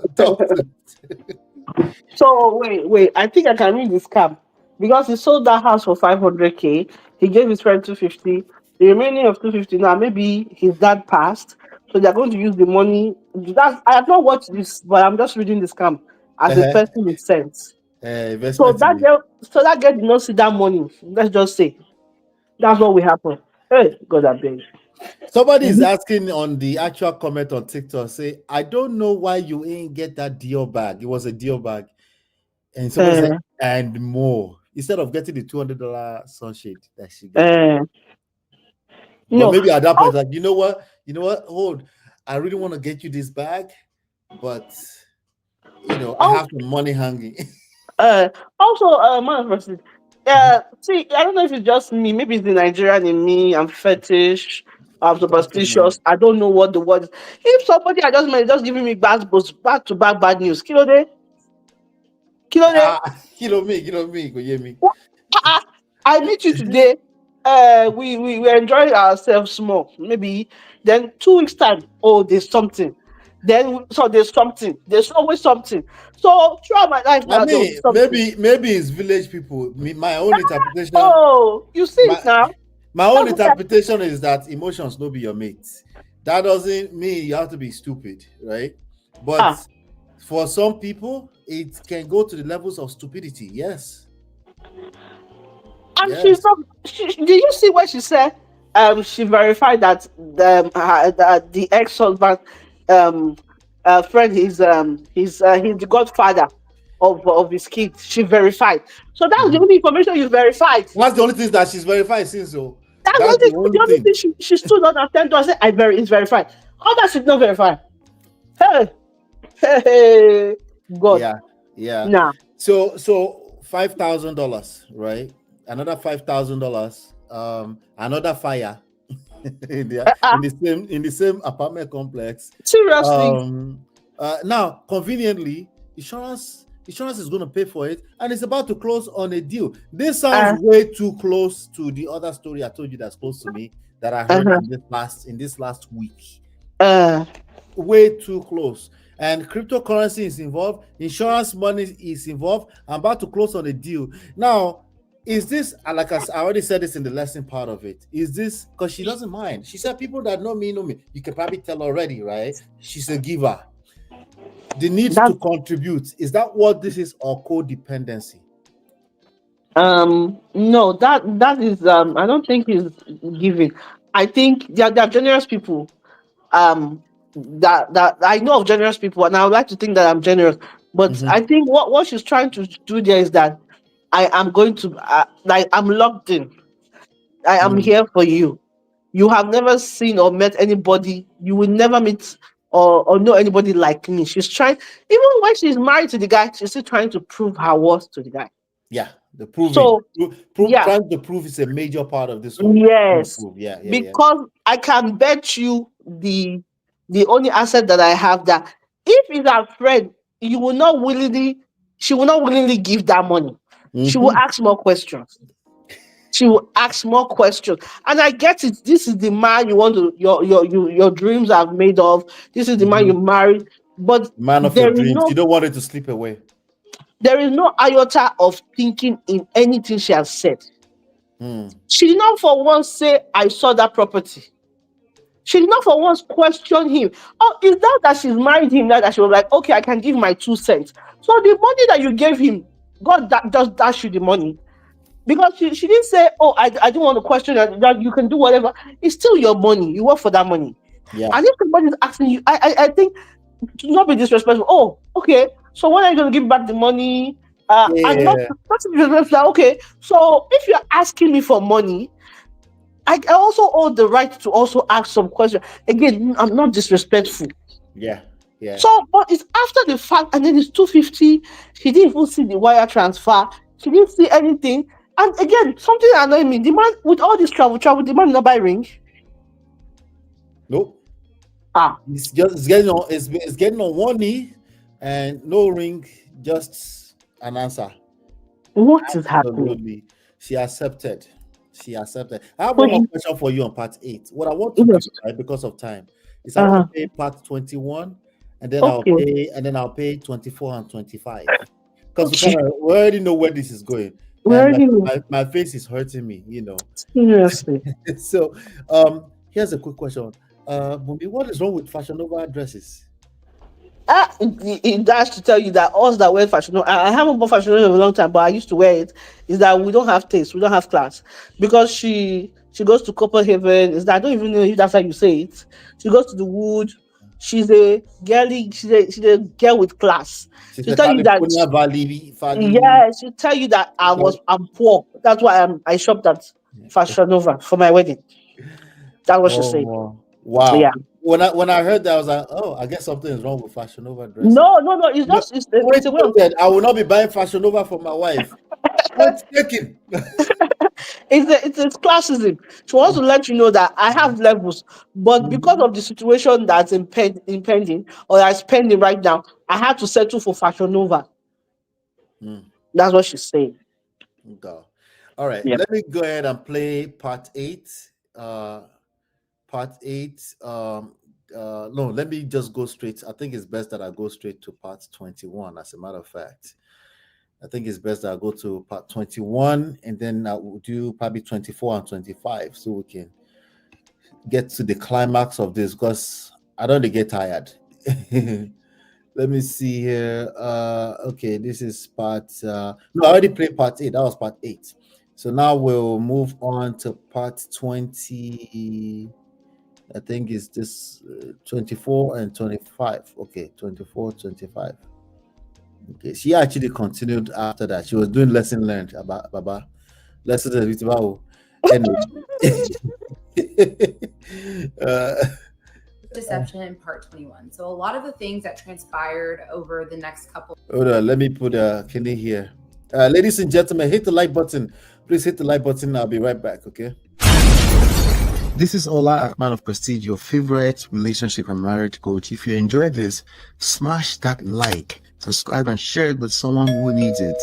Be a part of the prestige family. My wife Lola and I have written 2 powerful books, Get My Marriage Back and Number 1 Red Flag. Yours free at manofprestige.com. For personal coaching, send me a WhatsApp request for consultation to +1 732 305 8577. Stay tuned for more. Your journey to love and prestige starts here.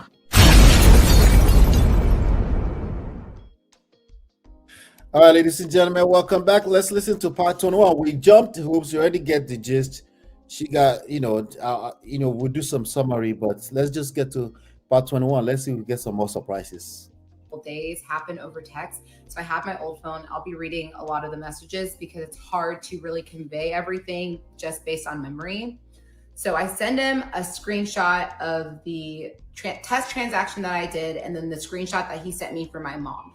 And I literally put them right next to each other. And I said, here's a side-by-side comparison for your reference. You've been caught red-handed, but if you want to keep lying, by all means, do your thing. And you can clearly see that you dragged it down to remove the schedule payment button. And then I had the test transaction with the schedule payment button circled.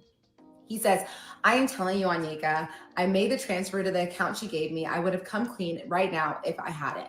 At this point, I think we should call off the weddings. We are not working as a team, and I don't want to keep fighting over this. Your mom will get her $10K as soon as I get it back. No, let me rephrase that. We are calling it off. I'm doing my best for everyone. Now it's time to focus on my own mental health. I will stay at a hotel for a few nights. This is all too much for me. Once I get the money, we can discuss if there's a future, but the weddings are off. So at that point, I'm just, what is happening? This is just, I'm so confused. Obviously, I had just bought my wedding dress and I was planning this wedding, but the weddings weren't even like on my mind. I just knew that he was struggling with something really, really big. And I wanted to know what it was. And the weddings, at this point, I was like, let's cancel the weddings. I don't even care. I was more focused about his well-being and making sure he was going to be okay. So I do another test transaction, but this time I actually loaded money into Revolut and then I sent it to myself. And so I said, FYI, this is what it looks like when you actually make a transfer in Revolut. And I did like a couple $100, just a small amount. And I said, the lies need to stop. Aren't you tired and exhausted? Do you think I want that for you? He goes, don't worry about me. I'll go to Denmark either tonight or tomorrow. I have enough miles to book it. Then we'll figure out the business account and you will be made whole. After that, we can figure out the next steps. So to answer your question, yes, I'm tired, but I'm more than tired. I am done.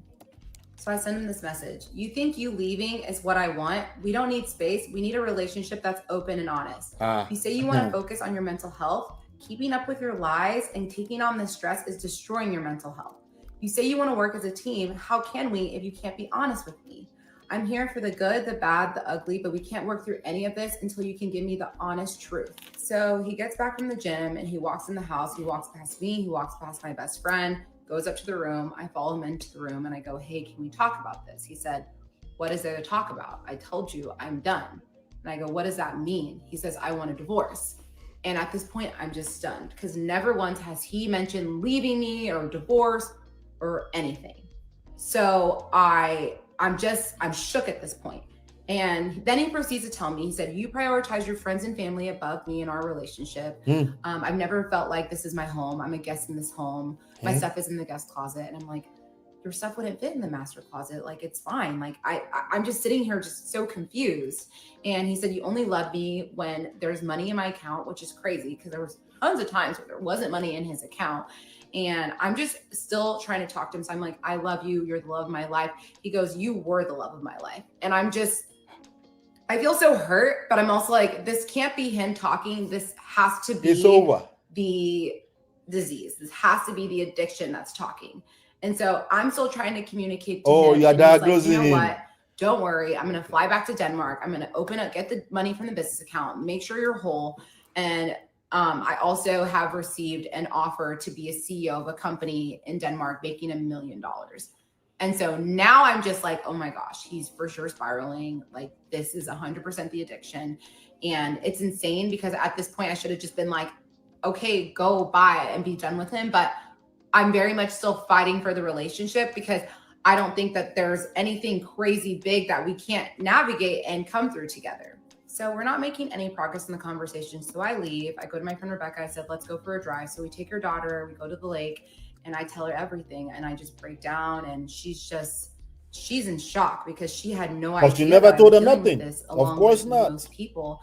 And I'm like, I don't know what to told do. him nothing. Like, I don't want him to leave me. And at this point, it's crazy because I had definitely thought to myself, like, what life would be like without him, and almost was like mentally preparing myself for it. But I always thought it was going to be on my terms. But the fact that he was leaving me just like put me in like this like fight or flight, and I just wanted to fight for him. So while we're at the lake, he sends me a message. He says, are you all gone? If yes, do I have enough time to pack my suitcase? And I go, we drove to the lake. And I said, I love you. We're going to figure this out. Let's take some space, but flying to Denmark is not the answer. And he says, I have made up my mind and I'm not changing my decision. We are both exhausted. Our individual peace has been at stake for too long and we need to protect that. We tried. God knows we fought for it, but the battle is over. Let's find peace each on our own. Let me know when you're heading back. I packed the first suitcase. I might do the other tomorrow. It's a bit difficult for me as well. So after being at the lake, I go upstairs trying to talk to him, and he's just not even wanting to be within like 5 feet of me. And I'm like, let's talk about this. Like, please, like, tell me what's going on. Like, you wouldn't be spiraling like this if there wasn't something that's going on. Like, I'm your wife. Like, we can get through this. And he said, no, I'm done with you. I'm going to leave tomorrow. I booked the flight. And I will never see you again. And I will only talk to you when it's about getting you your money. And at this point, I'm just like, what? Like, it's now been an hour and he still has not backed down from this idea that he's leaving me. So out of pure desperation, and I have never experienced this level of desperation before, I go into his work bag and I take his passport. Wait. You never done desperation before? He's not leaving. I'm going to get to the bottom of what's really going on. And she looks at me, she goes, do you, girl? Like, I support you. So we go onto the patio just to get some fresh air. And I look at the doorbell camera and I see that he's left. And he had 2 big check luggages packed and then his carry-on. And I see that he only left with his carry-on and his work bag. And so I sent him a text. I go, take your space tonight and remember that I love you. And I'm grateful that you're my husband and I will never stop fighting for you. Good night, my love. And at this point, I'm angry, but I'm being nice because I've done so much research on addiction. And I know whenever an addict is spiraling, the worst thing you can do is fight them back. So I'm just trying to be calm and be peaceful so that he can find a space to be able to come and be honest with me. And he said, wrap your head around the fact that I am not your husband anymore. We are done. Today has shown me that I won't have anything to do with you other than settling my debt. After that, I can breathe again. So obviously I had a horrible night. I cried myself to sleep. The next morning I wake up and my best friend says, hey, I'm going to go to my other friend's house.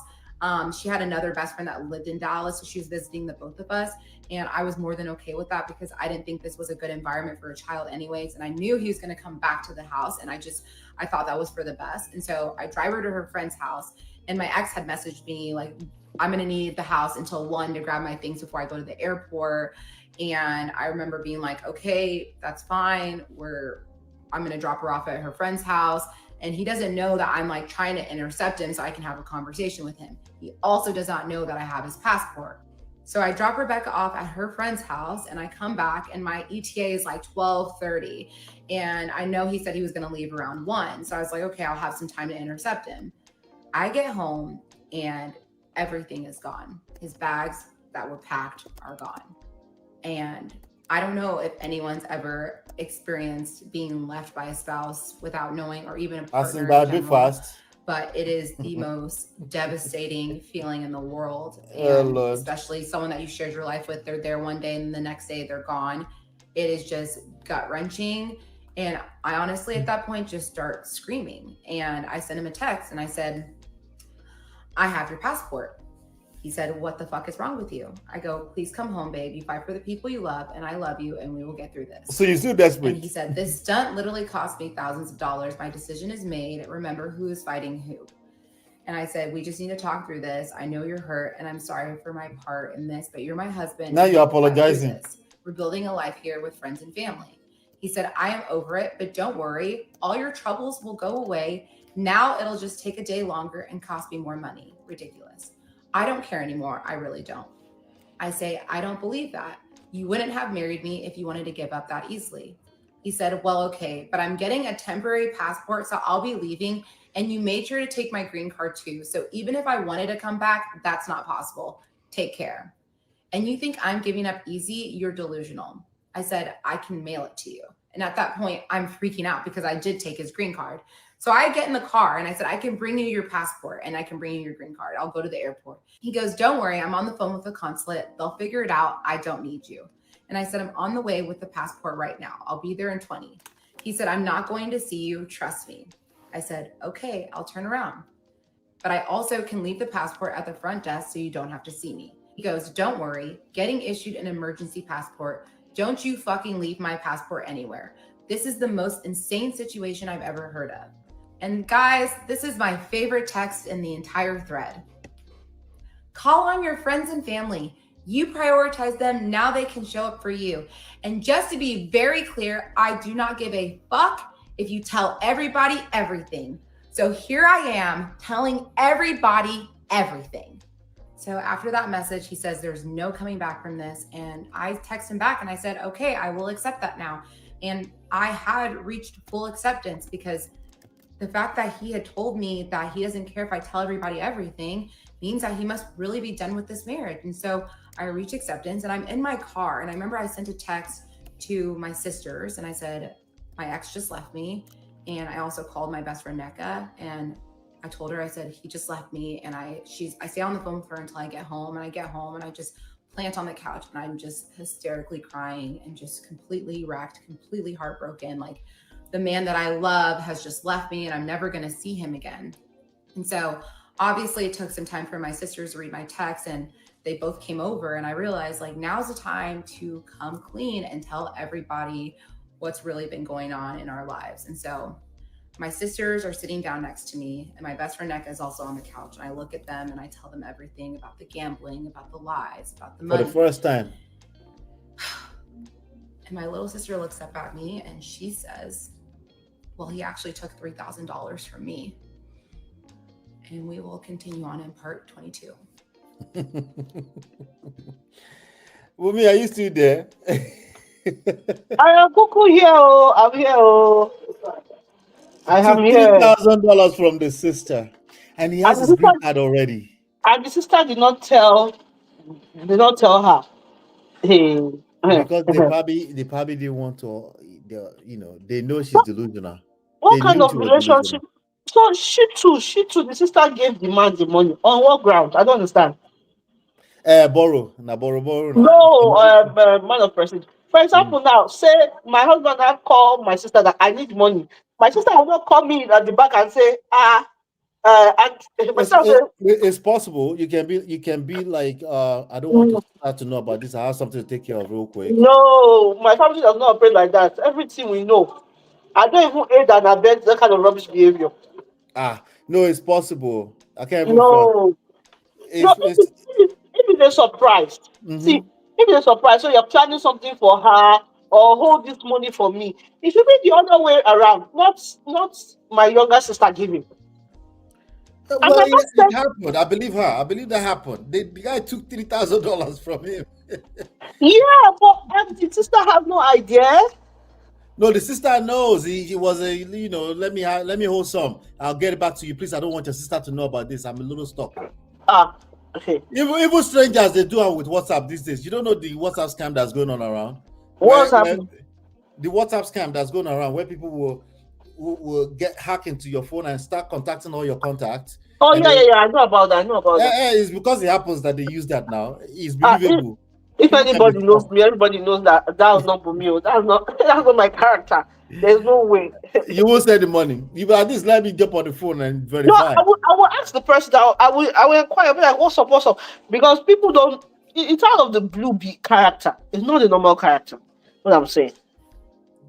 Yeah. Right?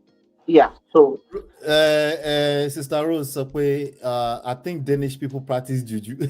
it's very possible because it's not adding up. And she was chasing him, she was still chasing him like someone that doesn't have a job. Chasing him, she sees his passport. This man said no. How can a man I tell you mean, no more than once? the chasing him is partly the fact that Iwaju Shilo and Yoshipada. So once you enter one chance, right? You're still telling yourself that it can be true. And then it's also partly what she started from. She toasted this guy. Yeah, She toasted him, collect yeah, his Instagram, yeah. fell heads over heel with this guy, was basically completely impressed, swept off her feet by this guy, including starting onto okay, everything is it's no problem. Okay, all right. Until that one time after they marry, she said, okay, I can at least insert my opinion. And she's still apologizing for every move that goes wrong. And this guy has been basically throwing tantrums, basically. So it's actually, as much as it might be funny, but it's very sad to watch. She said we don't need space. The guy said we need space. He said you don't need space. By the way, this is not really a black and white thing. Okay, the fact that guy continued to gaslight her, even in the midst of that, is very common. It's very common, and it has direct relationship with lack of accountability. When somebody is wrong, but they keep trying to double down on what you did or anything to enable them, they will even blame you for their own problems if you're not very careful. So I have a question for you, Mumi. Is she telling us because he said to tell us? Because he said he doesn't give a shit. Yeah, Abi, she's telling for another reason. Why is she telling us now? she's telling us now that I think she's trying to send the message back to him that she's over him. And that like I said, she also wants to get some. This lady is not new to reality TV and all that. I think she's trying to get something out of it. I mean, all that money that she borrowed, who would pay back? How would she pay the money back? Yeah, but if Funaya come before her, they haven't called in for Naya to the TV yet. If Unaya own is not like this, we don't like. If first of all, if Unaya's story is it has a target. Africans, Black Americans, or Afro Americans, this is a broader target. Netflix Mm, could pick this up on Tyler Perry because there's a mix of a Oyibo white person, not just mhm, any white person, a white person that claims to be a prince and mm. Olympian, So that storyline is interesting. They could jazz it up. Yeah. But I think she wants to get a viral moment out of it. It's a way to get back I at him. mean, she got her viral moment now for sure. Yeah. So I think she yeah, wants to also get back at him and be like, I've get moved back at on. him. Yeah. Yeah. I think that's So how the come she's not mentioning his name then? How come she's not mentioning his name? I don't know. That's because me I've put everything there, sir. Mm, Since I don't have shit, let me just go all the way. I don't know why she's not mentioning his name. I don't know. I don't know why. no shame. But they found it. Absolutely no shame. Yeah. Absolutely no shame. All right, let's move on. Ladies and gentlemen, hit the like button, please. Hit the like button, share, subscribe, turn up your notifications. We're moving on right about now to part 22. We'll be right back. 22. Yes. The Danish Deception, part 22. No, hold on, Auntie. We'll be right back, guys. This is Ola, man of Prestige, your favorite relationship and marriage coach. If you enjoyed this, smash that like, subscribe, and share it with someone who needs it. Be a part of the Prestige family. My wife Lola and I have written 2 powerful books, Get My Marriage Back and Number 1 Red Flag, yours free at manofprestige.com. For personal coaching, send me a WhatsApp request for consultation to +1 732 305 8577. Stay tuned for more. Your journey to love and prestige starts here. All right, let's have it. Part 22. The Danish Deception, part 22. So my little sister looks at me and she says, he took $3,000 from me. And I am just silent for like 5 seconds.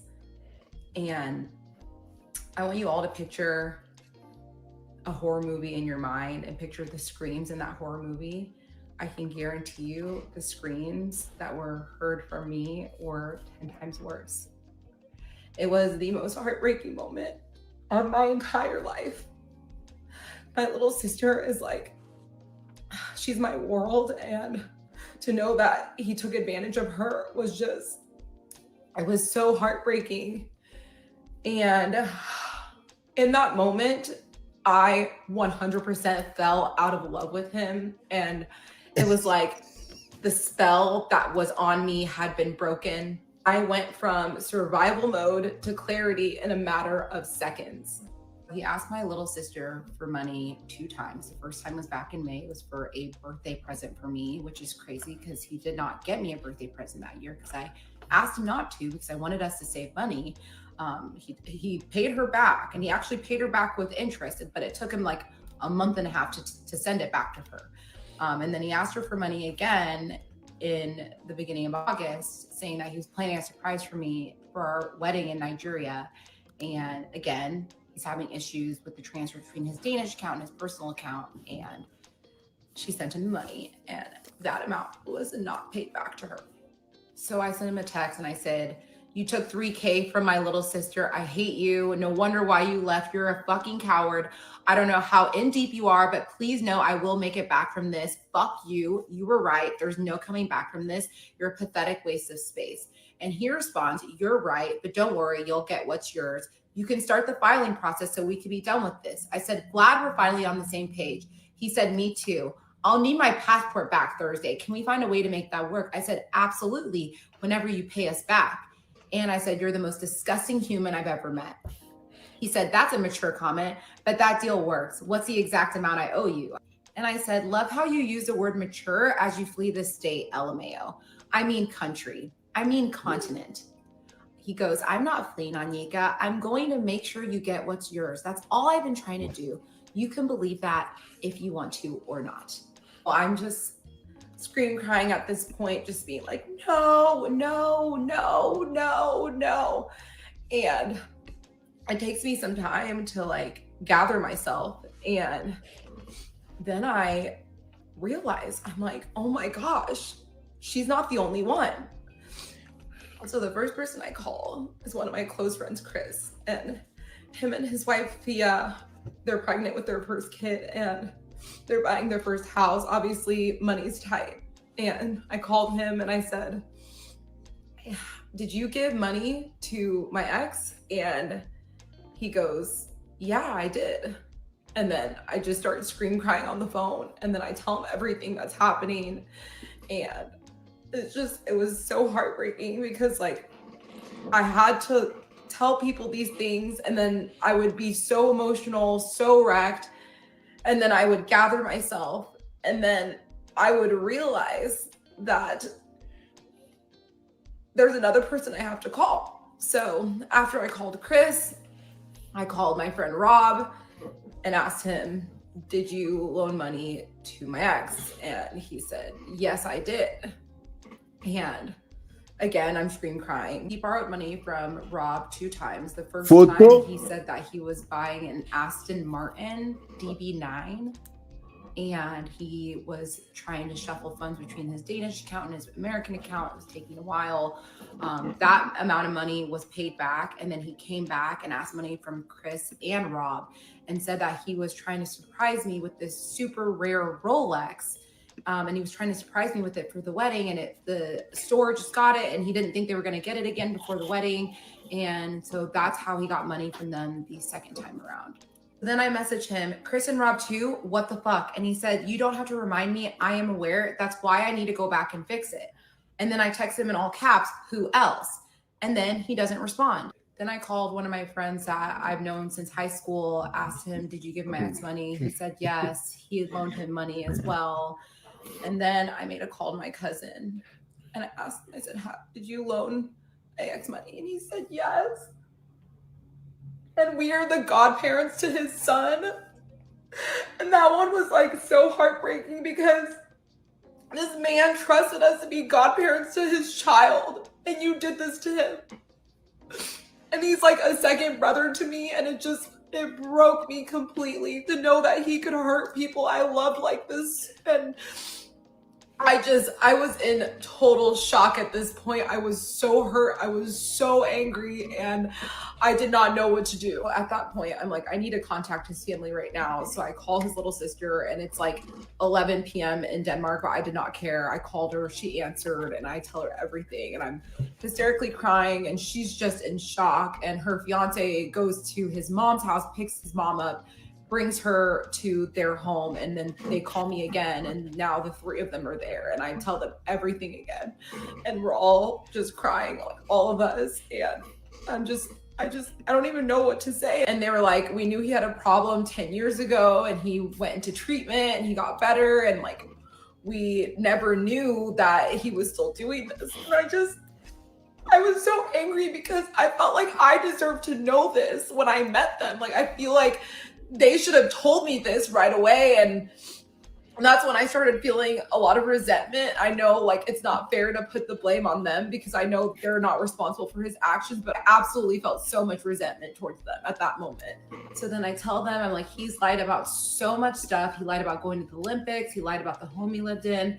And then I thought to myself, the royal title. So I asked him, I go, do you guys have a royal title? And the look on their face, they were horrified, absolutely horrified. The lie that he had told my cousin was that he was buying a Ferrari. And again, he was having issues getting money from his Danish account to his American account, and he needed a short loan. A Ferrari. Then I texted, That's easy. Money from my cousin too. I'm so sick to my stomach. I wish I never fucking met you. And he goes, Anyeka, I understand. I don't need these reminders. And then I said in all caps, tell me who else. I said, be honest for once in your fucking life so I can finish making these calls and I can heal. And he said, no one is asking you to do that. That's a choice you have made. Yeah. So over the course of the evening, a lot of people came over, like my cousin, his wife, my sisters were there, a bunch of my friends, and I was just crying. I just really just needed to be around my people while all of this was coming to light and all of this was unfolding. And so it was really rough, but I went to bed that night. My little sister did spend the night with me. And the next morning I decided I'm going to go on my Instagram and I'm going to unblock his ex-girlfriend and I'm going to reach out to her. So I unblock her and I send her a message. I go, hi. You blocked the ex-girlfriend. I missed that part. His true colors. I don't know how to understand the depth of what I'm going through. And she responded almost instantaneously. It was like, Anyeka, my heart goes out to you. I'm so sorry. There were so many times I wanted to reach out to you, but I felt like he was filling your mind with lies and you weren't going to believe anything that I said. And so I told her, I said, don't blame yourself, but like, I'm having a really hard time understanding the depth of what I'm going through. Are you available to have a quick conversation? And she said, absolutely. We can have a conversation. So at that point, I'm obviously experiencing so much darkness. I'm waiting for the ex to call me and I just need to find some light in my life. So I call my cousin's wife and I ask her, can I come over? Can I just spend some time with my godson? And she said, of course. So I go over to her house, I pick him up, and I just hold him, and I'm just like crying, and I'm telling him he's 1 year old, so he doesn't understand what's going on. But I'm just saying I'm so sorry because like your godfather is an evil, evil monster, and I'm just now finding this out. And I just felt so bad for him that like one day he's gonna learn that this man was his godfather at one point. So I'm at my cousin's house waiting for the ex to call me, and I just need to just start reaching out to every single person that's ever encountered him. And that was really, really difficult because a lot of these people are also my friends. And so I'm devastating them because everyone loved him. Everyone truly loved him. Everyone trusted him. So I find another friend that he owed $10,000 to. One of my coworkers that I used to work with, she told me that her husband gave him $10,000 to. The lies were, it was a variety of different lies. One person, he said that he was investing in a plot of land. Another person, he said that he was buying a car. The same lie about how his Danish account, his personal account aren't like, he's having issues transferring money in between. And let me make something very, very clear. Every single person that he took money from, he told them explicitly not to tell me. And it's in text and it's in the receipts. He said, do not tell her, it's a surprise. I'm getting this car as a surprise. I'm getting this watch for her as a surprise. I'm buying this land as a surprise. It was all a surprise to me, which makes me so, so sick. So I'm on my phone. Again, I'm still waiting for the ex to call me. And I look down and I have a text from his older sister. And she said, Anyeka, can you please call me? I want to talk to you. And we will continue on in part 23. Shangbo, you did hear? I'll tell you what, there was a party years ago when my wife and I were going through a crisis. I was trying to throw her a party. Wrong timing, of course. And one of our friends at the time, the person that was hanging out with her at the time, I had called and said, hey, I'm trying to throw her a party. And please don't tell her. And I wasn't borrowing money, but I was just telling her so that I can actually put together a surprise party. And then she actually went and tell her. And I resented that thing for years. These are your people, Bumi. Sure you're hearing. Sure you're hearing me. Bumi, you still there? Yeah, I can hear you. These are your people. You guys are like, no, I really wanted to throw my wife a surprise party, but it was, to be fair to her, we're cool now. It was just the wrong timing. She knew also we're going through crisis. But wait, sorry to interrupt, Mr. Ola. So that man borrowed money from everybody around her. Nobody told her. Yeah, nobody told her because You it's a code. It's a kind of code. If I say, please, I'm throwing her some kind of surprise, But people that have intuition, maybe you have one or two people that have intuition, they might say, hey, this doesn't look right. But how should they go about it? Should they go tell her directly that this person is throwing you a surprise? But the money part, I agree. The money part is a little weird. The money part is weird. Surprise, okay. Surprise is different. Not the money part. Money part is what I'm talking about. It can be everybody in a circle he borrow money from. He doesn't even have shame. Everybody. Yeah. No. And that's what I'm saying. I'm not like that. Like, I don't have people like that. Something is going to give. Something is going to show. Like, and they were traveling, they were still lavishing all this money, and nobody said anything. Yeah, nobody said anything. Nobody. So that's why earlier, if you notice at the beginning of the live stream, some people were saying Mumu family. I said it too. Me too. I said it now. Oh my God. I think it's this chick. I think nobody could tell her the truth. I think no one can tell her the truth. She's that type of chick. Why were they giving him money? They shouldn't have given him money.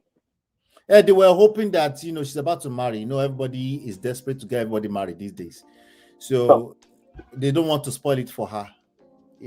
Especially that she's so in love. They might have never seen her like that in love with anybody before in the last 10 years that she's been an adult. If she's 29 now. How is your situation affecting my situation? So See, you need people like me around, though, because me, I don't know how to hold my tongue.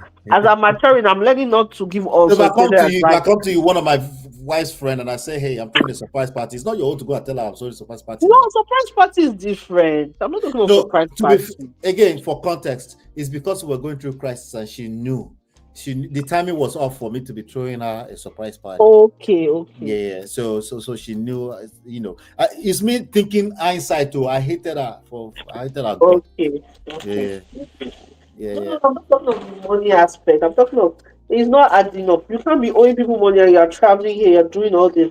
It's not adding up. It's not yeah. adding up. That's what Borrow I'm money saying. is the line. Even the lesson I gave in the beginning, the mixing Yeah, of money together. At that yeah. point, that should be all kind of red flags. That Uh-huh. your radar should be going off, because even if it's a situation that's like, especially internationally long distance relationship, you don't know Yeah, this person. That's why this is not really a black and white thing. It could be a black guy. If you don't know yeah. them like that, and they start asking for money and random money, and they go all the way from being a multimillionaire, a chief executive somewhere, to borrowing $5,000 from you, that's all types of red flag. I would need some kind of verification, some kind of, you know. But this girl, she can't see past her desires, whatever she thought she had in this The situation. girl or everybody around her, they all it seems like they all act like they are novice. All of them. It's not just the girl. Because you can't be asking, you can't be doing that and I'll give you back. No, it's not it doesn't add up. It's not Yeah, sustainable. It's not reliable. It's not human. In this current climate that we are in, that people just be giving out money like that. Like no, without yeah, question and timeline, and you look at the lifestyle, it's like me now going to ask somebody for money. Let's say I want 10K, and then in 2 weeks you see me on a yacht. yeah, yeah. So yeah, let's move on to part three. We're getting closer. It's the same patterns after all, guys. We're here. We're almost there. We're almost there. We'll be right back. This is Ola, man of prestige, your favorite relationship and marriage coach. If you enjoyed this, smash that like, subscribe, and share it with someone who needs it. Be a part of the Prestige family. My wife Lola and I have written 2 powerful books, Get My Marriage Back and Number One Red Flag, yours free at manofprestige.com. For personal coaching, send me a WhatsApp request for consultation to +17323058577. Stay tuned for more. Your journey to love and prestige starts here. Ladies and gentlemen, welcome back to part 23 of the Danish Deception, our own prestige reaction here with her name is Onyeka He. Okay, so some people have said she's looking for her own TV show. She wants to be the next Tisa Risa. So good luck to her on that. But these stories are too real. She went through this, maybe that would be a nice little payback. But she said she wanted to tell us because the guy said, I don't give a shit if you tell anyone. So she's telling. Let's continue into part 23. Biba, are you saying there's another $200,000 after part 23? I'm curious. Let me know in the chat. Danish Deception, part 23. So at this point, I am feeling all the emotions. I'm feeling so much sadness. I'm feeling deep anger. I'm feeling so heartbroken.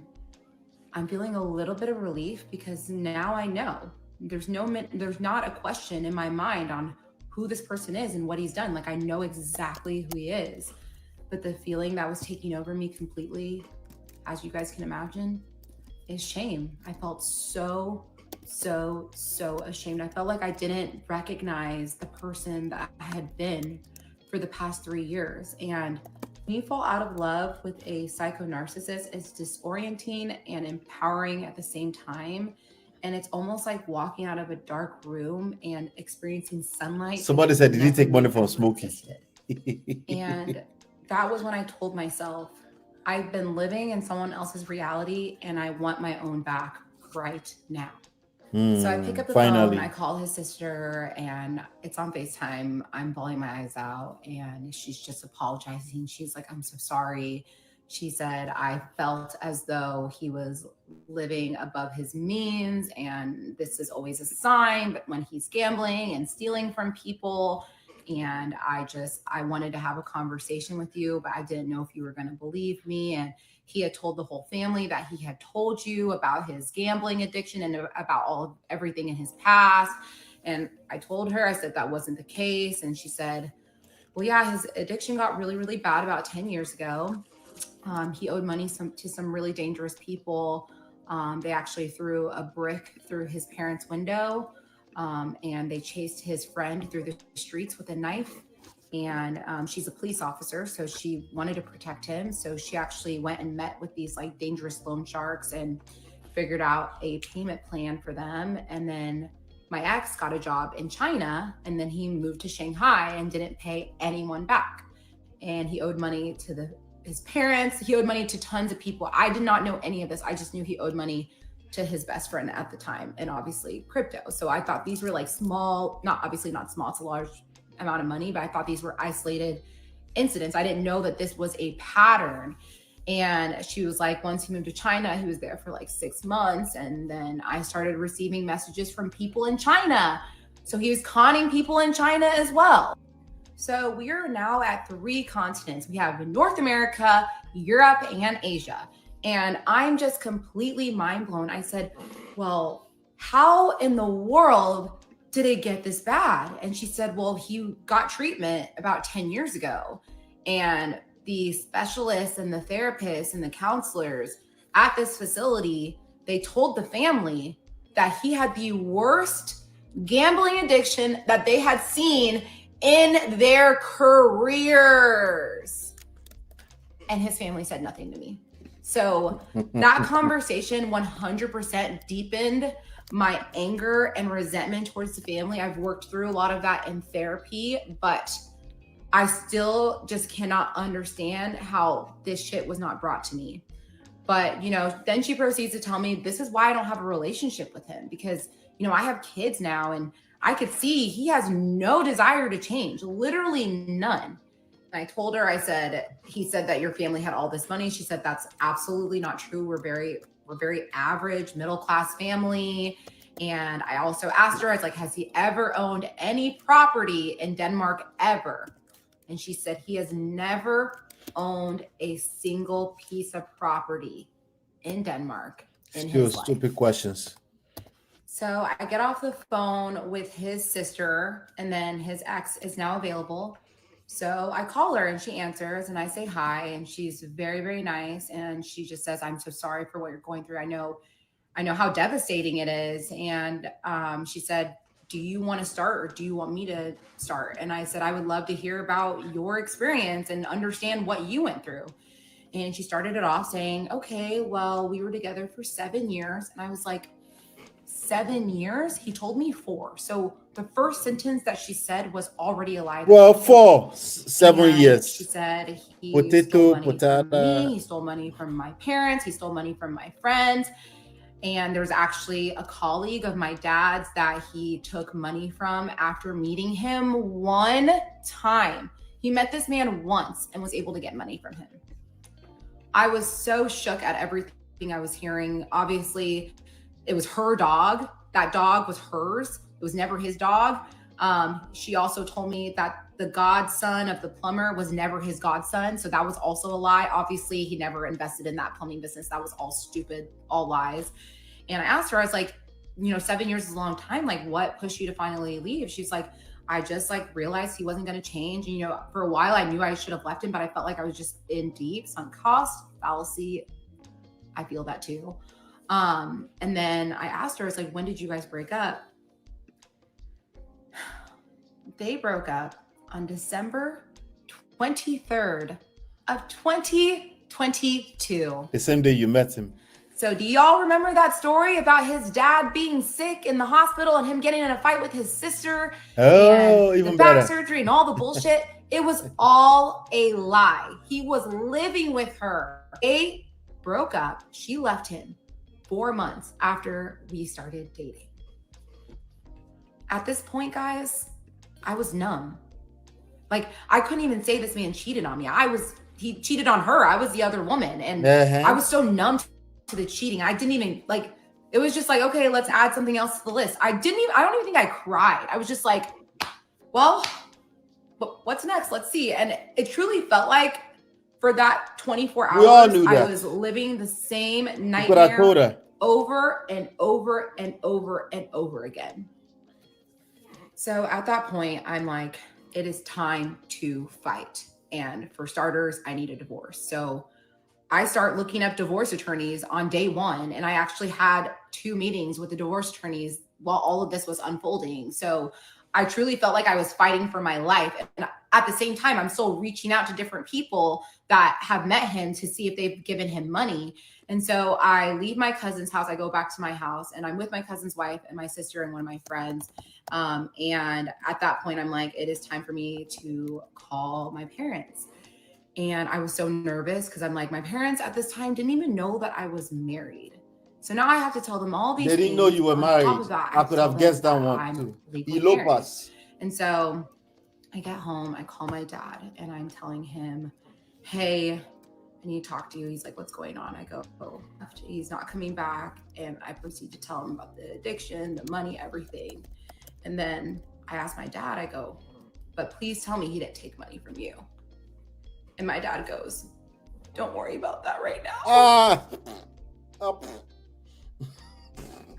And then I was just on the floor screaming. Like, this is my family. This is my family.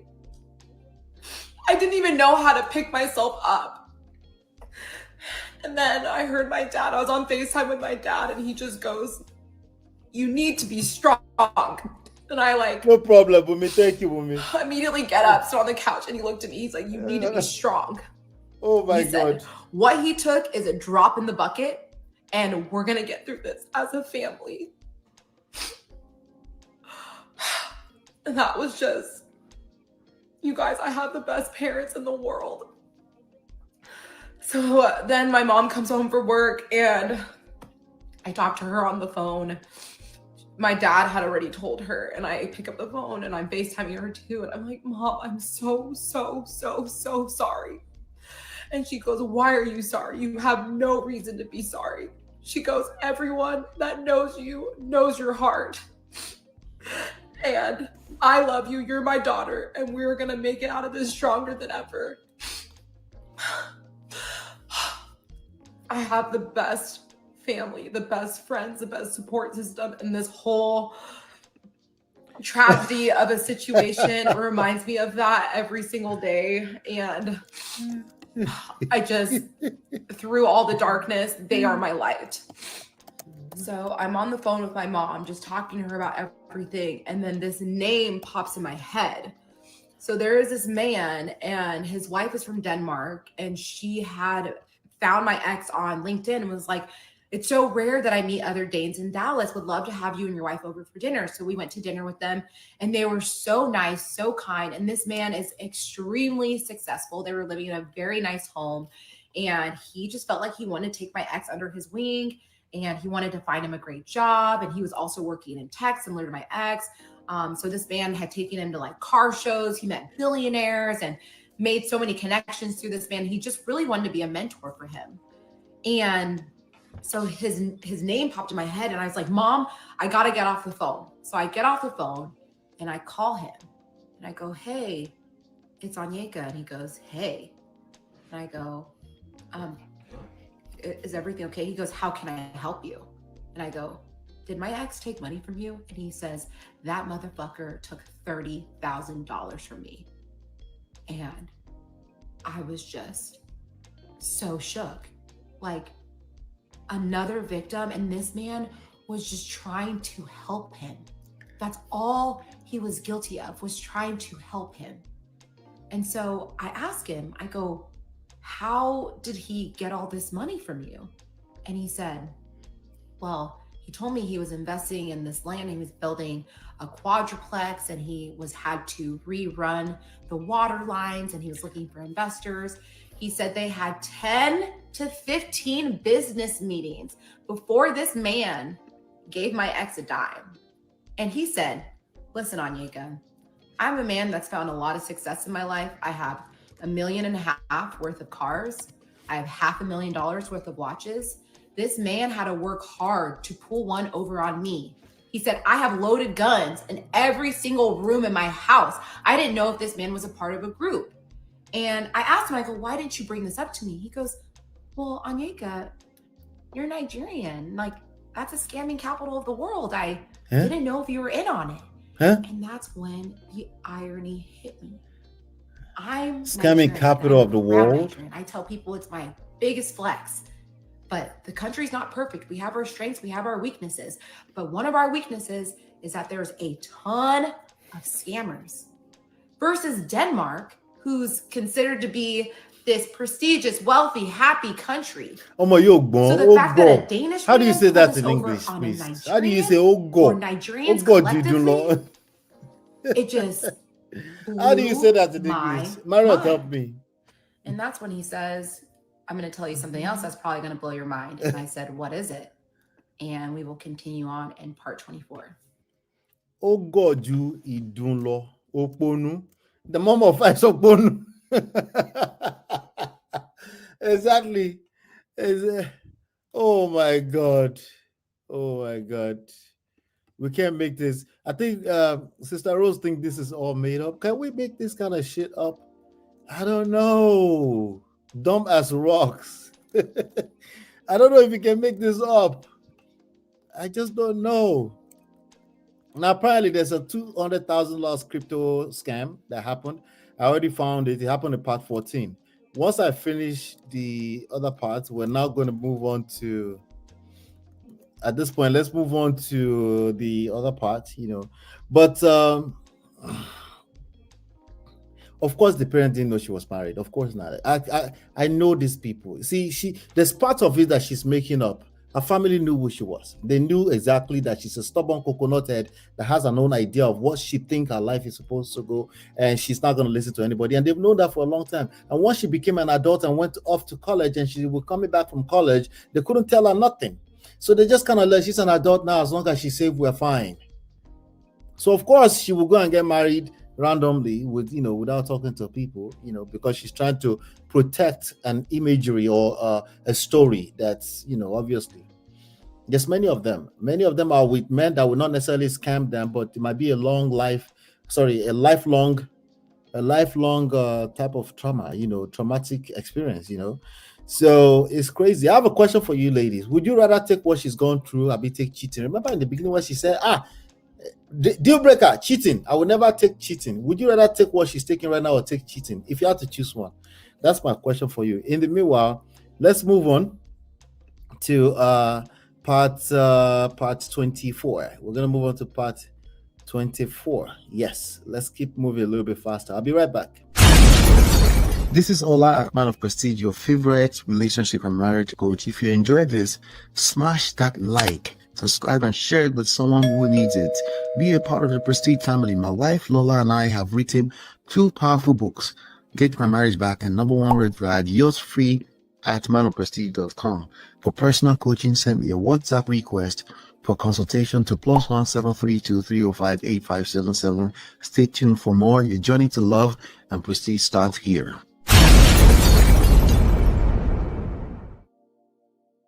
All right, let's move on to part 24. Hey, but why did they give him money? He must be really good at what he does, right? It's not made up. Mommy David says it's not made up. D say, I am from Oduduwa Republic. Thankfully. Thank you, D. I appreciate you. But why did this give him money? Asking everyone why they didn't tell her is so irritating. What kind of options are this? I know it's a question. Would you take what she's accepting or accept cheating? Okay. That's the question. Would you accept what she's accepting or accept cheating? It's a jump question. Take it. Let's move on to part 24. Danish deception, part 24. So I'm on the phone with his mentor friend, former friend, and he tells me, well, you want to know what else is going to blow your mind? And I said, sure, tell me. He goes, I actually filed a lawsuit against him. Oh. And I said, you did what? He said, I filed a lawsuit against him and I served him via courier. And I was like, wait, what? He had filed a lawsuit 3 months prior. And so his name is Martin Fresgard Anderson. But you got served via courier. Like I was home, like I don't know if I was home, but and then I remembered a specific day where he walked to the door, received a package, and I asked him, or like an envelope, I asked him, I'm like, what is that? He said it was the incorporation documents for his LLC, which he had just formed the day before. And so I was like, damn, that was fast. He said, oh, I expedited them. No, he was just getting served. On top of that, before the mentor friend would give him any money, he wanted to get some collateral. So my ex, what does he do? He gives him the Rolex watches as collateral, which turn out to be fake. So him taking that $50,000 watch Rolex to is the fake. village, yeah, he quite literally did not have anything to lose. The absolute worst part was that this man had just lost his job 4 days prior to getting conned, and his wife is sick. Let that sink in for a little bit. So that conversation with the mentor, I feel like that conversation really just shaped me and shaped my mindset. And it was right then when I realized that I need to fight back. So a lot of you are probably wondering, like, why are you putting this story out there? Aren't you embarrassed? Don't you feel shame? Well, yeah, but is it worth me being silent if he can go out and continue to find more and more victims? Do the other victims deserve that? What if someone had done what I'm doing right now? I wouldn't be in this position. So I feel proud of myself that I can sit here and I can share with everyone the details of what happened to me so that we can prevent this from happening to other people. Here we go. And she wants to save the rest of the world. At the end of the day, silence is abusers' greatest weapon. It's time to take the power back. He wants to save you guys. At that point, I have now cut off all ladies. communication with my ex since the day before when I was just going off on him, calling him a coward and a lunatic. And he then proceeds to start sending me messages, begging for me back, telling me how much he loves me, telling me how now, why are we you can smiling? What's work funny on about that? our relationship and get back to what we were. And let me just tell you, I have never had my phone blown up to this extent ever in my entire life. You guys want to take a gander?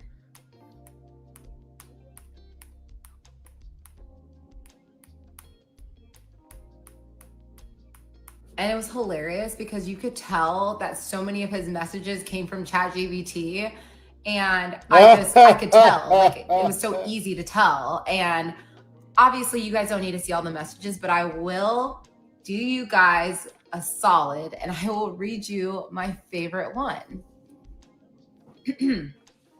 Nothing makes sense without you. We had so many plans ahead of us, some of which we can still get to do. Others we will miss. That's okay. We have an entire life together right in front of us if you want it. You are perfect and required not to change a single thing. I have many battles to fight and overcome. I will rise from this stronger than ever if you choose to stand by my side while I go to war for you, for us. I'm aware of the fact that a lot of people hate me for what I've put you through, what I've put them through, family members and friends. But I also know that a lot of them are good people whom over time will forgive my actions if I make the right amends. Many of the same people have witnessed my love, loyalty, and generosity, even when I had very little to give. I am devoted to change for you, for everyone around you.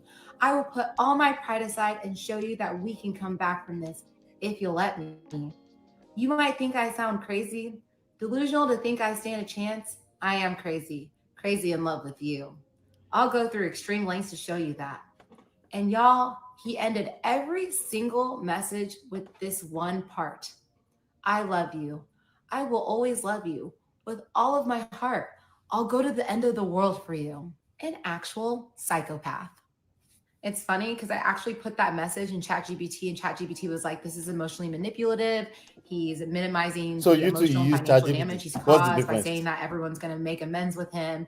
He puts you on a pedestal, telling you you're perfect, so that you'll feel like you need to fix him. What did you say to He's saying that ChatGPT? he's What almost was like your a prompt? hero because he's going to go to war for you. No, I didn't talk to my people, but I should have been talking to ChatGPT because he would have known. She's just as He would have talked some manipulative. sense into me. If So I not hired worse. a lawyer less than a week after everything went down. He was referred to me by one of my friends. You know who you are. Thank you again. And my lawyer was a wonderful, he was so good. We were able to file the petition, file for divorce. And he said, listen, it might be easier to make this thing just go quickly if we can just get him to sign. And it worked out so well because I live in Texas, which is a separate property state. So my house, which I purchased before I met him, was my home for the taking, and he could not have any piece of it. And I had not put his name on the deed. I was about to, but I didn't. Thank you, God. Obviously, my car was mine. So really, he couldn't take anything from me, which made me Except very, for very happy. $300,000. So we filed the petition, and I didn't hear from my ex for quite some time. And I'm sitting in a therapy session, and I get a text from him after not hearing from him for about a week. And he's basically saying that, he still loves me and he really wants me back, but he also really needs his passport and his green card back. And he says, just so you know, it's illegal to hold on to someone's passport and green card. And I was like, you want to talk to me about legality? And then he said, talk to me, text me back. He goes, file a lawsuit with me or work with me. And I'm like, you want to talk to me about lawsuits? And so I reached out to my lawyer. I'm like, hey, what's going on with the docs? Like, do you think it's gonna be happening soon? And he was working so fast. Him and his associate were working so quick. And he said, actually, I think I'm gonna have them done this week. But it'd be so much quicker if we just get him to sign. And I was like, honestly, I am down. I will meet with him just one time to get it signed.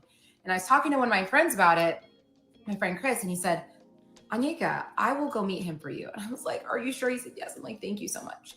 So my ex starts blowing me up, and I text my friend. I go, please send him a message just to say the divorce documents will be ready for you to sign this week, and then I will be able to provide you with my passport. It wasn't a sign these in order to get your passport. There was no duress. Got to say that for legal reasons. There was no duress.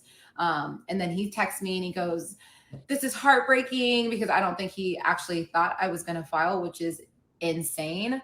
And then he proceeds to start blowing me up again. Wow, was that the same one? Round two.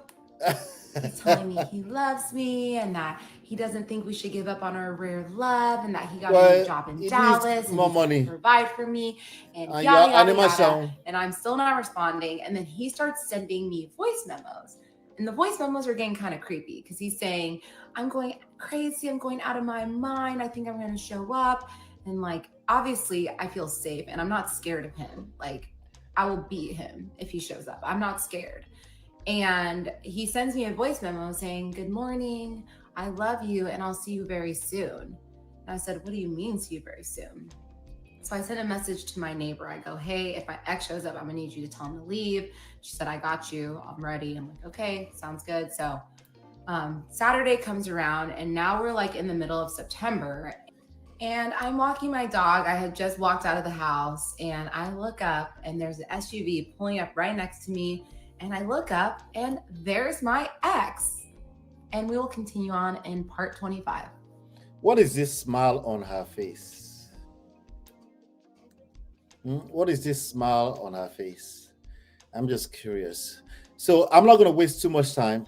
I'm going to just go ahead and move on to part 25 so we can get this rounded up, because at this point I think we've seen a pattern. Yeah, I think so. Of course he's begging to get her back, probably because he's like, wait, I wasn't done. There's more money here, right? Or maybe it's, now the question is that, can we really consider this a scam artist, or this is just, I don't know what question I'm trying to ask. Anyway, let me just, let's move on. I'll be right back, guys. This is Ola, man of Prestige, your favorite relationship and marriage coach. If you enjoyed this, smash that like, subscribe, and share it with someone who needs it.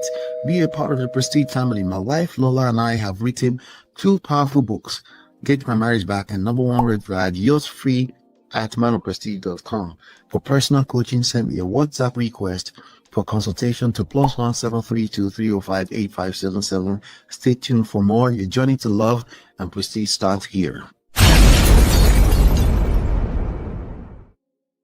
Ladies and gentlemen, we're back to Danish Deception with Onyeka, part 25. Let's have it. The Danish Deception, part 25. So I look up, I see him, and we make eye contact, and there's one split second where he looks at me, and then he says, "Hey, babe, can we talk?" And then I proceeded to scream bloody murder. And when I say scream bloody murder, I mean people are stopping on the road and they think I'm about to get kidnapped. Bloody murder. Hey, babe, can we talk? And, well, I can demonstrate it for you. Get the fuck away from me! Fuck yes! Fuck yeah! Get the fuck away from me! I'm sorry, guys. I had to do that because I needed you guys to understand what I meant. But like times that volume by like 100. I was screaming bloody murder. And then he speeds off and drives away. And then he texted me, "Okay, I get it. I love you. That's all. I won't do that again. My heart is bleeding, and I don't understand that you want to give up on love. But if that's your decision, so be it. Goodbye, babe. It was always just love. Even me coming by." And then I sent him a text because, I've been ignoring him for weeks now. So I was like, maybe I need to just send him a message so he knows how I really feel. Why is he not blocked? This is the last message I have ever sent him. "Do not ever show up to my home again. I do not want to see you. I do not want to be with you. I do not love you anymore. Nothing you can say or do will ever change that. You make me sick.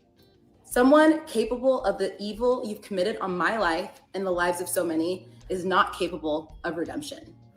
This divorce is happening whether you want it to or not." And then in all caps, "Leave me the fuck alone." And all he responded was, "I understand now." So that was obviously a very traumatic experience for me. I immediately drove to my friend Priscilla's house and I was just crying and shaking because I just could not believe I was in person with him, like that I had seen him in person. It was just, I was shaken, but I also felt good because I always kind of wondered, like, what if he does pull up? Like, how am I going to feel? And it was just anger, just hot rage. So I'm good with that. Later on that night, it was my really good friend Nicole's birthday party. And something you guys should know is for that month, I was completely depressed. I barely got out of bed. I tried to stay active, but it was really bad. I just laid in my bed and watched Criminal Minds for like a month straight. And this was actually my first time going back out into society for this birthday dinner. And we go to this restaurant, and let me tell you, it was a traumatic day, but I was like, I will cut off my right arm before I miss this birthday dinner because this friend, Nicole, she has been there for me tremendously, and I love her so much. I would not miss this dinner for the world. And so we go to dinner, have a great dinner. Afterwards, we were grabbing drinks at a cocktail bar, having fun. It's like about to close. It's like 1:30, but it closes at 2. But around 1:30, I was feeling a little bit tired. So I was like, I'm going to go home. And so I go home, and the next morning I go to church, and I get a text from Nicole, and she said, "Can you call me after you get done with church?" And I said, "Of course." So I get home, and then I call her, and she's like, "Hey," and I was like, "What's up?" And she's like, I just, and I'm like, "What? Come out with it." And she's like, "Oh," and I was like, "Why don't you just come over?" She's like, "Okay, I'll come over." So she comes over, and I'm like, I'm wondering what she needs to tell me that's so like uncomfortable. She can't tell me over the phone. She walks into my house. She sits down and she looks at me and she says, "I saw your ex last night." And I was like, "I was with you till 1:30. Where did you see him?" She was like, "My building." And she lives in a building that is residences and a hotel and like restaurants and a cocktail bar. There's a lot of people in this establishment. And she was getting home because she lives in the residences, and she saw my ex with a woman that, let me just say, based on the way she was described to me, I would think she was a street hooker, 100%. And it was also kind of communicated to me that she might be like a 1 out of 10. And my ex was with her, and he was holding her jacket and getting cash out of the ATM at 2:15 in the morning. So, you know, we all have our guesses on what that could have been. So she tells me, and I'm like, okay, so cool. He's hanging out with prostitutes in public. Love that. And at this point, I had not announced our breakup. And you guys know I did a post telling people we weren't together. This was like before that. And so why are you calling her I name? felt so disrespected because, you know, people know me in Dallas and they're going to see him and see him with a hooker. And it's just so disrespectful to me. And I'm like, after everything you've done, like, you're still going, you're still not finished. That's your biggest concern. And so I sent a message to his sister just saying that I'm absolutely disgusted with him. So I tell her everything. And my friend actually got photographs of this man holding her jacket. Like, she got the photos. And she asked me, are you comfortable with me reaching out to him and letting him know? I said, absolutely, I don't care. So she reaches out to him. And then he sends me a text and says, I was not buying sex last night. I was buying weed. He said, I was having a really dark night, and for the first time in a long time, I went out to drink, and I haven't been sleeping, and I met someone that would sell me weed so I could finally sleep again. I don't appreciate you going with that information to my family. And then he said, called out my friend by name, and Nicole needs to watch her mouth because she was looking all drugged up. He didn't know that I was with her 30 minutes before she saw him. She was sober. We had had like 4 glasses of wine that night.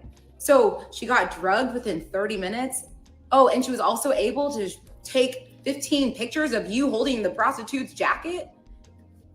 Mind you, he's also texting another. Did she sorry to interject that. Did she send 15 pictures to you to see, or she described it, and based on the description, it was 1 out of 10?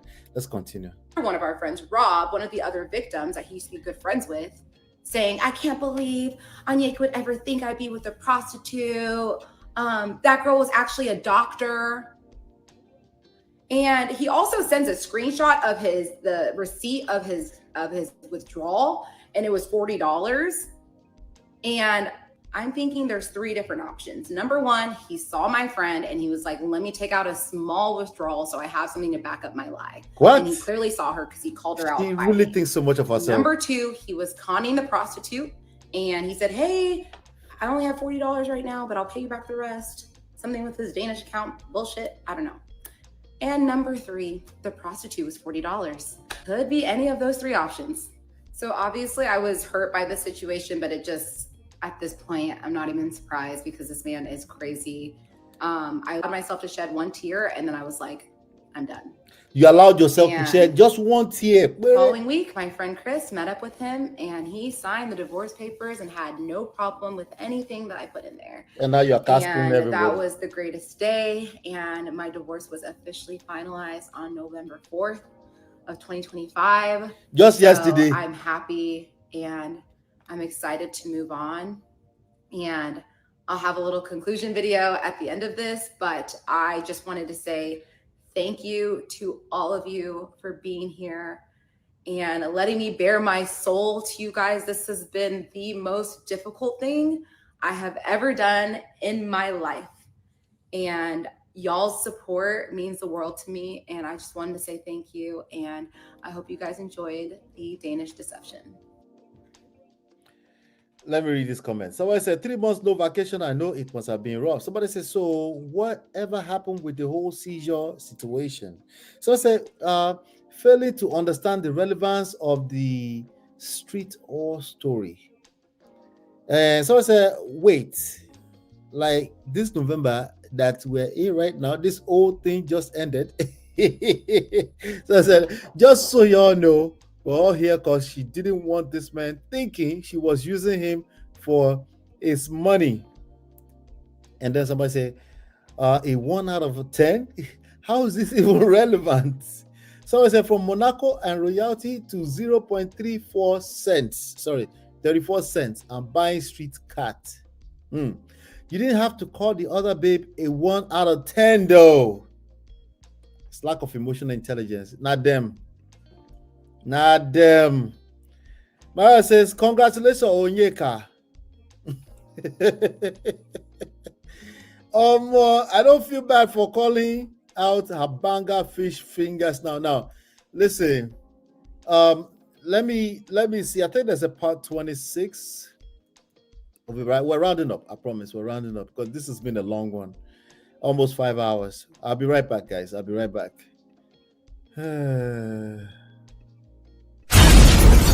This is Ola, man of Prestige, your favorite relationship and marriage coach. If you enjoyed this, smash that like, subscribe, and share it with someone who needs it.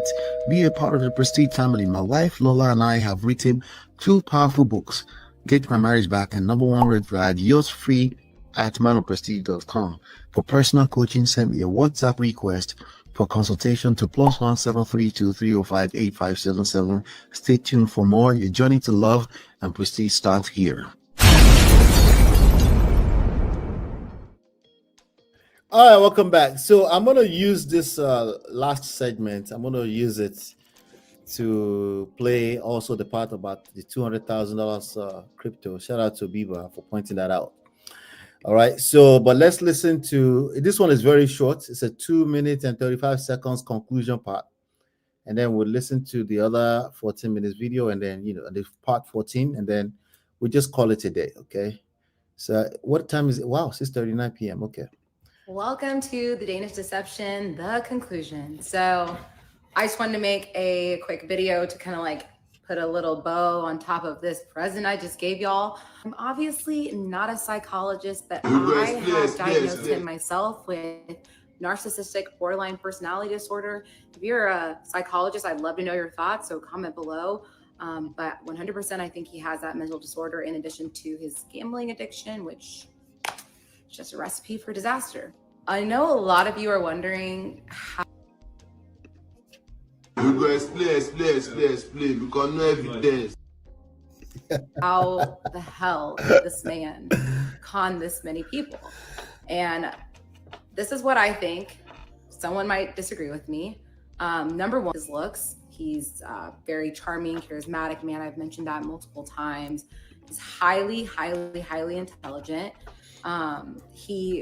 He knows how to play with people's weaknesses. Like, I think that's why every single person he reached out to, he had different lies. He was a great listener, and it was really easy to connect with him. And because of that, he was able to build so much trust with all of these people. And him being from Denmark didn't help. I feel like that piece was very critical in all of his different cons.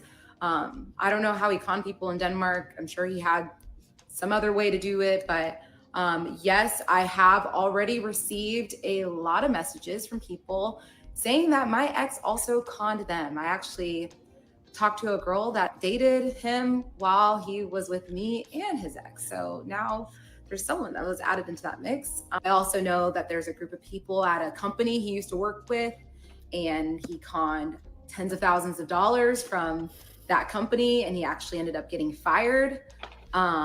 So I'm learning a lot. Another ex-girlfriend reached out to me. I'm learning a lot. So at this time, I'm going to tell all of you, I'm not collecting tips because I'm building a case. My goal is to get this man in prison. He does not deserve to be a part of society. Really? And I'm trying to build up as much evidence as I possibly can.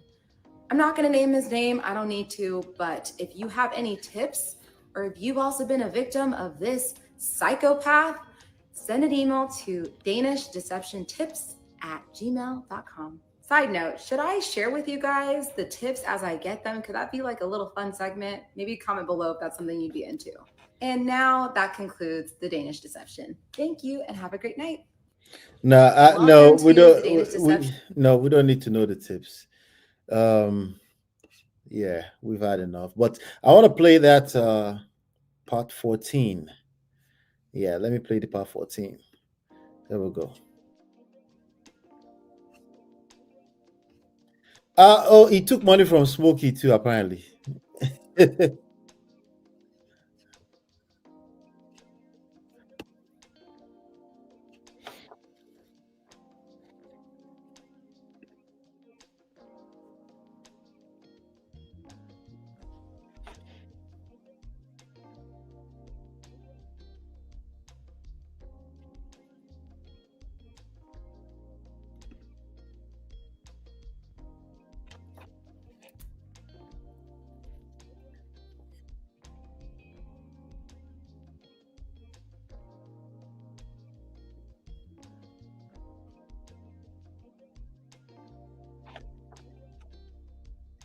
Keep in mind, we jump right back into part 14 just to hear the $200,000 scam part, okay? And hopefully it's in, I think I found it. But I'm looking at some of the subsequent videos she did after. Her caption says, victim blaming, protect the scammer, not the victim, do better.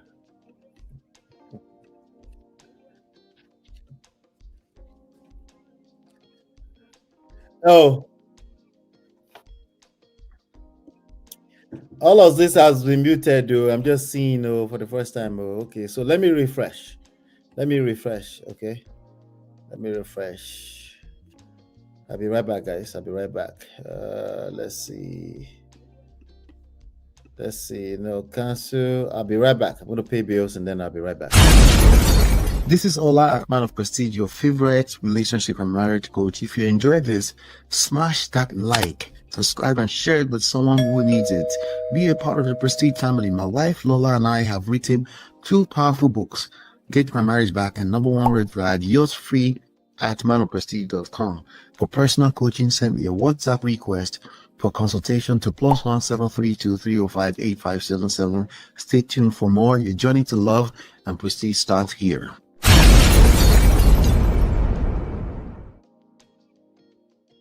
All right, we're back. Let me have that back on and let's do it.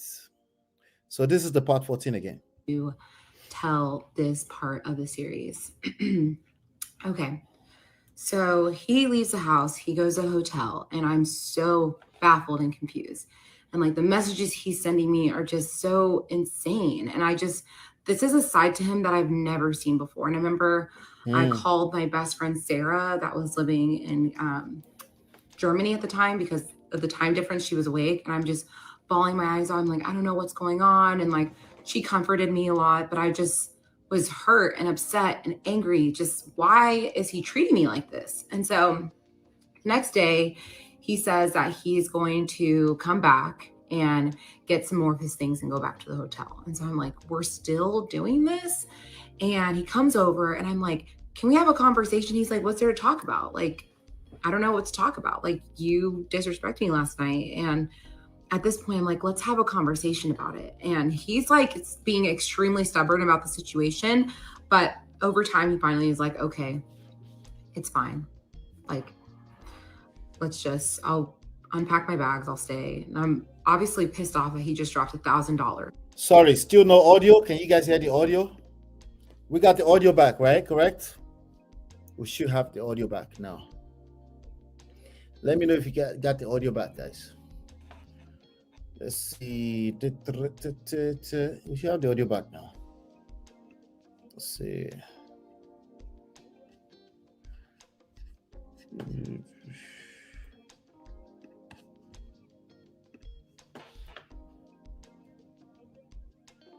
Oh, audio's back.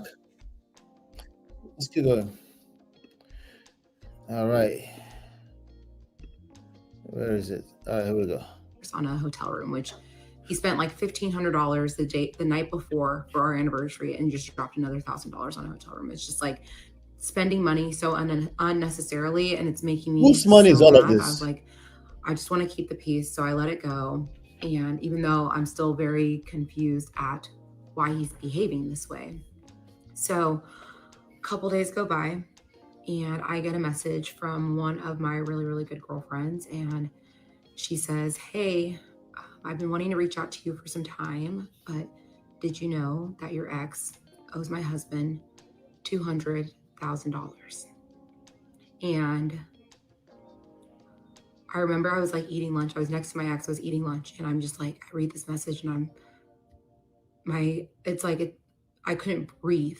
Like, I literally could not breathe. And I look at him, I go, what the fuck is this? And he was like, oh, well, you know, we were working this crypto deal where we were selling watches at a profit, and he's being super picky about how much profit he wants to get. I'm trying to find the right buyer, but I'll find it and we'll be fine. And I was like, so you kept it, you have this money that you owe this man and you lied to me about it? He's like, well, money's currently in watches and it's going to be fine. Like, I just need to sell them. And so I was like, okay, even though like it's like red flags after red Fake flags, what like, is there's something up. So I'm really upset at this point because you don't borrow money from a friend, this amount of money from a friend, and not discuss it with your wife. And so I told him, I'm like, I'm really upset with you that like you didn't talk to me about this, but you know, it's fine. Well, I didn't say it's fine. I just said, this is unacceptable. And I remember that day we really didn't communicate much with each other. We weren't like screaming or fighting with each other. I just like really decided that I wanted to distance myself from him.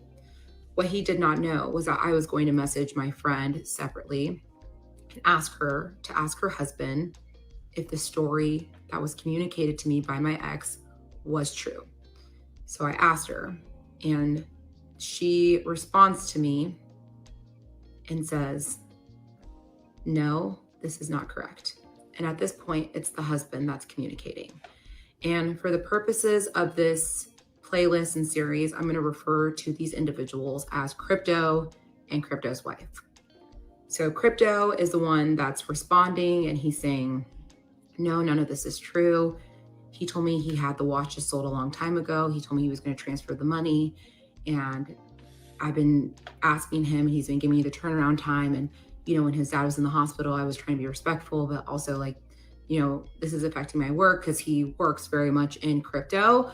And so I'm reading these messages and I'm still reading it. And I get to the end, and he said, and just so you know, I had someone look into the wallet that I sent money to, and it's been linked to a gambling website since 2023. And that's when I realized that he was gambling. And in that moment, I just fully collapsed to the ground. I remember I was in the kitchen, and it was like I couldn't even stand anymore. Like I just collapsed to the ground, and I'm just like crying. He's like, what is it? I'm like, you're lying to me. You're lying to me. You're gambling. And he was like, no, I'm not, like still lying. And I'm just like, just tell me the truth. Be honest with me for once in your life. Tell me the truth. And he's like, I promise you, I'm not gambling. And then I grab his face and I pull it to me and I scream in his face. I said, tell me the fucking truth. And he looks at me and he goes, okay, I've been gambling. And honestly, I was just quiet. Like it was just 30 seconds of just silence. And this next part is going to make you all a little confused, but I actually had a showing 30 minutes after that exact moment. So I went upstairs, I changed, and I grabbed my keys and I left the house. And I went and showed a house. And it was the most bizarre thing ever. Like I was in front of clients smiling, even though like everything around me felt like it was crumbling. So he's obviously texted me like, please like come home after your showing. Like I want to have a conversation. And I'm saying, right now, I just feel like I can't talk to you. So I went to a park and I called my best friend, Natalie. And I told her, I was like, hey, I have some news for you. She's like, what's up? You can talk to me. And I told her, I said, he has a gambling addiction, and I just completely lose it. Sorry, you guys, I get emotional at this part. I just completely lose it. And like, Natalie's my best friend. I love her so much. And just being able to like have someone finally to like be open and honest about what was happening made me feel so good, because I felt like I could just release everything. And she was 100% there for me. She lives in New York, but she was like, whatever happens, I don't give a fuck about him. I give a fuck about you. So where do we go from here? And I was like, I don't know where we go. Like, I'm with this man that I love more than anything in the world. I find out he's been lying to me. I find out that he's stolen money from our friends, and I'm just like completely wrecked. I'm like, I don't know where to go from here. And she's like, something you need to know is that this is the rest of your life. This is it. This isn't something that just goes away. This is addiction. And she had experience with a gambling addiction specifically and has seen the damage it's caused. And so she said, this is the rest of your life. Whatever you decide, I will support you, but this will be the rest of your life. And so after that, I go inside the house and he's like, I want to talk. And I'm like, I like still was not ready to talk to him. but I decided to call Crypto's wife, who's my good friend. And I talked to her on the phone, and the first thing I said, I just started bawling my eyes out. I was like, I'm so sorry. Like, I felt so much guilt, like, that I didn't know that all this stuff was happening, and I had no idea. And I just told her, I'm so sorry. And let me just take a moment and tell you, I don't know if Crypto and Crypto's wife are going to come forward, but they are two of the most beautiful people I've ever known in my entire life.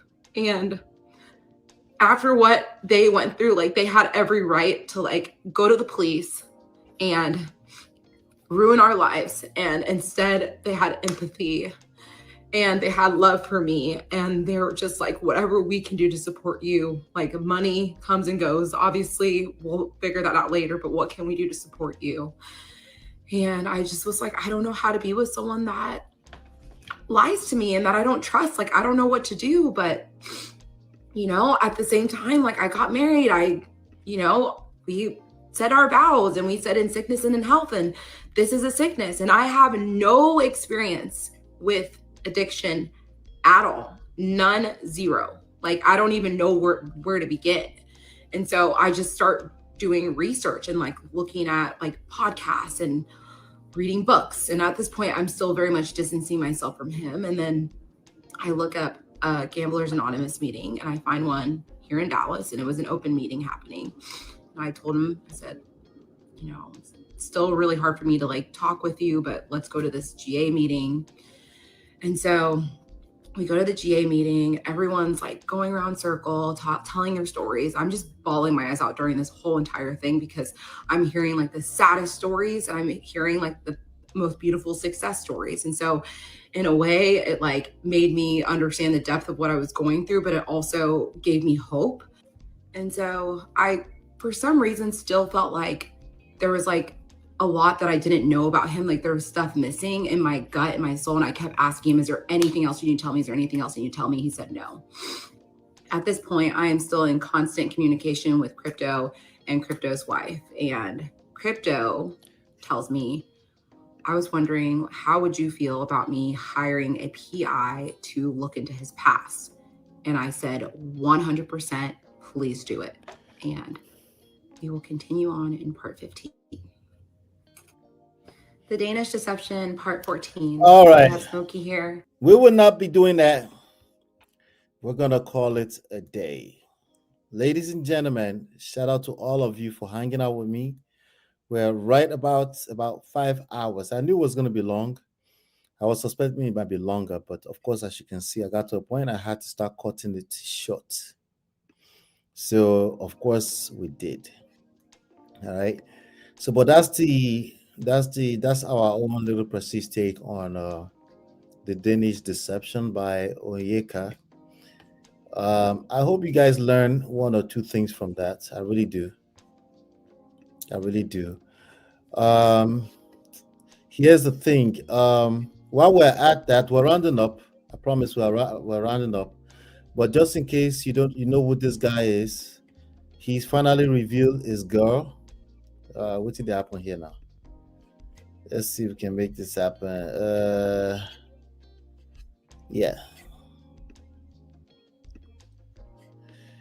So yeah, he's finally revealed this lady, Lataras of is that how to pronounce it? Lataras of their future wife. So it was actually a live stream that was going on at the same time that we were live streaming. So if you want to leave the show and go ahead and watch that, I think it's like an hour and change, But yeah, that's her. So Lataras is finally, dear future wifey, the podcast is finally married. Is off the market. All right. So with that being said, thank you, ladies and gentlemen. The lesson is very, very simple. I think I already covered it in the beginning. If you want to put the details, feel free to go back and go check that out. Okay. But I really do think those 4 points I left with you earlier on, if I can do like a quick review, I think is key. If you are vetting either a wife or husband, it really doesn't make that much difference. It's slightly different, but just a little bit. just a little bit different. But it's, this thing is actually very, it's simple but complicated at the same time. I know it sounds like both sides of my mouth, but it's simple but complicated at the same time. But I think pride played a part here. I think she was hiding a lot of stuff for as long as she could until it fell on her face. I think that pride is still in operation. I think she hasn't really taken the time to process, because how can you divorce November 4th and you're outside already telling the world the story? I don't feel a sense of accountability there. Now, obviously, we can't really ask the guy for accountability because we haven't heard his own side of the story. But it's obvious that he was a fuckboy, a deadbeat. That, just based off of our story, that one should be obvious. Okay. But like I was saying, pride is something to pay attention to here. Obviously, expectations should only be set on yourself, and you need to, when it comes to these topics, you need to really, really pay attention to the level of work you're doing on yourself. You need to focus on what your expectation when you're getting to know a person. Your expectation of them, you should at least see some level of independent stability. You want to make sure that when you call yourself a contributor to other people's life, that you're not just dealing with codependency, like a chronic bad version of codependency. You want to make sure you're not dealing with that, because many of you will engage these relationships that you are pouring from an empty cup, but you call yourself, my heart, my heart. Auntie, that your heart, be careful with it. Be very, very careful with it. The last two of that I really want to highlight here is that the basic human need, the significance is low value basic human need. We all need it. We like it, but it's really low value. It's something that you need to make sure you're seeking from inside out. If you are seeking outside or external validation, it can turn out to be a terrible story. And when it's time to stop, your pride may stop you from stopping. Your pride may actually prevent you from stopping. Okay. So I hope that was valuable enough. If it is, hit the like button, share, subscribe, turn up your notifications so you're notified when we go live. Hopefully you've been enlightened, educated. We'll see you very, very soon. I promise. Talk soon. Bye now. This is Ola, man of prestige, your favorite relationship and marriage coach. If you enjoyed this, smash that like, subscribe, and share it with someone who needs it. Be a part of the Prestige family. My wife Lola and I have written 2 powerful books, Get My Marriage Back and Number 1 Red Flag, yours free at manofprestige.com. For personal coaching, send me a WhatsApp request for consultation to +1 732 305 8577. Stay tuned for more. Your journey to love and prestige starts here.